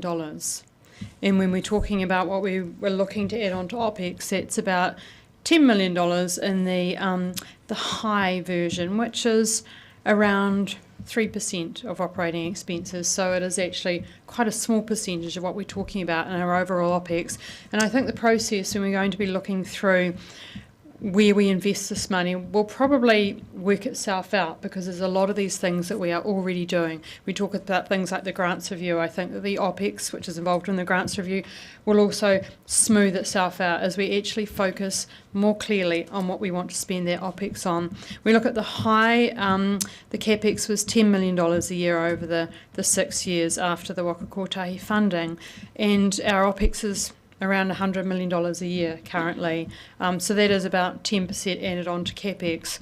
But we're also doing a lot of that already, and we are going to, as we go through the consultation process and the LTP process in the next few months, it will also sort itself out, I believe, because a lot of those investments are things that we've been talking about for quite a long time. The biggest investment that we're looking at with our operating expenses, Councillor O'Malley has mentioned, is transport, and the biggest emitter is transport. So therefore we are going to focus on the things that matter the most. And I'll go back to the buses for a second. I would have loved to have seen taking back the buses and controlling the buses as part of the plan. But that was, I guess, one of the reasons why I thought we should add governance in to the process of the plan, is that the staff did the plan from the staff's point of view, but I think the governance might have some other ideas that we also want added in and costed in some of those scenarios. The process will add certainty to the numbers. Staff have been asking us for our aspirations for where we want to pitch our long-term plan, and I think the zero carbon, pitching the plan at this this way, with also all of the co-benefits, and we're talking about turning our plan into a wellbeing plan and focusing on those. So I think this is a really special plan, and I think that a lot of those co-benefits that we're looking at will also be part of stuff that we're already funding. So I'm very comfortable and happy to support the high investment, also looking at the medium investment. And the important thing is we go out and we consult with our community, because we are here to carry out the wishes of our community, and that process will help that through. So I'm happy to support this motion. Councillor Gary. Thank you, Mr. Mayor. I will be supporting this motion for a high with a medium investment option as an alternative. Just want to note that there's been a lot of talk about the time it's taken, and no one has bothered to mention a little thing called the global pandemic that happened in 2020, which did interrupt things somewhat. It's not an excuse, it's just a fact. And I want to genuinely congratulate Councillor Houlihan and the Mayor, and I say this very genuinely, democracy is about listening to our community, and that's what you did today, Councillor Houlihan, and you changed your view, I believe. That was the impression I got, but certainly the submissions we heard today resonated with people. And the Mayor in putting forward the motion that you did earlier. And there's been a lot of talk in this triennium about participatory democracy, listening to our community, and we had a clear request from the public forum today around a high investment option. There's been talk about fiscal responsibility, and that's something we should all be mindful of course.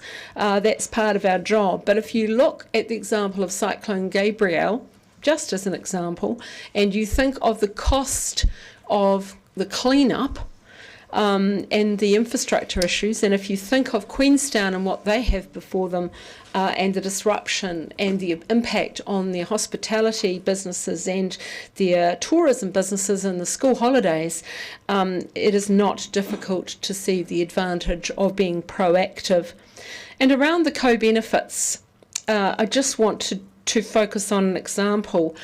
So we have invested money already, and we are looking to in the plan around cycling infrastructure and pedestrian infrastructure. And if we take the around the Harbour Shed path, which is not quite finished as you know, it will be nearly marathon length when it's finished. Think of the opportunities for tourism in terms of that. Think of a wheelchair marathon, for example. It is world class. And if we think of that unfunded section at Otako, and if we shore that up, we're protecting 4 wildlife tourism attractions. So the co-benefits are there for investing. It's not just money down the drain, it's actually money to protect what we have now and in the future. So I'll be supporting the high investment option. There's work to be done yet. This is about further development of that option to get clarity on the figures. We're not committing to those figures today. That's something we'll be doing in the long-term plan. But this is a step along the way, and we need to aim high. That's my belief. And when those people around this table talk about we can't afford it, well, we can't afford not to. Councillor Wiley. Thank you. First off, not funding the carbon zero plan is not an option, so we have to work that through. I will support funding, but like the previous motion around the low funding option, I will again abstain on this motion.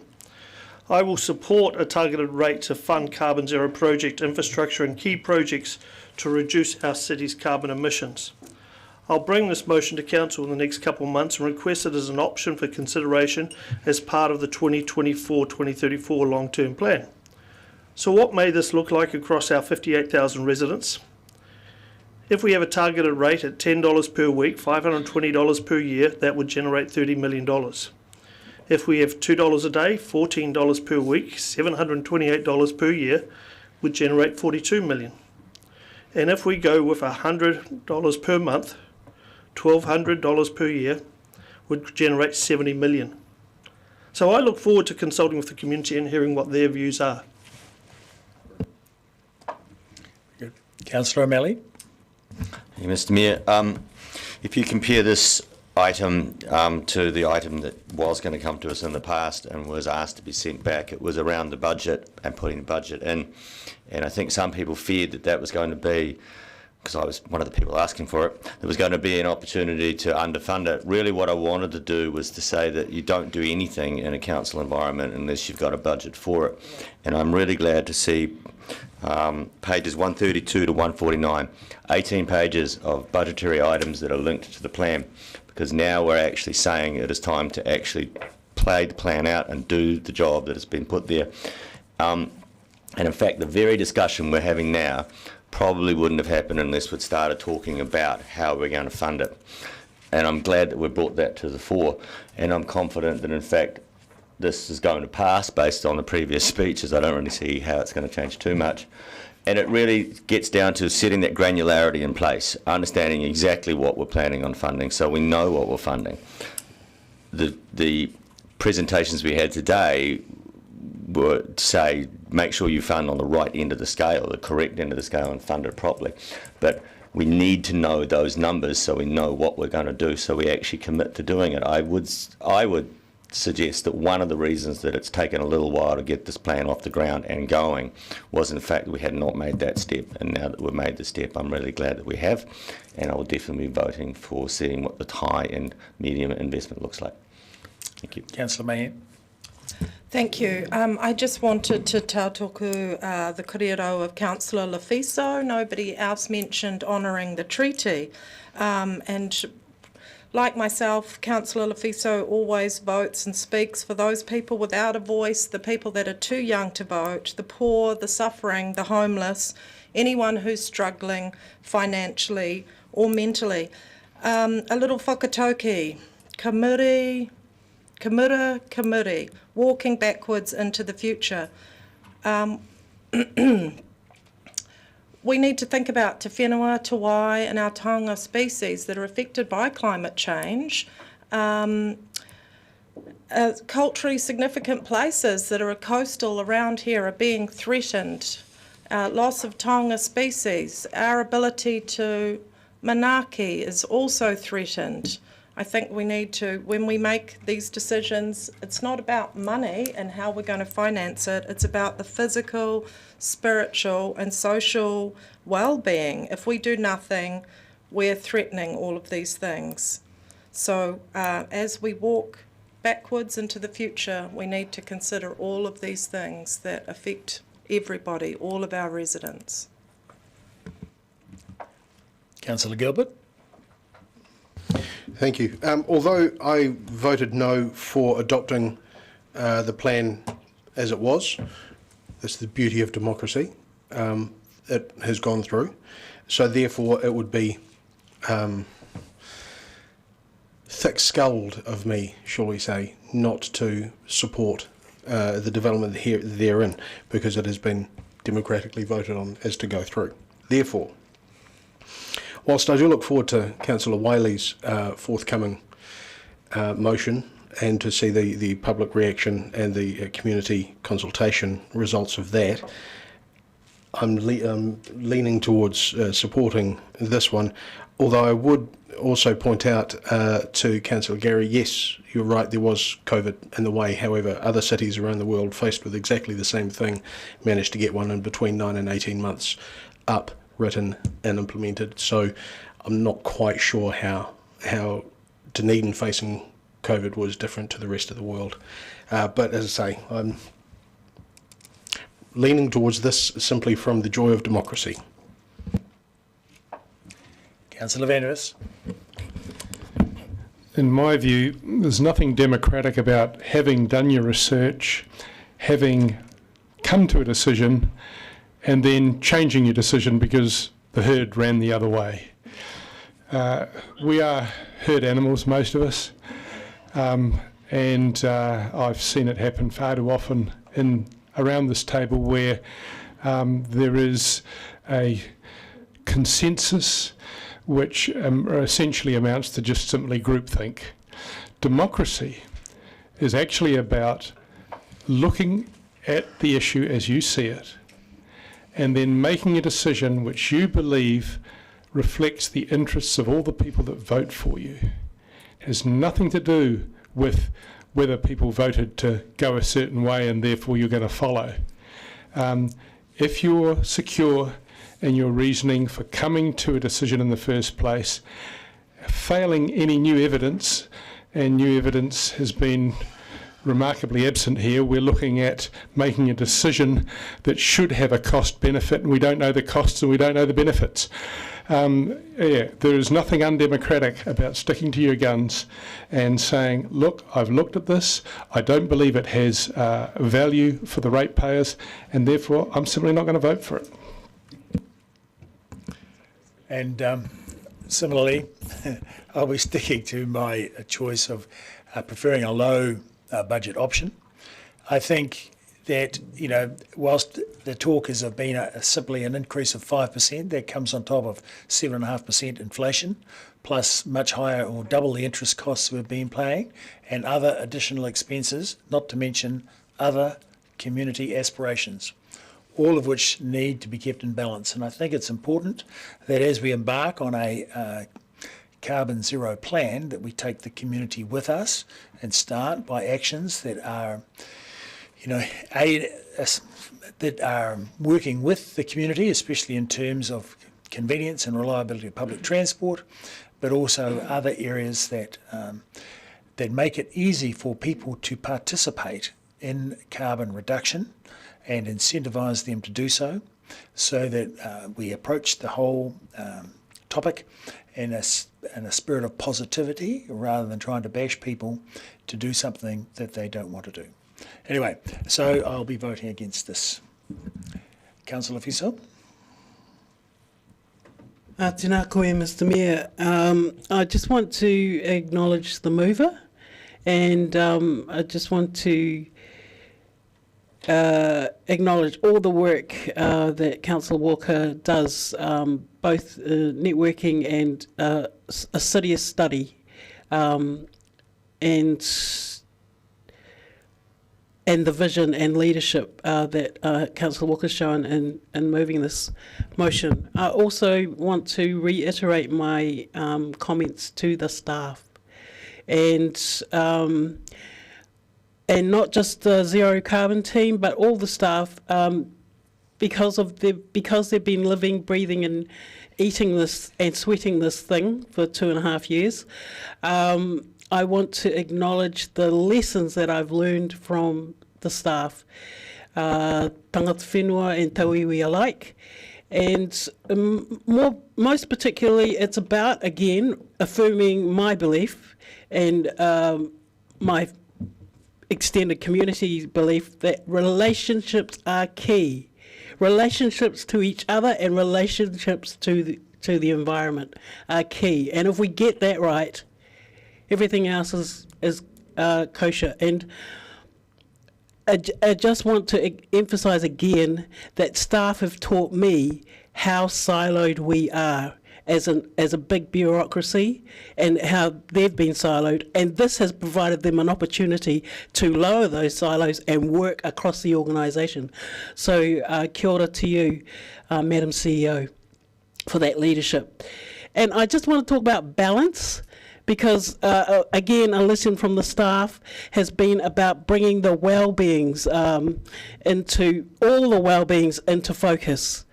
And Mr. Christie, I'm sorry that I've always nagged you about, for the last 7.5 years or whatever, about economic well-being and everything else. And so to me, this is about putting balance. So social well-being, environmental well-being, cultural well-being is elevated alongside financial well-being or economic well-being, which has got us into trouble in the first place. So kia ora to everyone.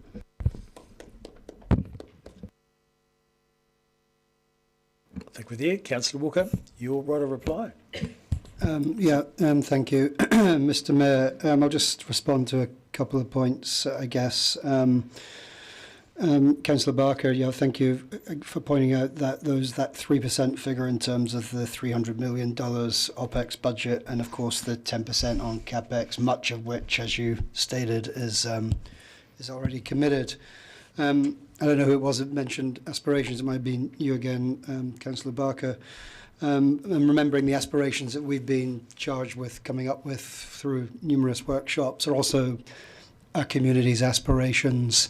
And thankfully, those, in terms of the zero carbon work, we'll be able to gauge from our community during the long-term plan process how far or how aspirational they want us to be. And Mr Mayor, of course, I think I've made it clear, that, I don't think anyone's flippant about our fiscal obligations or responsibilities here. But at the end of the day, we're not talking about building and financing stadiums or car parks. We're talking about financing the future resilience of this city. And if we don't do that, stadiums and car parks will literally be underwater. So not much more to add. But thanks on behalf, I guess, in advance on behalf of all of us, on behalf of our future generations, for us around this table, likely moving us forward on what I see as a truly climate progressive Ōtepoti. Thank you. By division, of course. Councillor Ackland. No. Councillor Barker. Aye. Councillor Benson Pope. Councillor Gary. Aye. Councillor Gilbert. Aye. Councillor Houlihan. Councillor Lefiso. Councillor Lucas. No. Thank you. Councillor Mayhem. Aye. Councillor O'Malley. Aye. Councillor Vandervis. No. Councillor Walker. Councillor Weatherall. No. Councillor Wiley. Abstain. Mayor Raddick. No. Carried 9-5 with 1 abstention. Very good. Well done. We can move on to the next item. So, should we have a...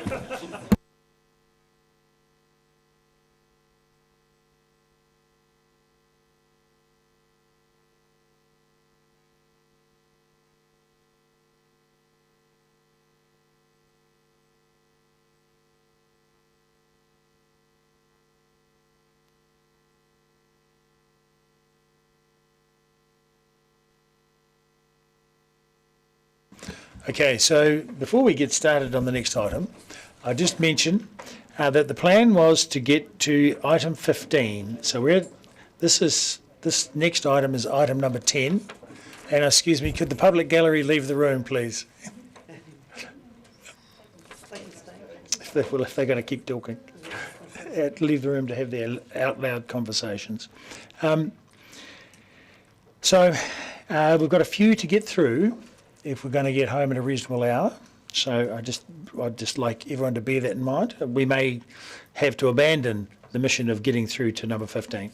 However, we do want to start tomorrow morning with Te Take Haururu, the Māori Strategic Framework. So, on with the Residents' Opinion Survey. Do we have any prefacing comments? No. Questions, councillors? Councillor Barker. Thank you, Mr. Mayor. I just wondered whether we do any benchmarking of our ROS survey. I just looked at Napier's ROS survey and it has some interesting benchmarking in it. So do we do any of that, or does this, who does it? Is it Gravitas? Do they offer that service? I'm not sure if they offer the service, but we don't do any benchmarking under the current contractual arrangement. And the contractual arrangement will be up next year. So yeah, what sort of timeline do we start looking at a new provider to deliver on our ROS surveying? Or maybe is that It just follows our normal procurement and processes. Put out for tender and start that process. So they've got 1 year to go in the current contract. Just a follow-up question. So if council desired to have benchmarking in our surveys, I guess it's to the CEO, how would we sort that out so it got flagged in the procurement process? I think the best way probably, given the work that's happening with levels of service at the same time and various other of our measures, is to have a briefing session with councillors where we can get their feedback in advance of that procurement process starting. Right, Councillor Gilbert. Thank you. On page 187, point number 5, it's got Dunedin as a safe city, 62, down from 67%. That concerned me. as to what, where, why, how, in what fashion, to whom, you know, that kind of a thing. Is there any way that we can drill down on that? Are there any plans to try and drill or find out more information as to who is feeling unsafe, where and why?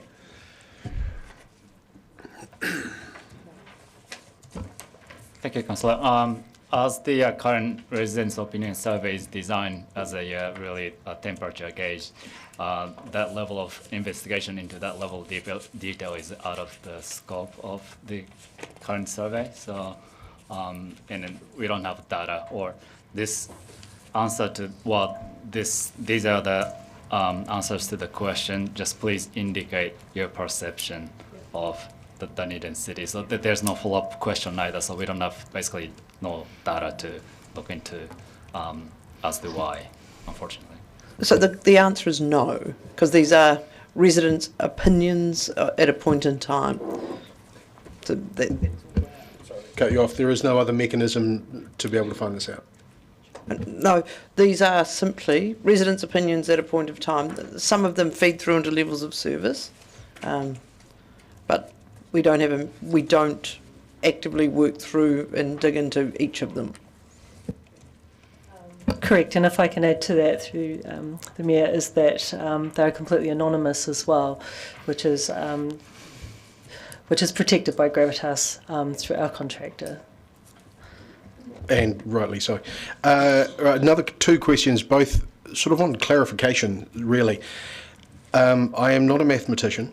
I just want to point this out. So if I have got my maths wrong, that's entirely where it is. I blame Excel. I worked out that in terms of percentage, 1402, sorry, I'm on point number 18 on page 189, that 1,402 responses out of the 4,800 invitations is actually a 29.2% response rate rather than 31%. And I realise that an 86 respondent difference may seem like I'm quibbling here, but we're talking about roughly 6%. So if I can't trust that number, I'm just kind of wanting clarification as to A, where that number came from, if I got it right, and also, therefore, you know, is the same methodology used with the numbers throughout? That would be question number one for clarification. And I'm happy for you to come back to me because you don't have a calculator on you. We don't work out the numbers. First of all, it's Gravitas that does, so we can seek clarification from them on that matter. The confidence interval for that particular section is at 95%, so it's quite a high confidence value, but we can certainly find that more details and come back to you. Thank you. Lovely, thank you. And that then pretty much, I guess, answers my next and last question on this one, which is on page 190, number 24. There was an indication of increase in user satisfaction with community swimming pools, 76 up from 68, although the change was not statistically significant. Now, I realise we've had this conversation before as to what constitutes statistically significant. I would have said going from roughly 2/3 to 3/4 is, particularly when on number 4, an increase from 79 to 84, and 53 to 58 were given as examples of significant. So much smaller difference, significant. So I'm wondering whether it's possible to get the numbers and the variations without the commentary, perhaps, for us to make up our mind whether it's statistically significant or not. Thank you, Councillor. So statistically significant result depends on the sample size as well. So essentially, you have a huge number of responses, then even 1% of difference can be significant. So some in the footnote, there's total sample size is noted, but so some questions received more responses than others. That could be some case, but I need to actually look into those specific details. But essentially, it depends on sample size as well. So sometimes 1% can be significantly significant, and then if the sample size is much smaller, 10% difference still is it because of the uncertainty around the results. So smaller the sample size, the larger the uncertain around the results you get. And this is why I did not take statistics at high school. Awesome, thank you. Sorry, if I could just come back to your first question there, Councillor Gilbert. Just there is a footnote on, I don't know what, this would be page 272 of 530, that talks about why there are different response rates. So if you refer to that footnote, that may answer your first question in more detail as well. Thank you. Done. Very good. Councillor Benson-Pope. Just back to the question about perceptions of public safety, is it not likely or at least conceivable that residents' opinions, as the Chief Executive confirmed, are influenced by the wider New Zealand context of an election campaign and people getting tough on crime as they do every 3 years? Sorry, Councillor, we can't have ourselves don't have an opinion on that. Reminding ourselves that the survey finished May, June, so yeah. Right, is that it? Councillor Houlihan. Thank you. Where it says since 1999 we've been doing this survey, and then we've got 1,402 responses out of 4,800. How does that compare to other years? Like, is that a good turnout or is that quite low? How does that rank? Thank you, Councillor. For the past 4 years, that's been a pretty consistent number. Previously, we have adopted different methodologies, and so we can't compare apples with apples. And so, one particular year, we did the survey just in 1 month, and we got as many people as we could in 1 month. So it's hard for us to do longitudinal data sets because the methods have been so different over the years. But it is coming up to 30 years old, so it's a good question. What is the highest number of respondents we've ever had? We're not quite sure on that. Obviously, there's a cost benefit. So the more responses we try and get, sometimes, yeah. In the current contract, we aim for 1%, don't we? Yeah. 1,200, yeah. Thank you. Done. Okay. Councillor Wiley. Thank you. Question on page 273. When I look at the age demographics, there's quite a jump between 21 to 32%. Was there any, that's for the 18 to 29 age bracket, any idea why? We asked the same question. Thank you, Councillor. So that more young people opted in to have their say this year, and we don't know why, whether it was a friendly person on the other end of the line convincing them they should do that. But we'll definitely go back to our contractor, Gravitas, and give that feedback that we're really excited to see that number increase, particularly compared with last year.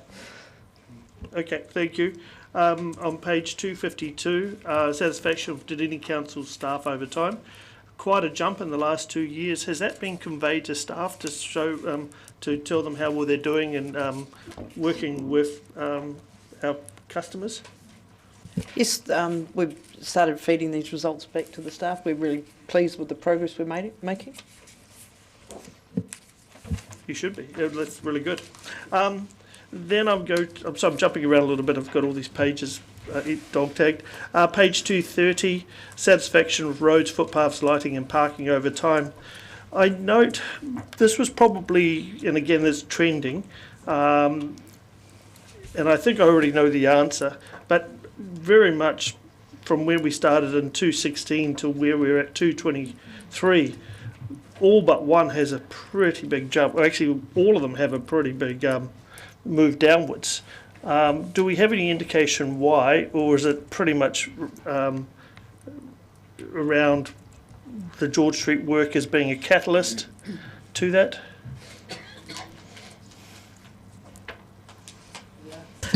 Again, I'm sorry, if anything, we'd be offering speculation, so we don't have clear rationale for why those trends are going the way they do at this stage. Although I am happy to speculate a little, even though I wouldn't normally, but if you look at the amount of roadworks that are happening around the city everywhere, then it does seem likely that people are going to have noticed.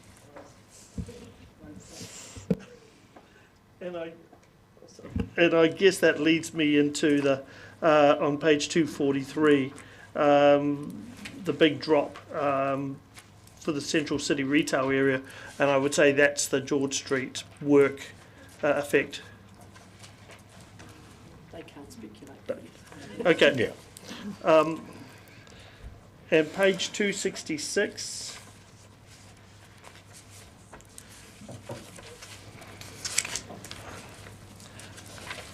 Yep, so 263, 263 and 266. Very quite pleasing to see the stats around Dunedin is a great place to live, general positive answer about Dunedin, but also seeing the same on page 263 where Dunedin is a fun city, but yet we sort of struggle with Dunedin as a thriving city. Do we get any commentary to come back through council and the committees on why some of these comments are made, or is it just a tick box? Yeah, there isn't a lot of ability for qualitative data in this, so it is quite a blunt tool. It is a temperature gauge, as Ms. Graham explained before, around where residents feel they are at that point in time when they're approached for a survey. So it has its limitations, unfortunately.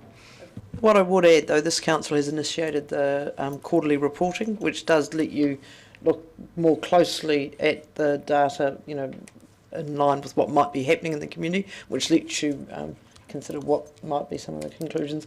And the kind of data you're talking about will form part of our level of service review, where we look at looking at what it is that councillors want to measure and want us to be focusing on, and what the appropriate data set is for that. And often residents' opinion survey isn't the right data set. Yeah, thank you. Very good. Councillor Fiso. Tēnā koe, Mr. Mayor. Tēnā koe, Ms. Wakaira. Tēnā kōrua, Ms. Huakaui. Rāua ko Dr. Suguchita.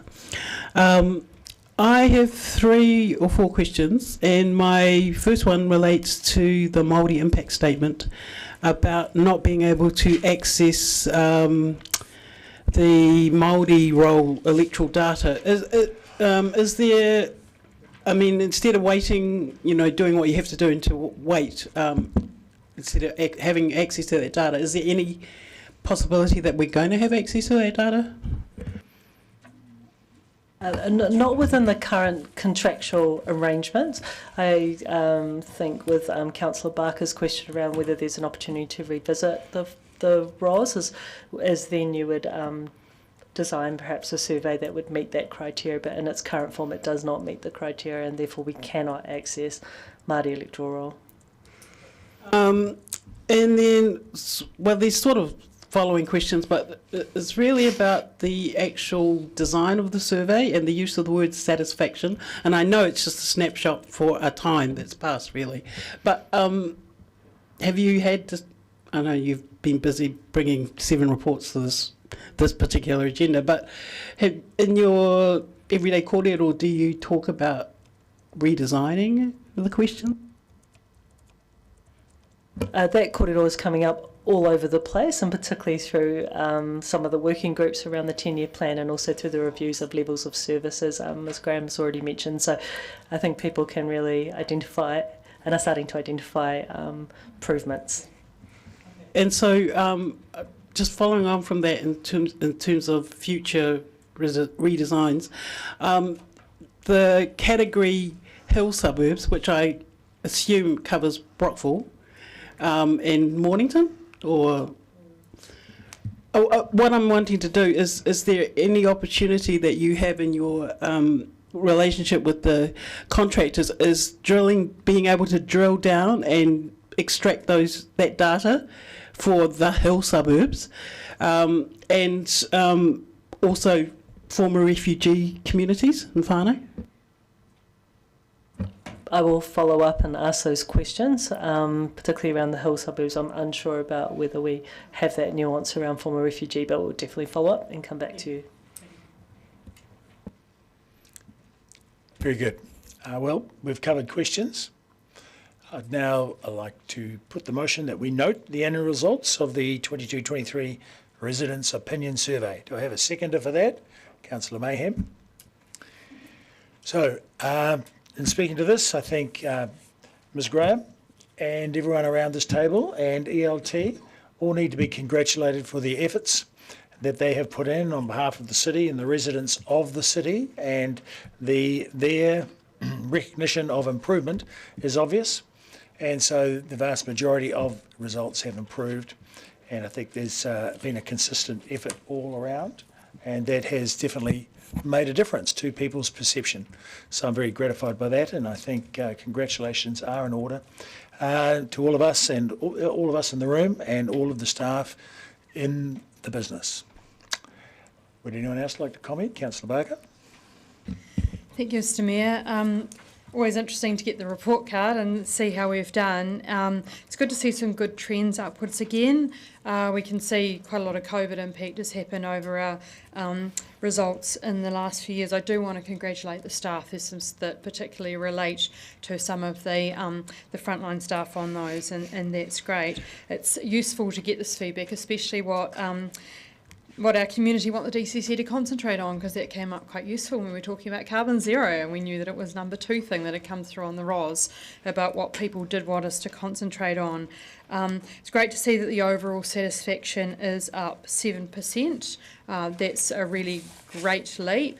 The reason that I asked about benchmarking was that I think it's really, really important, because otherwise these numbers exist in a vacuum, and I look at what nobody's going to be able to read it from the distance, but what Napier are doing, and they have a benchmarked survey against most of the other cities in New Zealand, and that was quite useful to see where we actually were benchmarked. We do quite well at our rubbish collection, better than Napier at our rubbish collection. The national average is 68%, and we are at 78%, so that's good news. We're also above the average in animal control. 64% is the average, and we're at 66%. Our events are about the same as Napier's. I think that we are also doing quite well on the stormwater.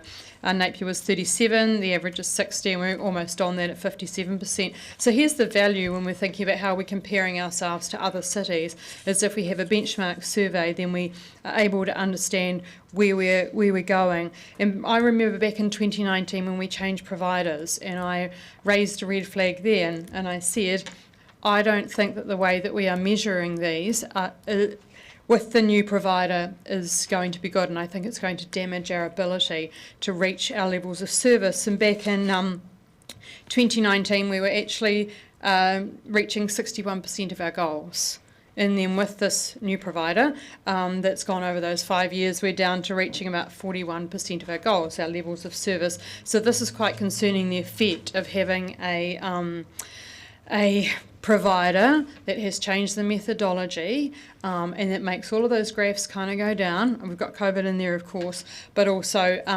managing our satisfaction. So that's why I really look forward to looking at when we get a new provider, and then we discuss what do we want with a new provider. And I think the benchmarking is exceedingly useful. When we get our quality of life survey, that is benchmarked with other cities throughout New Zealand, and I think that's quite useful as well, because you can be sitting on an island alone with 100% satisfaction, but you need to know how satisfied everyone else is to make sure that you know what your aspirations as well. So I just wanted to throw that in there and make sure that we do have it flagged, that when we come to doing the ROS surveys in the future, that we do have that benchmarking, and that we are able to set up a question so they're actually useful to us. Right, someone else? Councillor Houlihan. Thank you. Yes, I would just like to congratulate the CEO and our staff, with DCC significantly increased to 50% from 43%, and also to the Mayor, who has certainly increased, and of course us as councillors from 26% to 34%, which is great. So it's good to get that feedback, and I think having the ROS like that, we can see how people are feeling at different times, and so hopefully that doesn't change with some events. But anyway, our aim is, as a council, and certainly the Mayor has had an aim to have us as united as possible, and I think that shows in this ROS report. Thank you. Very good. So we're done with comments, so I'll now put the motion. All those in favour say aye. Aye. Against? Carried. Now we're on to the next item, number 11, update on refreshing the DCC's wellbeing strategies. Same team back to the desk. Sorry? Do we need 5 minutes? Look, I see a nod from the gallery, so we'll take a break for 5 minutes. Second, you're back at 5-2, please. All those in favour say aye. Aye. Against? No one. What is that?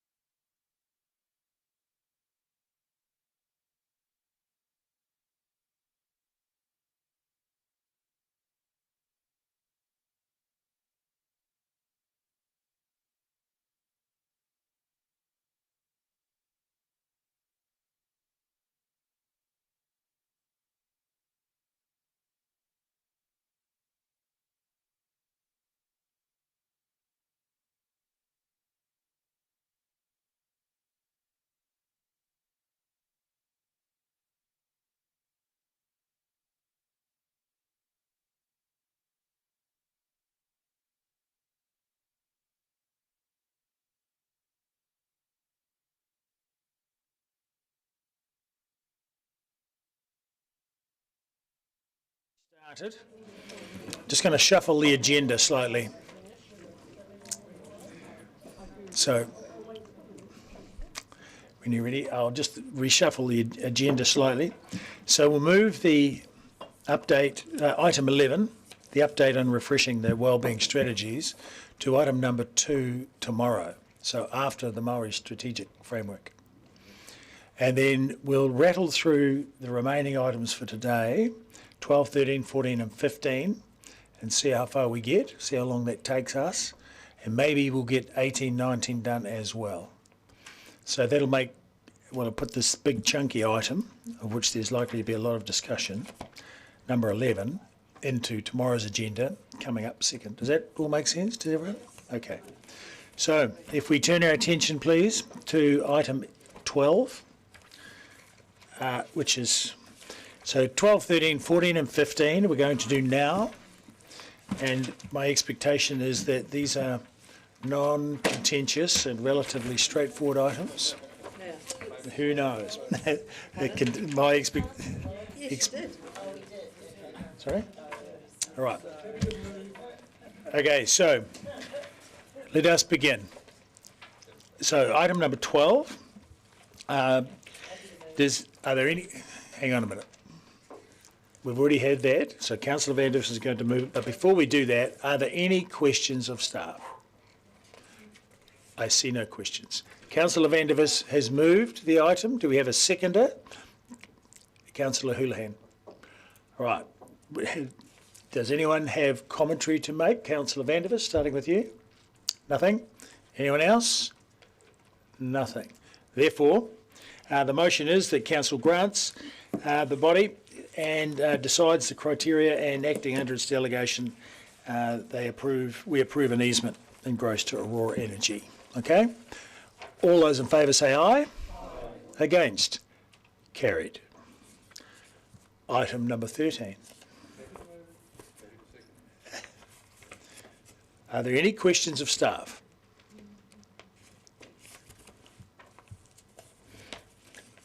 Okay, we have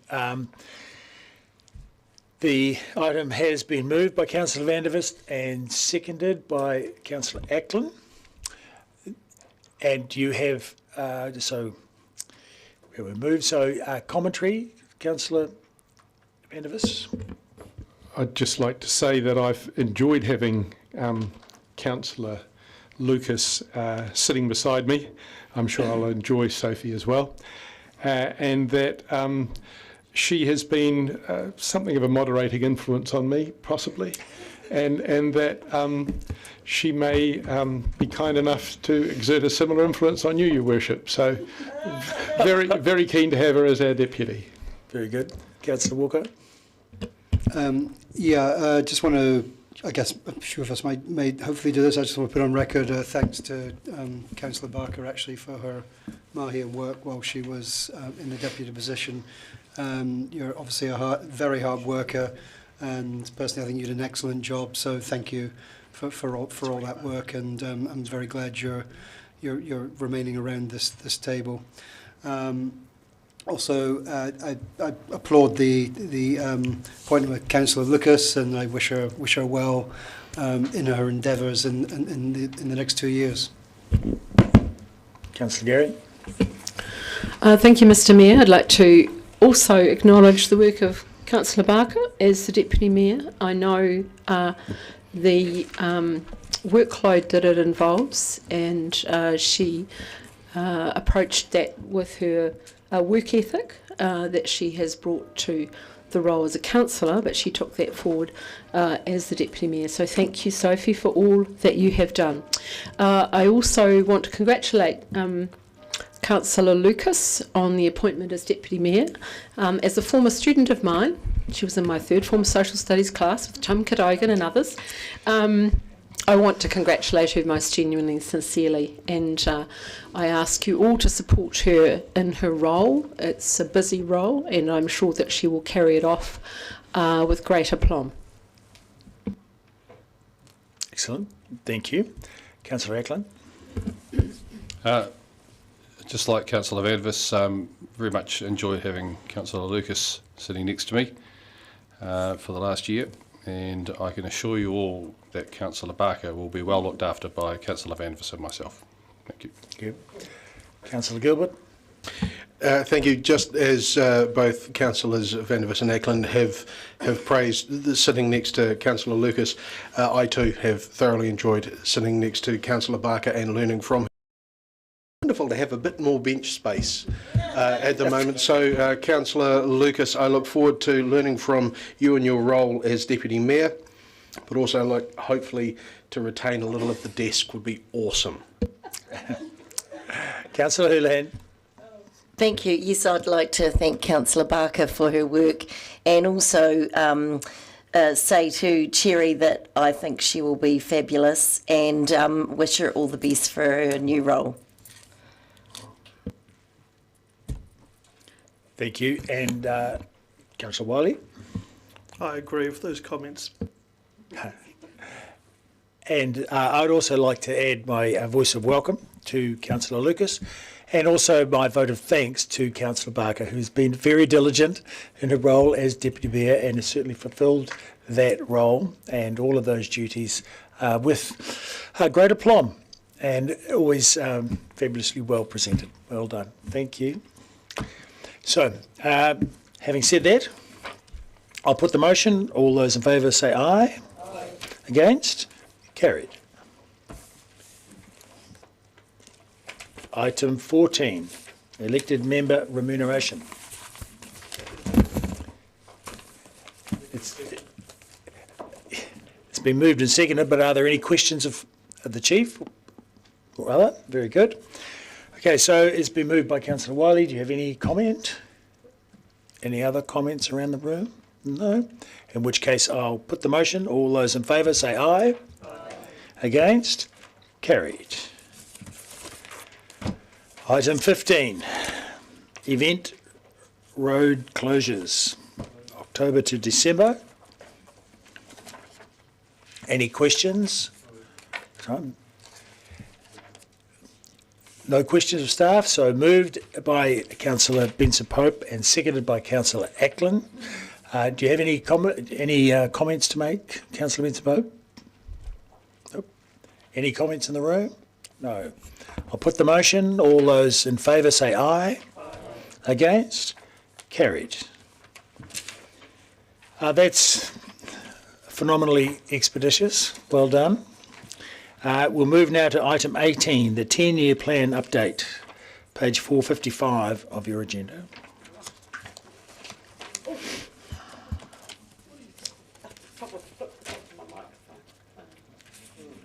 It's only the flip. You'll have, Councillors, you'll have Ms Wikaira and myself for this, because other staff probably haven't managed to get here quickly enough, and Sharon is here if we have any additional questions.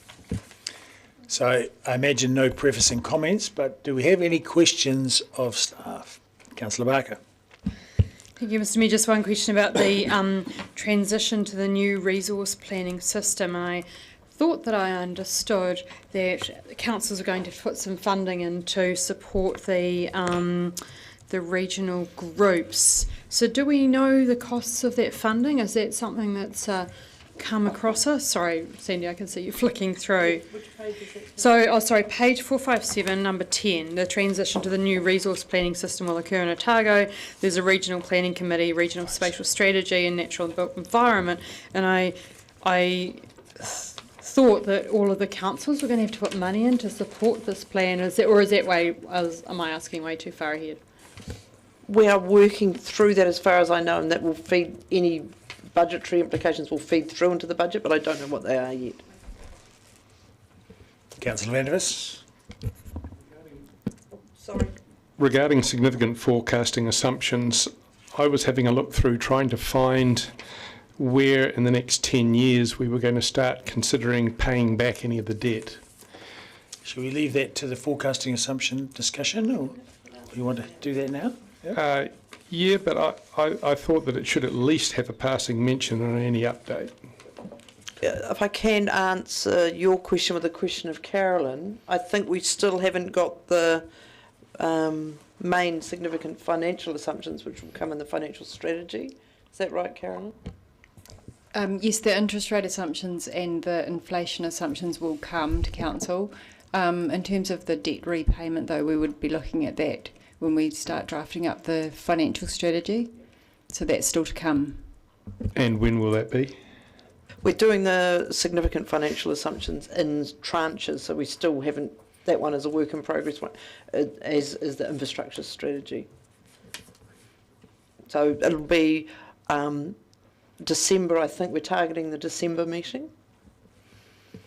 So we're going to get the 10-year plan sort of in place before we really have those sorts of considerations, or? No, the key meetings will be November, December and January, but some of these underlying assumptions are needed so we can at least build our draft, and so they're building on each other. We could have waited right till the end for all of these and done them all in one hit. We think it's better to start providing these to council so they can start thinking about them, but some of these will help inform what the financial one will look like. But there is certainly a plan for council to consider its debt position.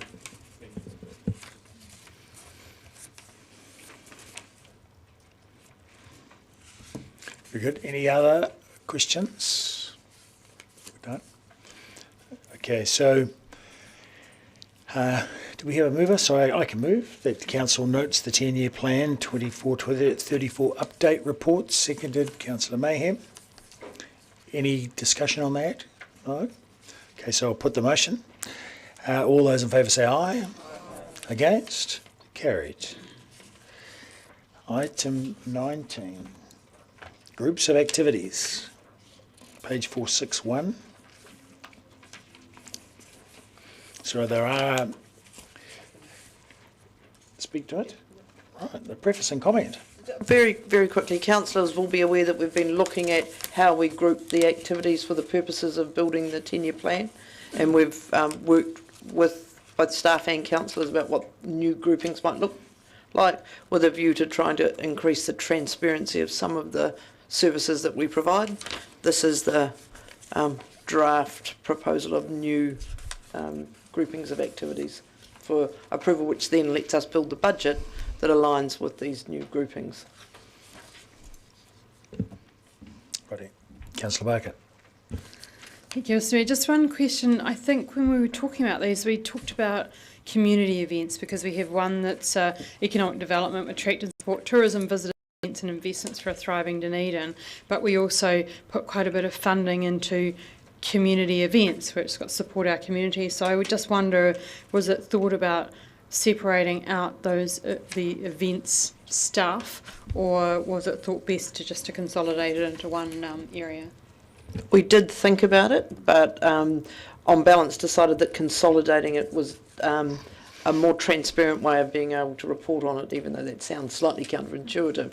But we think having it all in one group, having the budget centrally viewed so we can actually see very clearly what we're spending on events.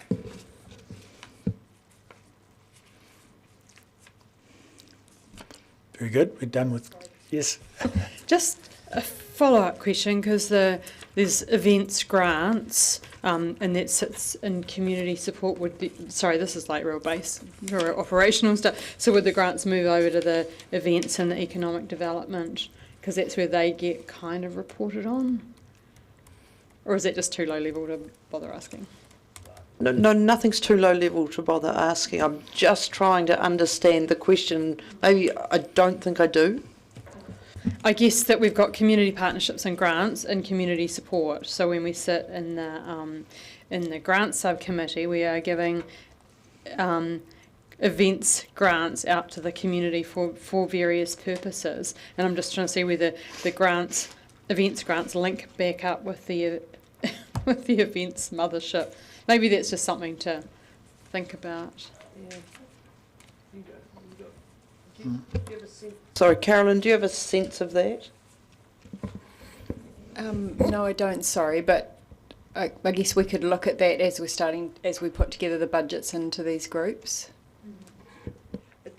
It's a balance between how we're structured organisationally, how we deliver the budgets, what we want our community to be able to see where their money's going. And so if it's reporting you're concerned about, that's a different thing if how we report on how we're doing against those things? I'm sure. Yeah. I think I understand your niggle, and Carolyn will look at that as we start to pull together the budgets, especially in light of the grants paper that's also here.